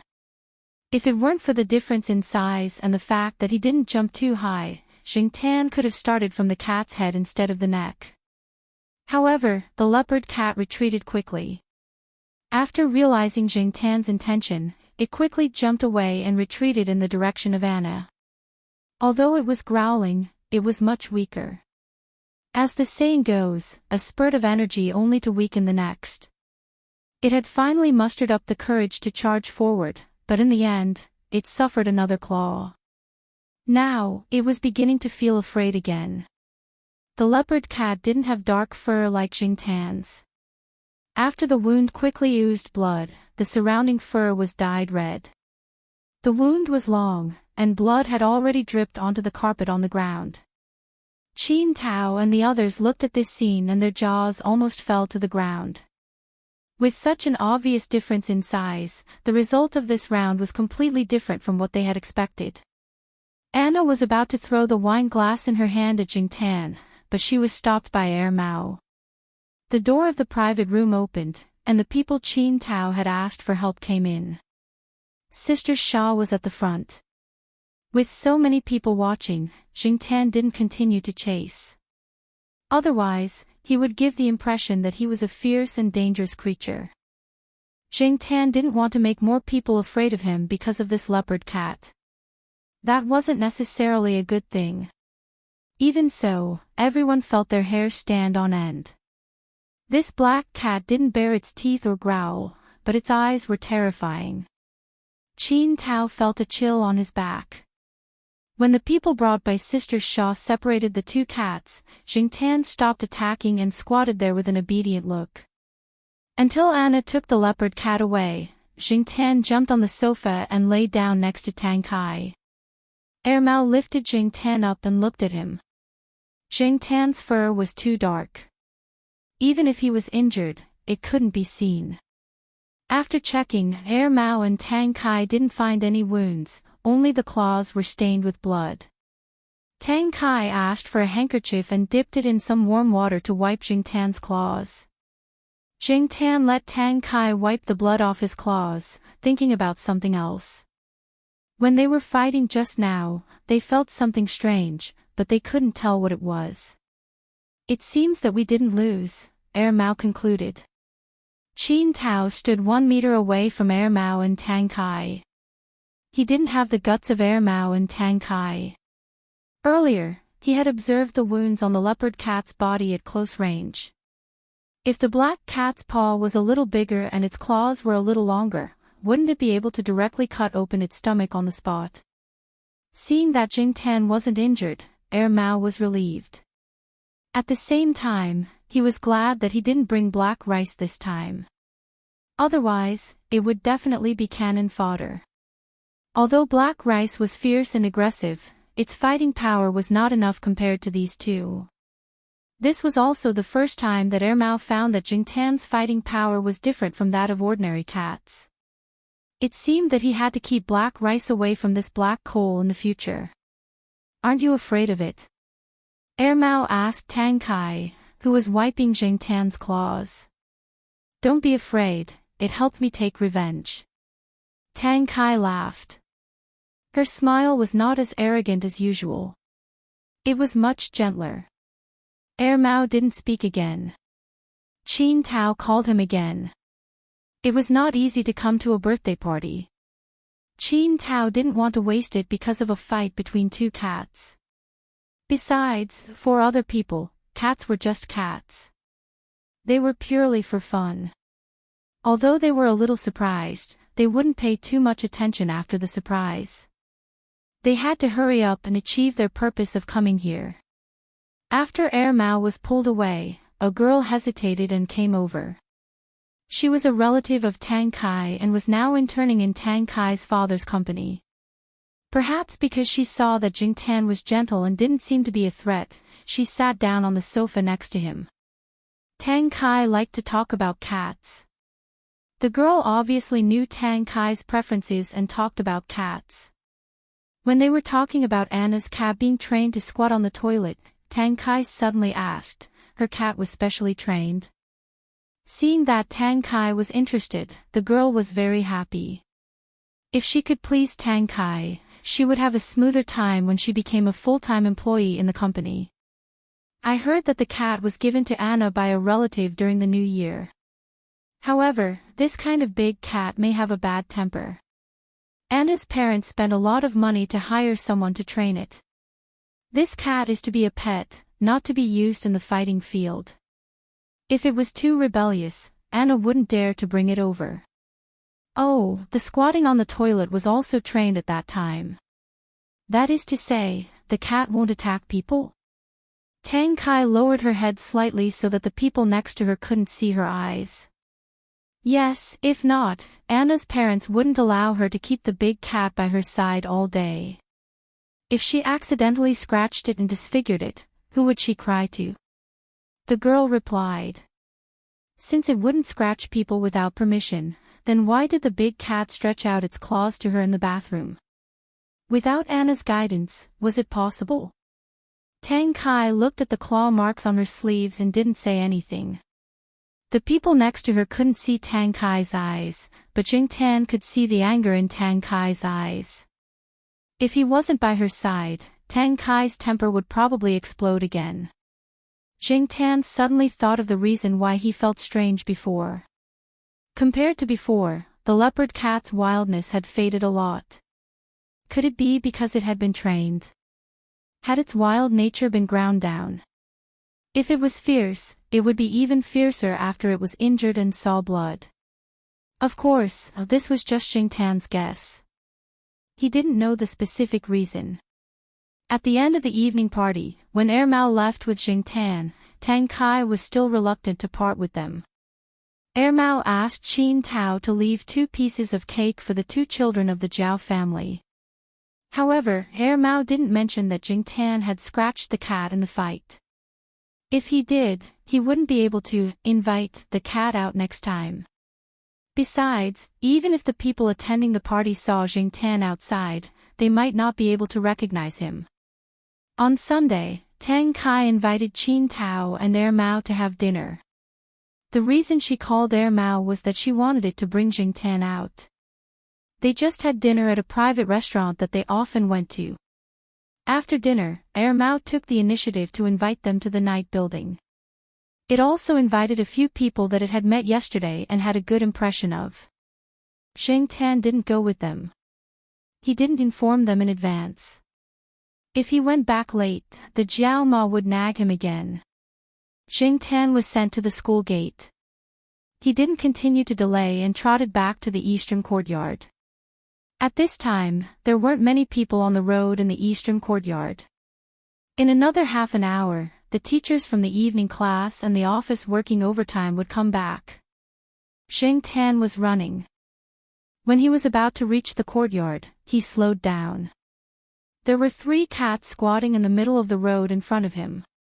Zheng Tan had never seen these 3 cats in the area. They were complete strangers. As Zheng Tan walked closer, the 3 cats still squatted in front of him and stared at Zheng Tan. The orange street lamp elongated the shadows of the 3 cats. In the distance, someone's cat was moving and howling. However, the 3 cats only moved their ears, as if they weren't interested in that. It was as if they only heard the rustling of the leaves around them. They still squatted there steadily. Zheng Tan was wondering where these 3 roadblocks came from when he suddenly heard a voice. Black charcoal. Chapter 183. Zheng Tan looked in the direction of the voice. The street lights didn't interfere with Zheng Tan's vision too much. After taking a closer look, he was sure that he had never seen this person before. The 3 cats blocking the way were obviously in cahoots with this man. But the question was, why did this man bring 3 cats here in the middle of the night? What was the meaning of this? It wasn't right to call it a gang fight, as there wasn't any murderous intent. Also, how did this person know his name? Although he didn't feel any hostility from this person and the 3 cats, Zheng Tan still maintained a high level of vigilance. This person looked a little strange, and the 3 cats were also strange. They were different from the cats that Zheng Tan usually interacted with. Zheng Tan and the person looked at each other, and at the same time, wondered if he should just ignore them and run home. I've heard so much about you, the person said again. Zheng Tan looked up. I've heard so much about you. Or can I call you Black Sea? The person's tone was very natural, as if they were chatting casually. The person said a few more words, but Zheng Tan didn't want to pay attention to him, nor did he want to look into the person's eyes. He felt that the person seemed to be able to see something from his eyes, and Zheng Tan was unhappy. Just as he was about to run away, he heard the person say, "Let's introduce ourselves first. Come, Longan, you start." As he said that, the person snapped his fingers. The serious-looking cat with a white body and a black tail in the middle let out a meow. Lotus seed, the person said again. Meow. The dragonly cat that was squatting on the right side closest to the road meowed. This dragonly cat's fur color was the same as Depang's, but it was different from Depang's. This dragonly cat looked thinner and more obedient, unlike Depang who didn't have enough sleep and was not interested in anything. Babeo, the person said. The cat that was squatting on the far left with its tail wagging, as if it was holding back its strength, opened its mouth. Meow, Zheng Tan was speechless. All right, Babeo, shut up. The man snapped his fingers, and the cat named Babeo immediately stopped. He glanced at the man and wagged his tail. Finally, let me introduce myself. My name is Ah Wu. The man lifted his hand to lift the brim of his hat and looked at Zheng Tan. When he was about to speak, he suddenly looked at the other side of the road. The ears of the 3 cats that were squatting at the same spot twitched. They were about to turn around to take a look when a figure dashed over. It jumped over the 3 cats that were blocking the way and pounced on the person called Ah Wu. Ah Wu dodged nimbly and looked at the cat that was baring its teeth and growling at him as if it was going to pounce on him again. Instead of getting angry, he smiled and said, "Hey, fatty, you live here?" Zheng Tan looked at Depang, who was growling at Ah Wu fiercely and whose fur was about to explode. He was surprised. He rarely saw Depang like this, except for the few times when he was a thief and a cat trafficker. Today was the only time he had seen Depang like this. However, he had never acted like this before, as if he was facing an enemy. Looking at Ah Wu and the three cats, and then looking at Depang, Jingtan was even more confused. Did they know each other? This guy called Ah Wu obviously knew Depang, and Depang only took the initiative to attack him once when he rushed over and growled at him vigilantly. TSK, I haven't seen you for more than a year, and you've gotten fatter. Ah Wu looked at Depang and did not care about Depang's threatening growl at all. He said slowly, haven't you had enough of the instant noodles? Jingtan was surprised again. Not many people knew that Depang would be punished with instant noodles. Depang's old lady never told anyone about it. Since this guy knew about it, he must be an old friend of Depang. Forget it, today's purpose has been achieved. Black charcoal, now that we know each other, I will come to see you when I have time. After a pause, Ah Wu sighed and said, who on earth trained you to be like this? I really want to meet him. With that, the guy snapped his fingers again, Longin, Lotus Seed, Babeo, let's go. The three cats who were blocking the road quickly followed. The cat called Babeo was probably going to walk over and say hello to Depang, but Depang was still highly vigilant and stared at Ah Wu who was leaving, ignoring Babeo. Jingtan glanced around, climbed up a sycamore tree, and looked at Ah Wu and the three cats who were leaving. The cat called Longin stood on the sidewalk and followed Ah Wu closely. Lotus Seed jumped on Ah Wu's shoulder and lay on it. From time to time, she stretched out her claws to hook Ah Wu's felt hat. As for Babeo, that guy was energetically using the falling leaves as imaginary enemies and fluttering around. What a strange combination. Depang did not continue to bark, but his ears were still slightly pressed back, his body slightly bent, and he stared in the direction Ah Wu left. Was this guy really scared? After Ah Wu was out of sight, Jingtan jumped down from the tree, raised his paw, and patted Depang, asking him to return to the courtyard. Just now, Depang probably ran out from the balcony because he heard the cat called Babeo. If Depang had an impression of them, it would make sense for him to follow the sound. Moreover, Babeo's cry was too special. Although it was not as loud as Jingtan's, it was still full of ups and downs. Because of the incident with Ah Wu, Jingtan went back and wondered who Ah Wu was the whole night. He knew Depang, and he specially came to find him. Why? The next day, Mao probably played too late last night and was still sleeping at home. Jingtan did not see him open the door. Depang was still lying on his balcony, but he looked a little paranoid. Jingtan was more curious about what happened to this guy that caused him to be in such a state when he saw Ah Wu last night. After dinner, Jingtan habitually walked outside. Now that the daytime was getting longer and the temperature was rising, many people would go out at night. Jingtan would also walk outside. The sun was hidden under the tall buildings, and the sky still had the afterglow of the sunset. Some people walked out of the courtyard one after another. Jingtan moved his ears. The sheriff was outside fighting with the cats in the west courtyard again. He lifted his foot and was about to go over to check on the situation when he suddenly noticed something. Jingtan turned his head and looked at the green bushes. The cat called Longin stood there and looked at Jingtan. Jingtan looked around and did not see the person called Ah Wu, nor did he see the other two cats. Longin walked toward Jingtan and stopped half a meter away from Jingtan. He looked at Jingtan, then walked in a direction. After 2 steps, he turned back to look at Jingtan, signaling for Jingtan to follow. Jingtan weighed the pros and cons in his heart, then lifted his foot and followed. Although he was not sure why Longin brought him there, as long as he was still at Tsinghua University, Jingtan was not that worried. In his heart, Jingtan had already regarded the Tsinghua University area as his own territory. Jing Tan was very familiar with the path that Longan was walking on. He usually walked this way too. There were fewer people here, and it was a more secluded path. There were trees on both sides, and there was a small bamboo forest in front. The bamboos that grew on both sides of the path gradually gathered together 3 meters above the ground, forming an arched doorway. Under this arched doorway, there was a long wooden bench that was commonly seen in schools. During the summer, people often came here to hide from the sun and rest during the day.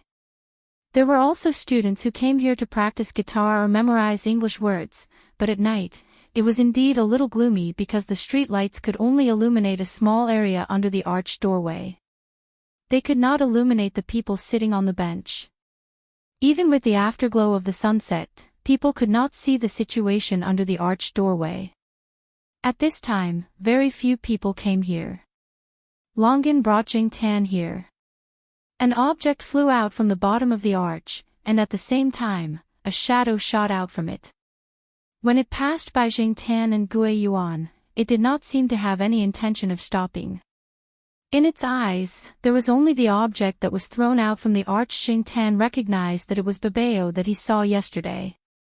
It jumped up and caught a small frisbee. Babeo ran towards the arched doorway with the frisbee in its mouth.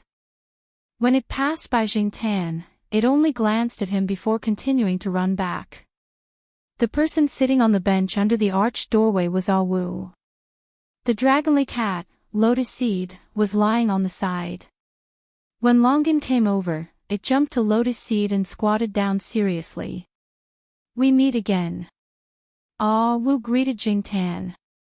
Then, it took the frisbee that Babeo brought back. It patted Babeo's head and praised it. It raised its hand and threw the frisbee out. Babeo quickly turned around and ran out to catch the frisbee. This type of frisbee was smaller and softer, so it would not be too difficult for Babeo to catch it and it would not hurt its teeth. After throwing the frisbee, Ah Wu lowered its head and looked at Jing Tan, who was squatting 2 steps away. It patted the empty spot on the bench and said, "Come over and let's talk." Jing Tan did not move. He did not know anything about it. He would not stupidly walk so close to it. Ah Wu took out some food, but Jing Tan ignored it. After distributing the food in his hand to his 3 cats, Ah Wu patted the crumbs on his hands and looked at the black cat that was still standing there vigilantly. When he saw the black cat for the first time yesterday, he knew that he could not approach it in a normal way. So, he did not take out many things to tease the cat. Plus, De Pang, the fatty, was there to stir things up, so he went back first. "Can you understand what I'm saying?" Ah Wu suddenly asked. Jing Tan turned his head to avoid looking at Ah Wu directly. "It seems that I can understand," Ah Wu said with some emotion. Although he looked calm on the surface, in his heart, Wu was much more excited. Anna's leopard cat was trained by him. Yesterday, he heard that the leopard cat was defeated by a black cat, which aroused his curiosity. After asking someone to investigate, he became even more interested. He also bought cat food for Black Sea to shoot an advertisement. In fact, he came here just to see how the cat was trained. Ah Wu did not think that the black cat was gifted. He only thought that it was the result of the training of an excellent cat trainer. As a cat trainer who thought that he was good, it was rare for Ah Wu to meet a worthy opponent. Ah Wu then said something and asked some questions. Jing Tan just stood there and did not show any reaction to Ah Wu's words. And Jing Tan was scared by Ah Wu's words. But Jing Tan decided to pretend that he did not know anything.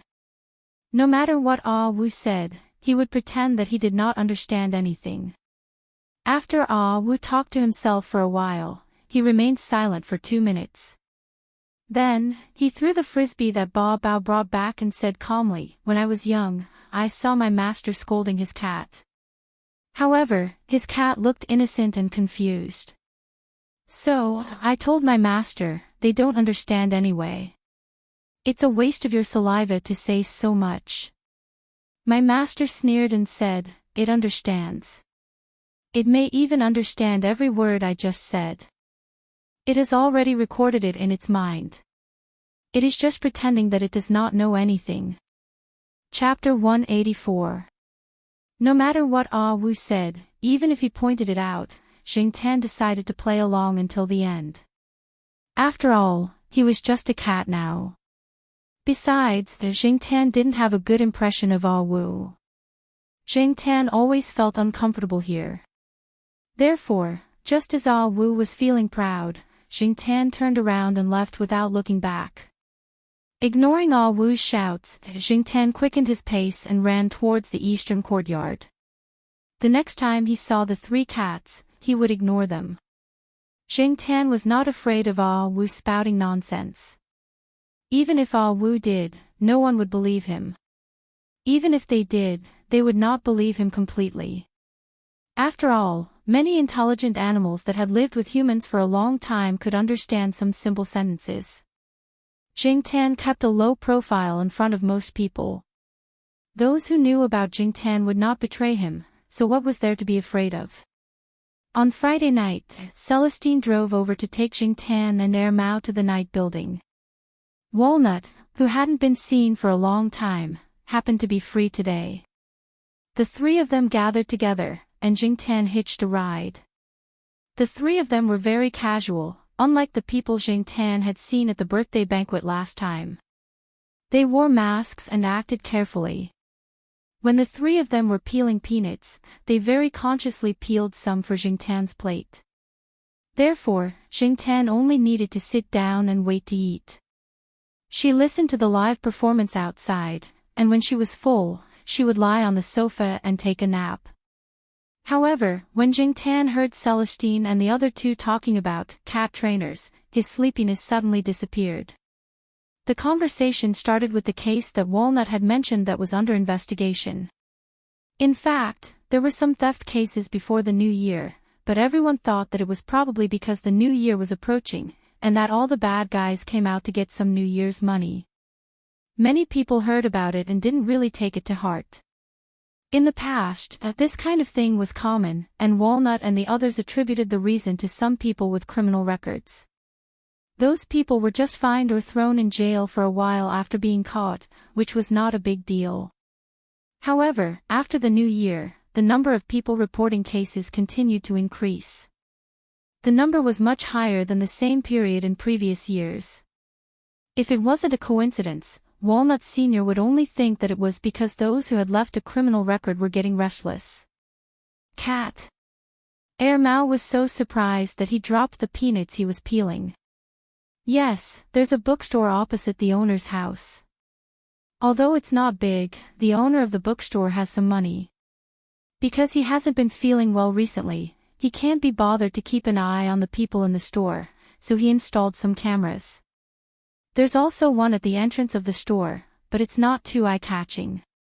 It's just been installed a few days ago, so many people around don't know about it. One of my men was just lucky at the time. After seeing it, he asked the shop owner for the latest surveillance video. As he spoke, Walnut took out a photo. Xingtan leaned forward to take a look. The surveillance footage wasn't very good, and it couldn't be compared to the surveillance cameras of banks and some large companies. However, he could indeed see a blurry figure in this photo.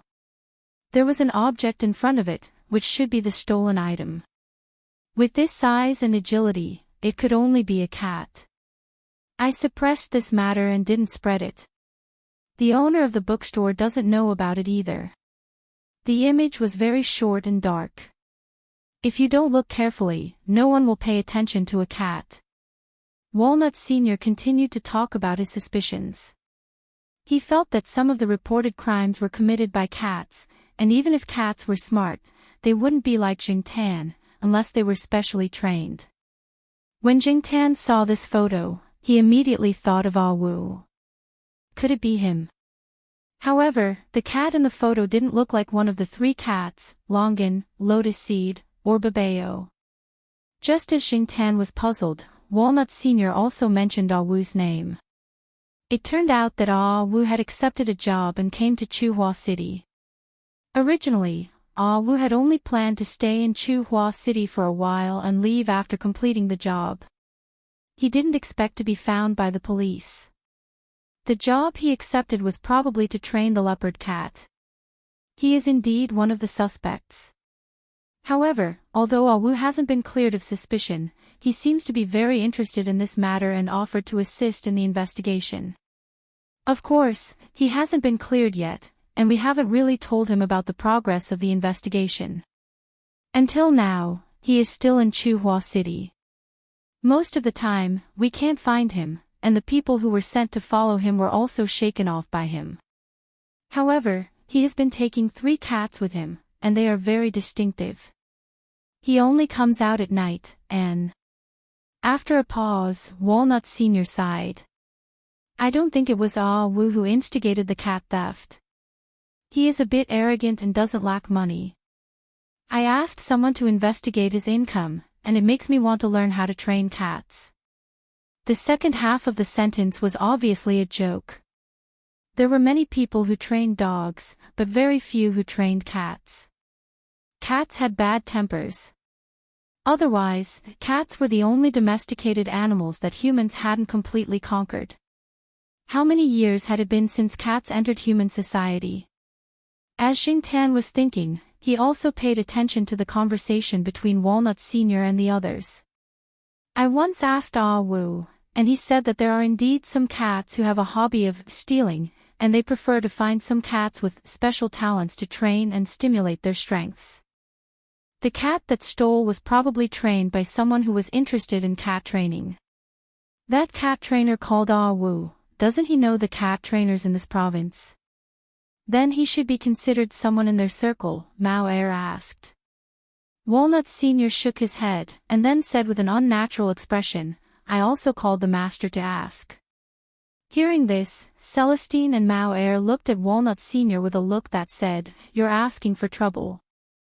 The master doesn't seem to have a good impression of cat trainers, and he also said that at most, he is teaching and guiding Mountain, and not trying to force Mountain to correct some of his bad temperaments, Walnut said.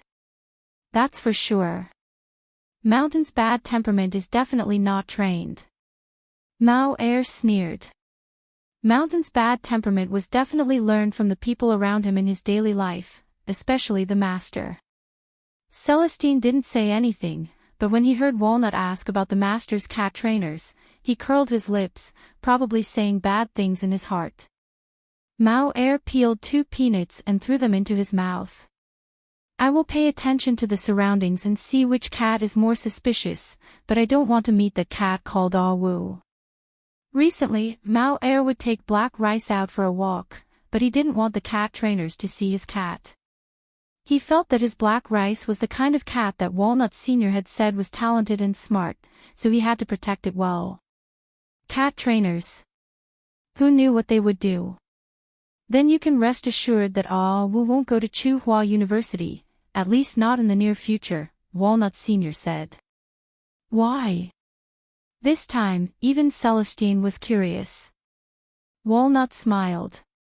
That fat cat called Depang, its father, went to find Wu 2 days ago and warned him not to go near Chuhua University. Also, more than a year ago, Depang's cat father seemed to be one of the reasons why Wu left Chuhua City.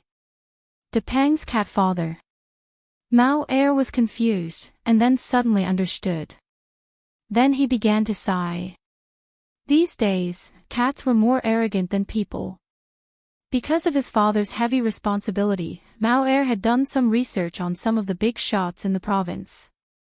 When he rented the house in the eastern courtyard, he had done some research on the residents, especially the residents in Building B. Celestine had specially mentioned the fat Dragon Lee's family. At that time, Mao Er had sighed that this seemingly ordinary courtyard was full of hidden talents, so he often helped Depang's old lady to move things and earn some favor. Xingtan was thinking, no wonder he hadn't seen Wu at Chuhua University since that day. Xingtan thought that Wu had given up on provoking him, but now it seemed that it was Depang's cat father's credit. Thinking of this, Xingtan couldn't help but sigh in his heart again. This was an era where people relied on their fathers. Even cats joined in. In fact, when Walnut Sr. had heard the reason from Ah Wu, he had also sighed with emotion. These days, many cats were indeed more arrogant than humans. For example, Fatty, and the black cat in front of him, who knew what it was thinking with its head down. After learning the reason why Ah Wu stayed in Chuhua City from Walnut Sr., Xingtan also paid attention to the surroundings to see if there were any strange and suspicious cats. After a comfortable weekend, early on Monday morning, Xingtan was picked up from the Jiao family by Xiao Guo. There was a task today. As the vice president of the Green Wings Association, Xiao Guo was to take the pet center's advertising team out to shoot a public service advertisement to help the Green Wings Association feel its existence and increase its influence within the association. Xingtan was undoubtedly Xiao Guo's trump card. Today, they chose a place with good scenery that was 30 minutes drive away from Chuhua University. It was close to a lake.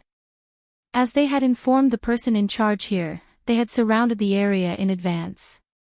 When Xingtan arrived, he saw that a lot of things were ready. The public service advertisement to be shot today was to tell people about the dangers of chocolate and some strong stimulants to pets. And there were some difficult scenes, such as pretending to faint, pretending to vomit, and so on. Among the cats, only Xingtan could take the lead, and the rest of Xiao Guo's pet center were responsible for acting cute. From Xingtan's point of view, these advertisements were very childish and relatively rough, but after all, it was only a pet public service advertisement. People's tolerance for pets on the screen was always much greater than people's. However, adhering to the principle of professionalism, Xingtan also added a few scenes of himself twitching a few times during the shooting. It scared the filming crew so much that their faces turned pale and they broke out in a cold sweat.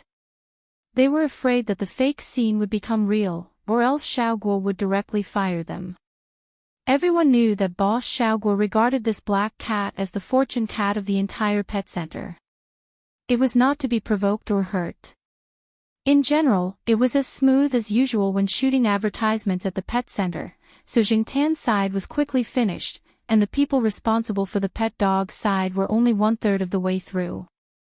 The working group still had to continue here. Xiao Guo, the vice president, was very busy. After coming here, there was no sign of him. No one knew who he was negotiating with. The person who was entrusted by Xiao Guo to take care of Xingtan was a young man in his early 20s named Charlie. It was a pity that Xingtan was not a girl. Charlie was definitely a native, but because of his name, his surname, Charlie, was often mispronounced. He was poached by Xiao Guo from Agricultural University this year. He majored in animal medicine and was about to graduate. Recently, he had been doing an internship at the pet center. Today, he was called over to help. Charlie was in charge of taking care of Xingtan. Little Guo had already told Charlie about the things he had to pay attention to. For example, the disposable paper cups used to hold water had to be clean and unused, and the food should not contain cat biscuits or cat food. When Charlie first saw the food given to Xingtan, he had warned her about the dangers. However, he later realized that this cat was indeed unique, so he did not mention it. Today, he would not mention it either. Moreover, he had to do it discreetly. This went against the public service advertisement that day. Charlie was not experienced enough, so he felt a little guilty. Xingtan did not want to stay here all the time and was ready to go out for a walk. Charlie had just been called over to help, and no one in the rest area was watching Xingtan. It was not easy to come here, so it was good to see the scenery. Coming out from under the cloth fence, Xingtan saw a small pine forest and was ready to walk over. As soon as he walked into the pine forest, he heard a sound.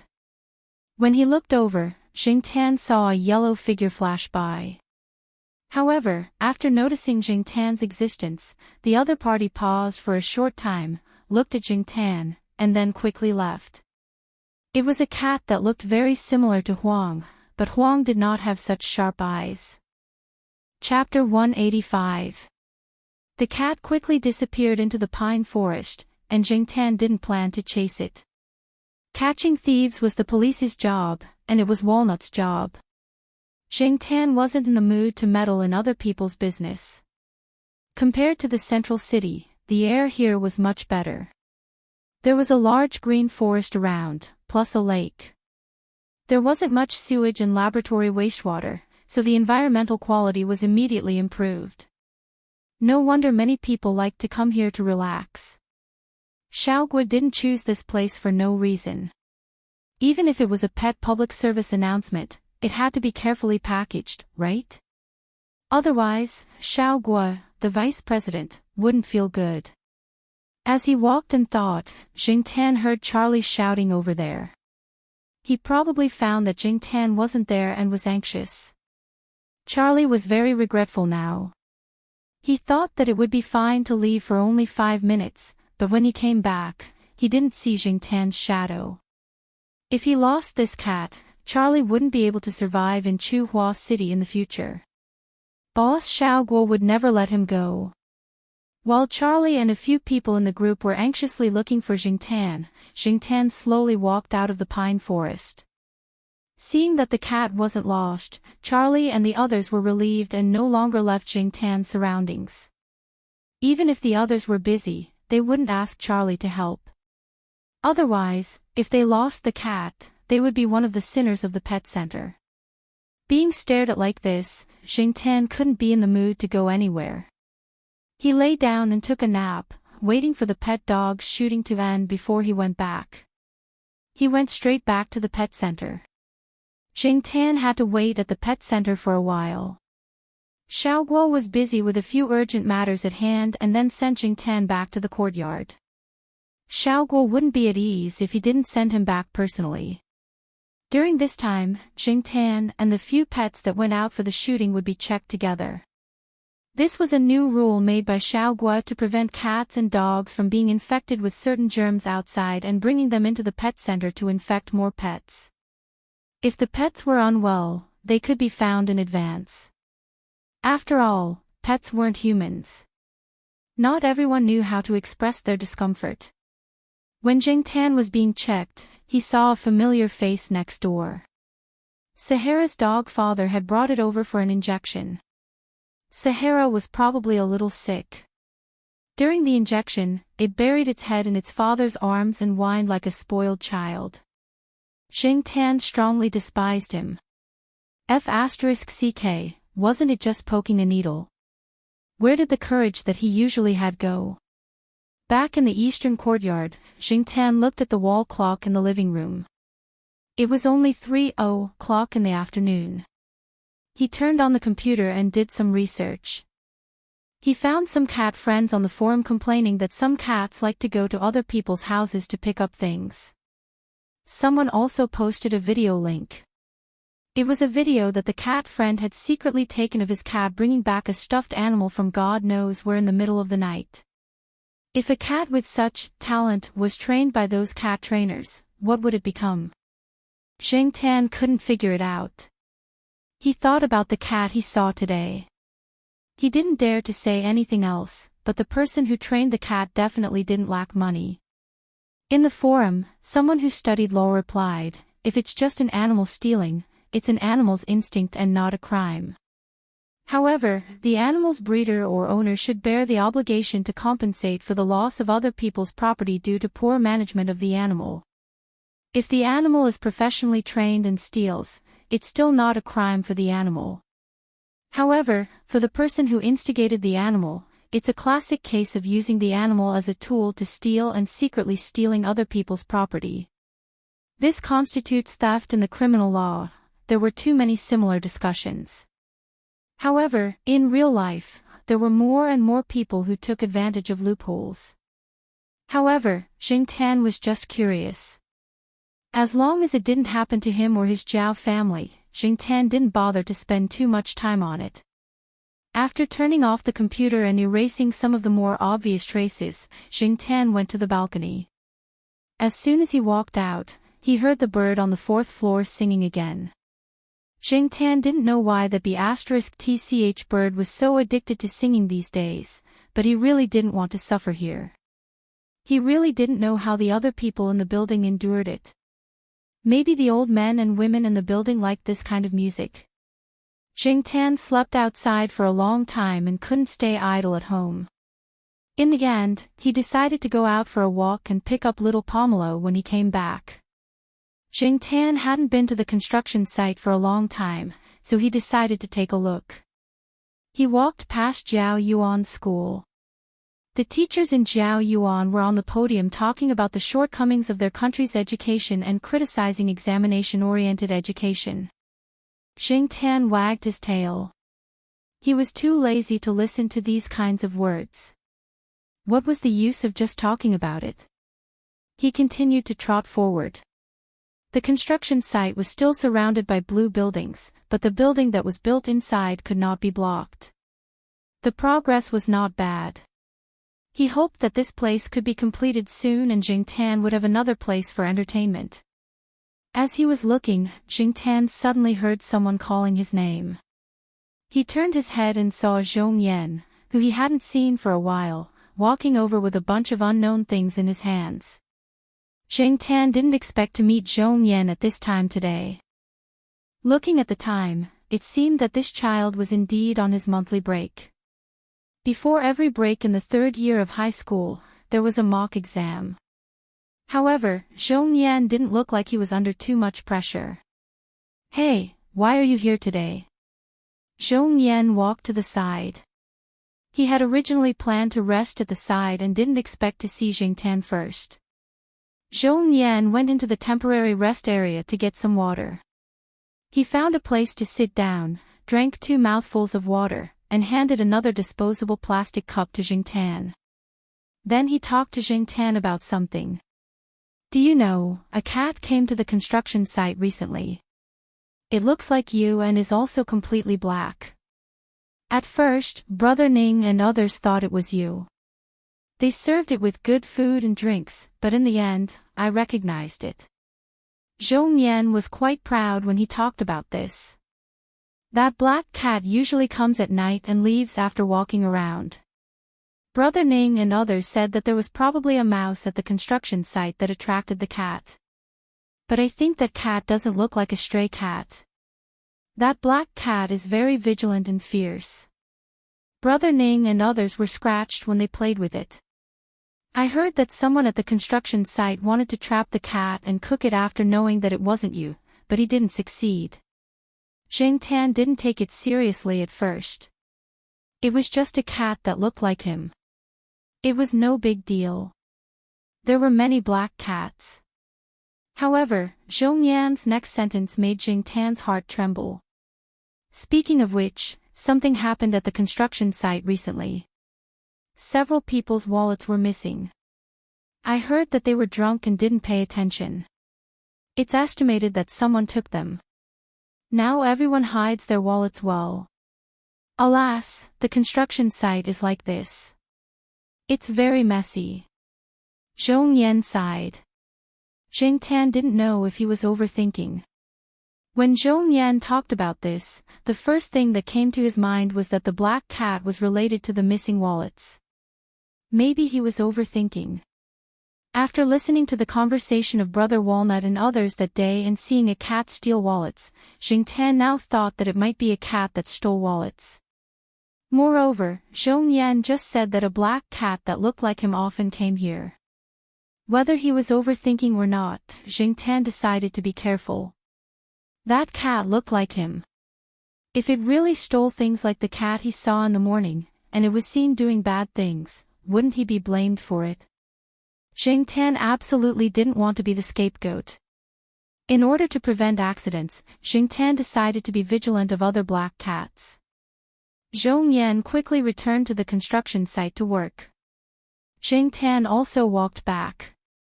At the same time, he also paid attention to the cats around him.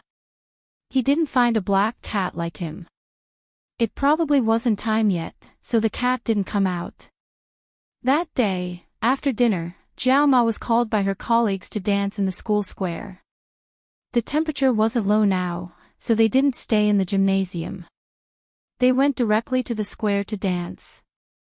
There were quite a few teachers there. Jingtan saw that the sheriff was fighting with the cats in the western compound. He followed them all the way to the square and thought that he might as well go find Jiao Ma later. Although Jiao Ma was on the square, Jiao Ma had acquaintances in the gymnasium. Her bags and cups were all in the cabinet in the gymnasium. Jing Tan just had to wait at the entrance of the gymnasium. Jing Tan was about to walk in that direction when suddenly, a shadow ran across the road from not far in front of him. The shadow ran from the left near the square to the green belt on the right. Stopping, Jing Tan paused for 2 seconds, then turned and followed the shadow. Jing Tan heard the rustling sound coming from the small forest. It was the sound of something running in the forest and rubbing against the rye grass on the ground. Although it was nighttime, Jing Tan could see the situation in the small forest with the help of the surrounding street lights. However, the growing rye grass and some trees in the forest obstructed Jing Tan's vision. Fortunately, the trees here were thick enough and the spacing was just right. Therefore, Jing Tan directly jumped on a tree and ran through the mountain of branches. This skill wasn't practiced for nothing. Intuition was sometimes very accurate. Jing Tan saw a cat in the rye grass not far in front of him. The cat raised its head and let Jing Tan see the wallet in its mouth. However, he couldn't see what color the cat was, so he didn't know if it was the black cat that Zhong Yan mentioned. Jing Tan didn't expect to encounter this kind of thing again so soon. Although it was none of his business, he didn't want to be slandered. Regardless of whether it was the black cat that looked like him, Jing Tan decided to beat it up first. Besides, Jing Tan had taken Chuhua University as his own territory. If he didn't teach it a lesson, Jing Tan wouldn't be able to say that he was the boss here. The sound of Jing Tan jumping on the branches was also heard by the cat. It sped up a little, but it didn't seem to be in a hurry. It probably felt that a cat wasn't as threatening as a human. After approaching the cat from above, Jing Tan jumped down, pounced on it, and directly clawed at it. The cat was slapped to the side and rolled twice. The wallet in its mouth also fell into the rye grass. After it got up, it angrily growled at Jing Tan a few times. It seemed like it wanted to fight with him, but it quickly ran away. Jing Tan wanted to continue chasing, but at this time, the sheriff and the cat from the western compound were fighting all the way here. When the sheriff saw Jing Tan, he happily ran over to greet him and interrupted Jing Tan for a while. Without the burden of the purse, the cat ran away quickly and soon disappeared out of the forest. The sheriff didn't realize that he had done something wrong. After being slapped by Jing Tan, he was still a little stunned. However, he quickly continued to fight with the cat from the western compound. They fought all the way out of the small forest. Chapter 186. Jing Tan was the only one left in the woods. Just as he was about to leave, Jing Tan remembered that the stolen wallet was still in the grass. He ran over to take a look. Since it was very dark, no one would pay attention to him. Jing Tan simply stood up, picked up the wallet with his 2 front paws, and slowly walked to the edge of the woods. Jing Tan didn't want to take the wallet for himself, nor was he interested in opening it to see what was inside. Although he didn't take a closer look at the wallet, he could tell from the fragrance that it was a woman's wallet. As one of the greening plants on campus, although the effect of the rye grass was good, Jing Tan didn't like to move around in the grass. The feeling of the grass scraping against his body was very uncomfortable. Jing Tan looked around. There weren't many people walking on the path beside the small woods at this time. When Jing Tan walked to the edge, he happened to see an old man who was guarding the door of the teaching building, holding a radio and humming opera songs as he passed by. When he was wandering around the school, Jing Tan also identified the gatekeepers of the teaching buildings and departments. Although he didn't know what the old man's character was like, Jing Tan just wanted to quickly get rid of the wallet in his hand. While the old man was humming and shaking his head and not paying attention, Jing Tan threw the wallet in the old man's path, then returned to the woods and climbed up a tree to look over there. The old man probably just went out for a walk. After he picked up the wallet, he mumbled something.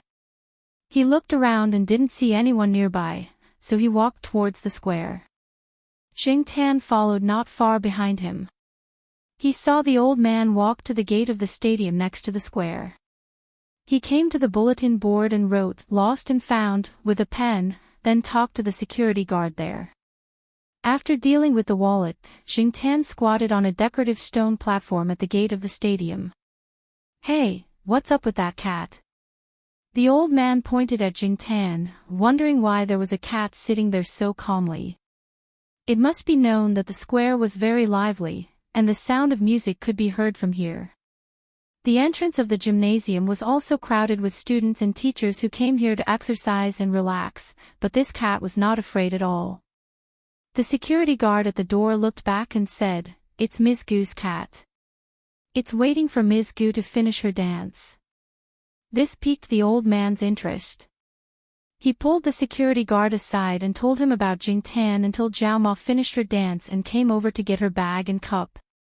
Jiao Ma was very proud when she heard other people praise her cat. That night, when she brought Jing Tan home, the smile on her face never disappeared. Jing Tan did not take these compliments to heart. He was thinking about the cat. Ever since he found out that the cat thief had put its claws into Tsinghua University, Jing Tan had been vigilant for the next few days. When he went out in circles, he also paid attention to the cats he did not know. However, the cat that was scratched by him did not appear again.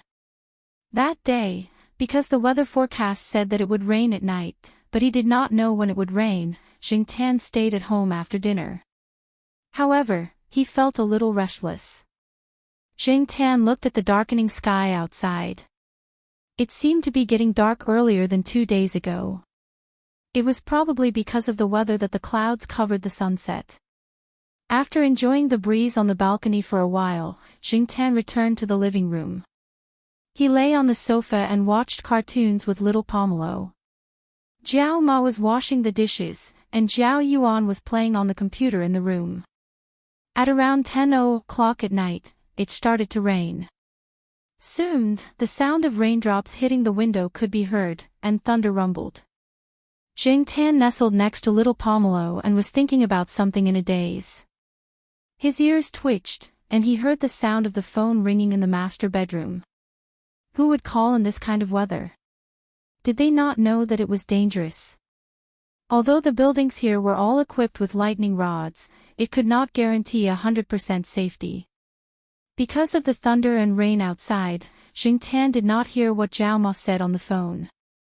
After waiting for a while, he did not hear any sound from Jiao Ma's side. He guessed that she was probably asleep. Jing Tan lifted his paw and rubbed his ears. Then, he crawled under the blanket and began to sleep. Jing Tan did not sleep well that night. For some reason, he could not sleep well. When he woke up early in the morning to eat breakfast, Jiao Ma asked Jing Tan, "Where's black charcoal? Do you know where the sheriff went?" Jing Tan was about to eat the egg in his bowl when he heard Jiao Ma's words. His heart skipped a beat. Although the sheriff liked to go out and visit people, he always came home on time. He rarely stayed out for a whole night. Also, the weather last night was like that. According to his usual habits, he should have come home early. Seeing that her cat was staring at her blankly, Jiao Ma sighed in her heart. She felt that her cat probably did not understand what she meant, so she did not say anything more. When Zhao Yuan and little Pomelo asked, Jiao Ma did not say much. She only told the two children to focus on their studies and not worry about other things. Jing Tan did not have much of an appetite. No wonder he had a bad feeling since yesterday. Afraid that Jiao Ma would notice something, Jing Tan forced himself to swallow the egg and noodles in the bowl.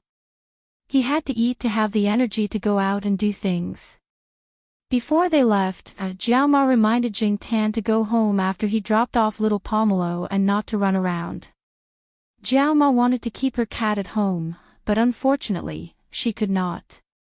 In the end, it was Jiao Pa's fault. He gave the cat the key to the front door and the access card. Which cat would have these things? Jiao Ma could not tell anyone about these troubles. Just like Jiao Pa said, it was not a good thing to stand out too much.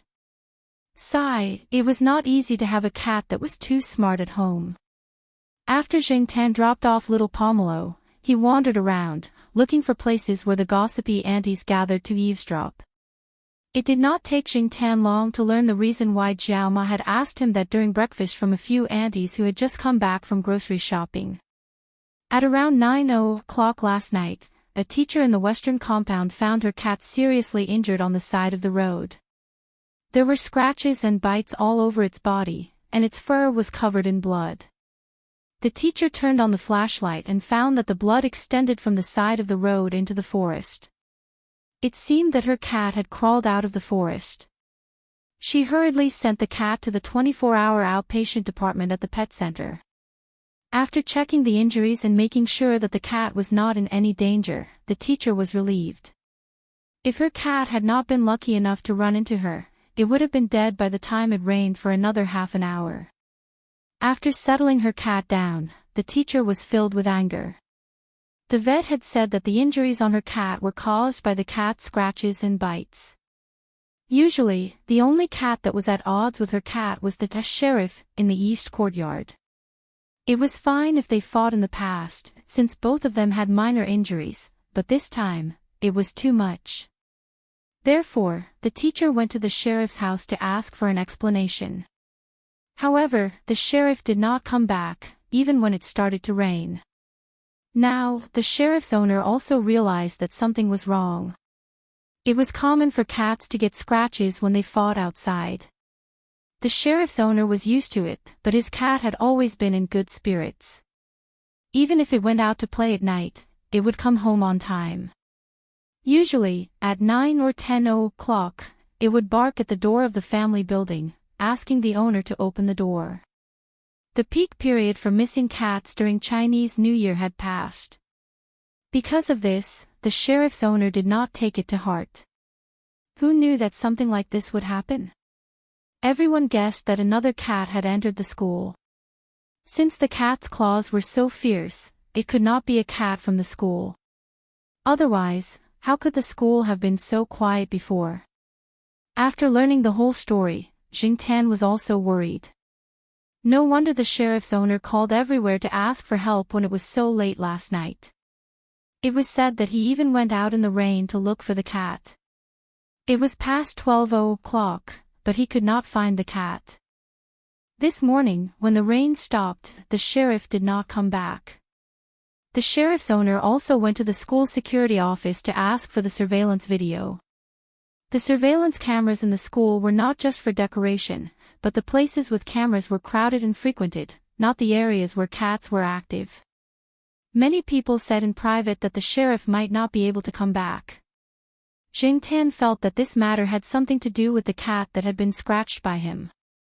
When the cat left, it growled and looked at him. He could tell that it was not a kind cat. Moreover, Jingtan guessed that there should be more than one cat. If there was only one cat, the cat in the west side courtyard would not have been injured so badly and almost died. The sheriff was still nowhere to be seen. These two cats were considered experts in the east and west side courtyard. Ordinary cats could not do anything to them. The rain last night washed away some of the scents, so it was impossible for Jingtan to find any suspicious scents. If the sheriff was only caught by the mastermind of the cat thief, the cat trainer that he had not met yet, he should at least be safe for the time being. Walnut had said that cat trainers would be interested in talented cats. The sheriff was indeed talented. A cat that could roar in the Chihuahua language so fluently was a wonder among cats. But if the cat trainer didn't discover the sheriff's talent and allowed his cat to kill the sheriff, Jingtan searched several green forest areas, which were also the places where the sheriff often fought. In a nearby forest where the cat in the west side courtyard was found, Jingtan smelled some scents. There were the scents of the sheriff, the cat in the west side courtyard, the cat that he had scratched, and at least 3 other unfamiliar cat scents. Unfortunately, he could not find anything else outside the forest. If only it had not rained last night. After a round of searching, Jingtan leaned against a large sycamore tree and panted in frustration. Although the sheriff was just a cat, ever since Xing Tan had turned into a cat, the four scumbags of the East Side courtyard could be considered a small group. The sheriff was also regarded by Xing Tan as an important playmate and a cat brother. Now that her brother was in trouble, Xing Tan could not stay calm. Her worry overshadowed her anger. Even when she searched through the woods, Xing Tan's heart was in her throat. She was afraid that she would see a cat with a stiff body in the woods. Scratching his ears in annoyance, Xian swung his tail on a thick branch, making a sound. On the bright side, if the sheriff had not been caught, or if he had not been injured to the point that he could not run, or if he had found a chance to escape when he was attacked, where would he hide? Although the sheriff was not very smart, he was not stupid. The swinging of his tail gradually decreased, and the tip of his tail moved rhythmically. Xing Tan thought about the possible hiding places of the sheriff. The sheriff was also active in the campus, so he should be familiar with the place. Xing Tan began to think about the possible hiding places one by one. Suddenly, Xing Tan thought of a place that the sheriff often went to, the old tiled housing area in the campus. When the weather was good, it was a small gathering place for cats.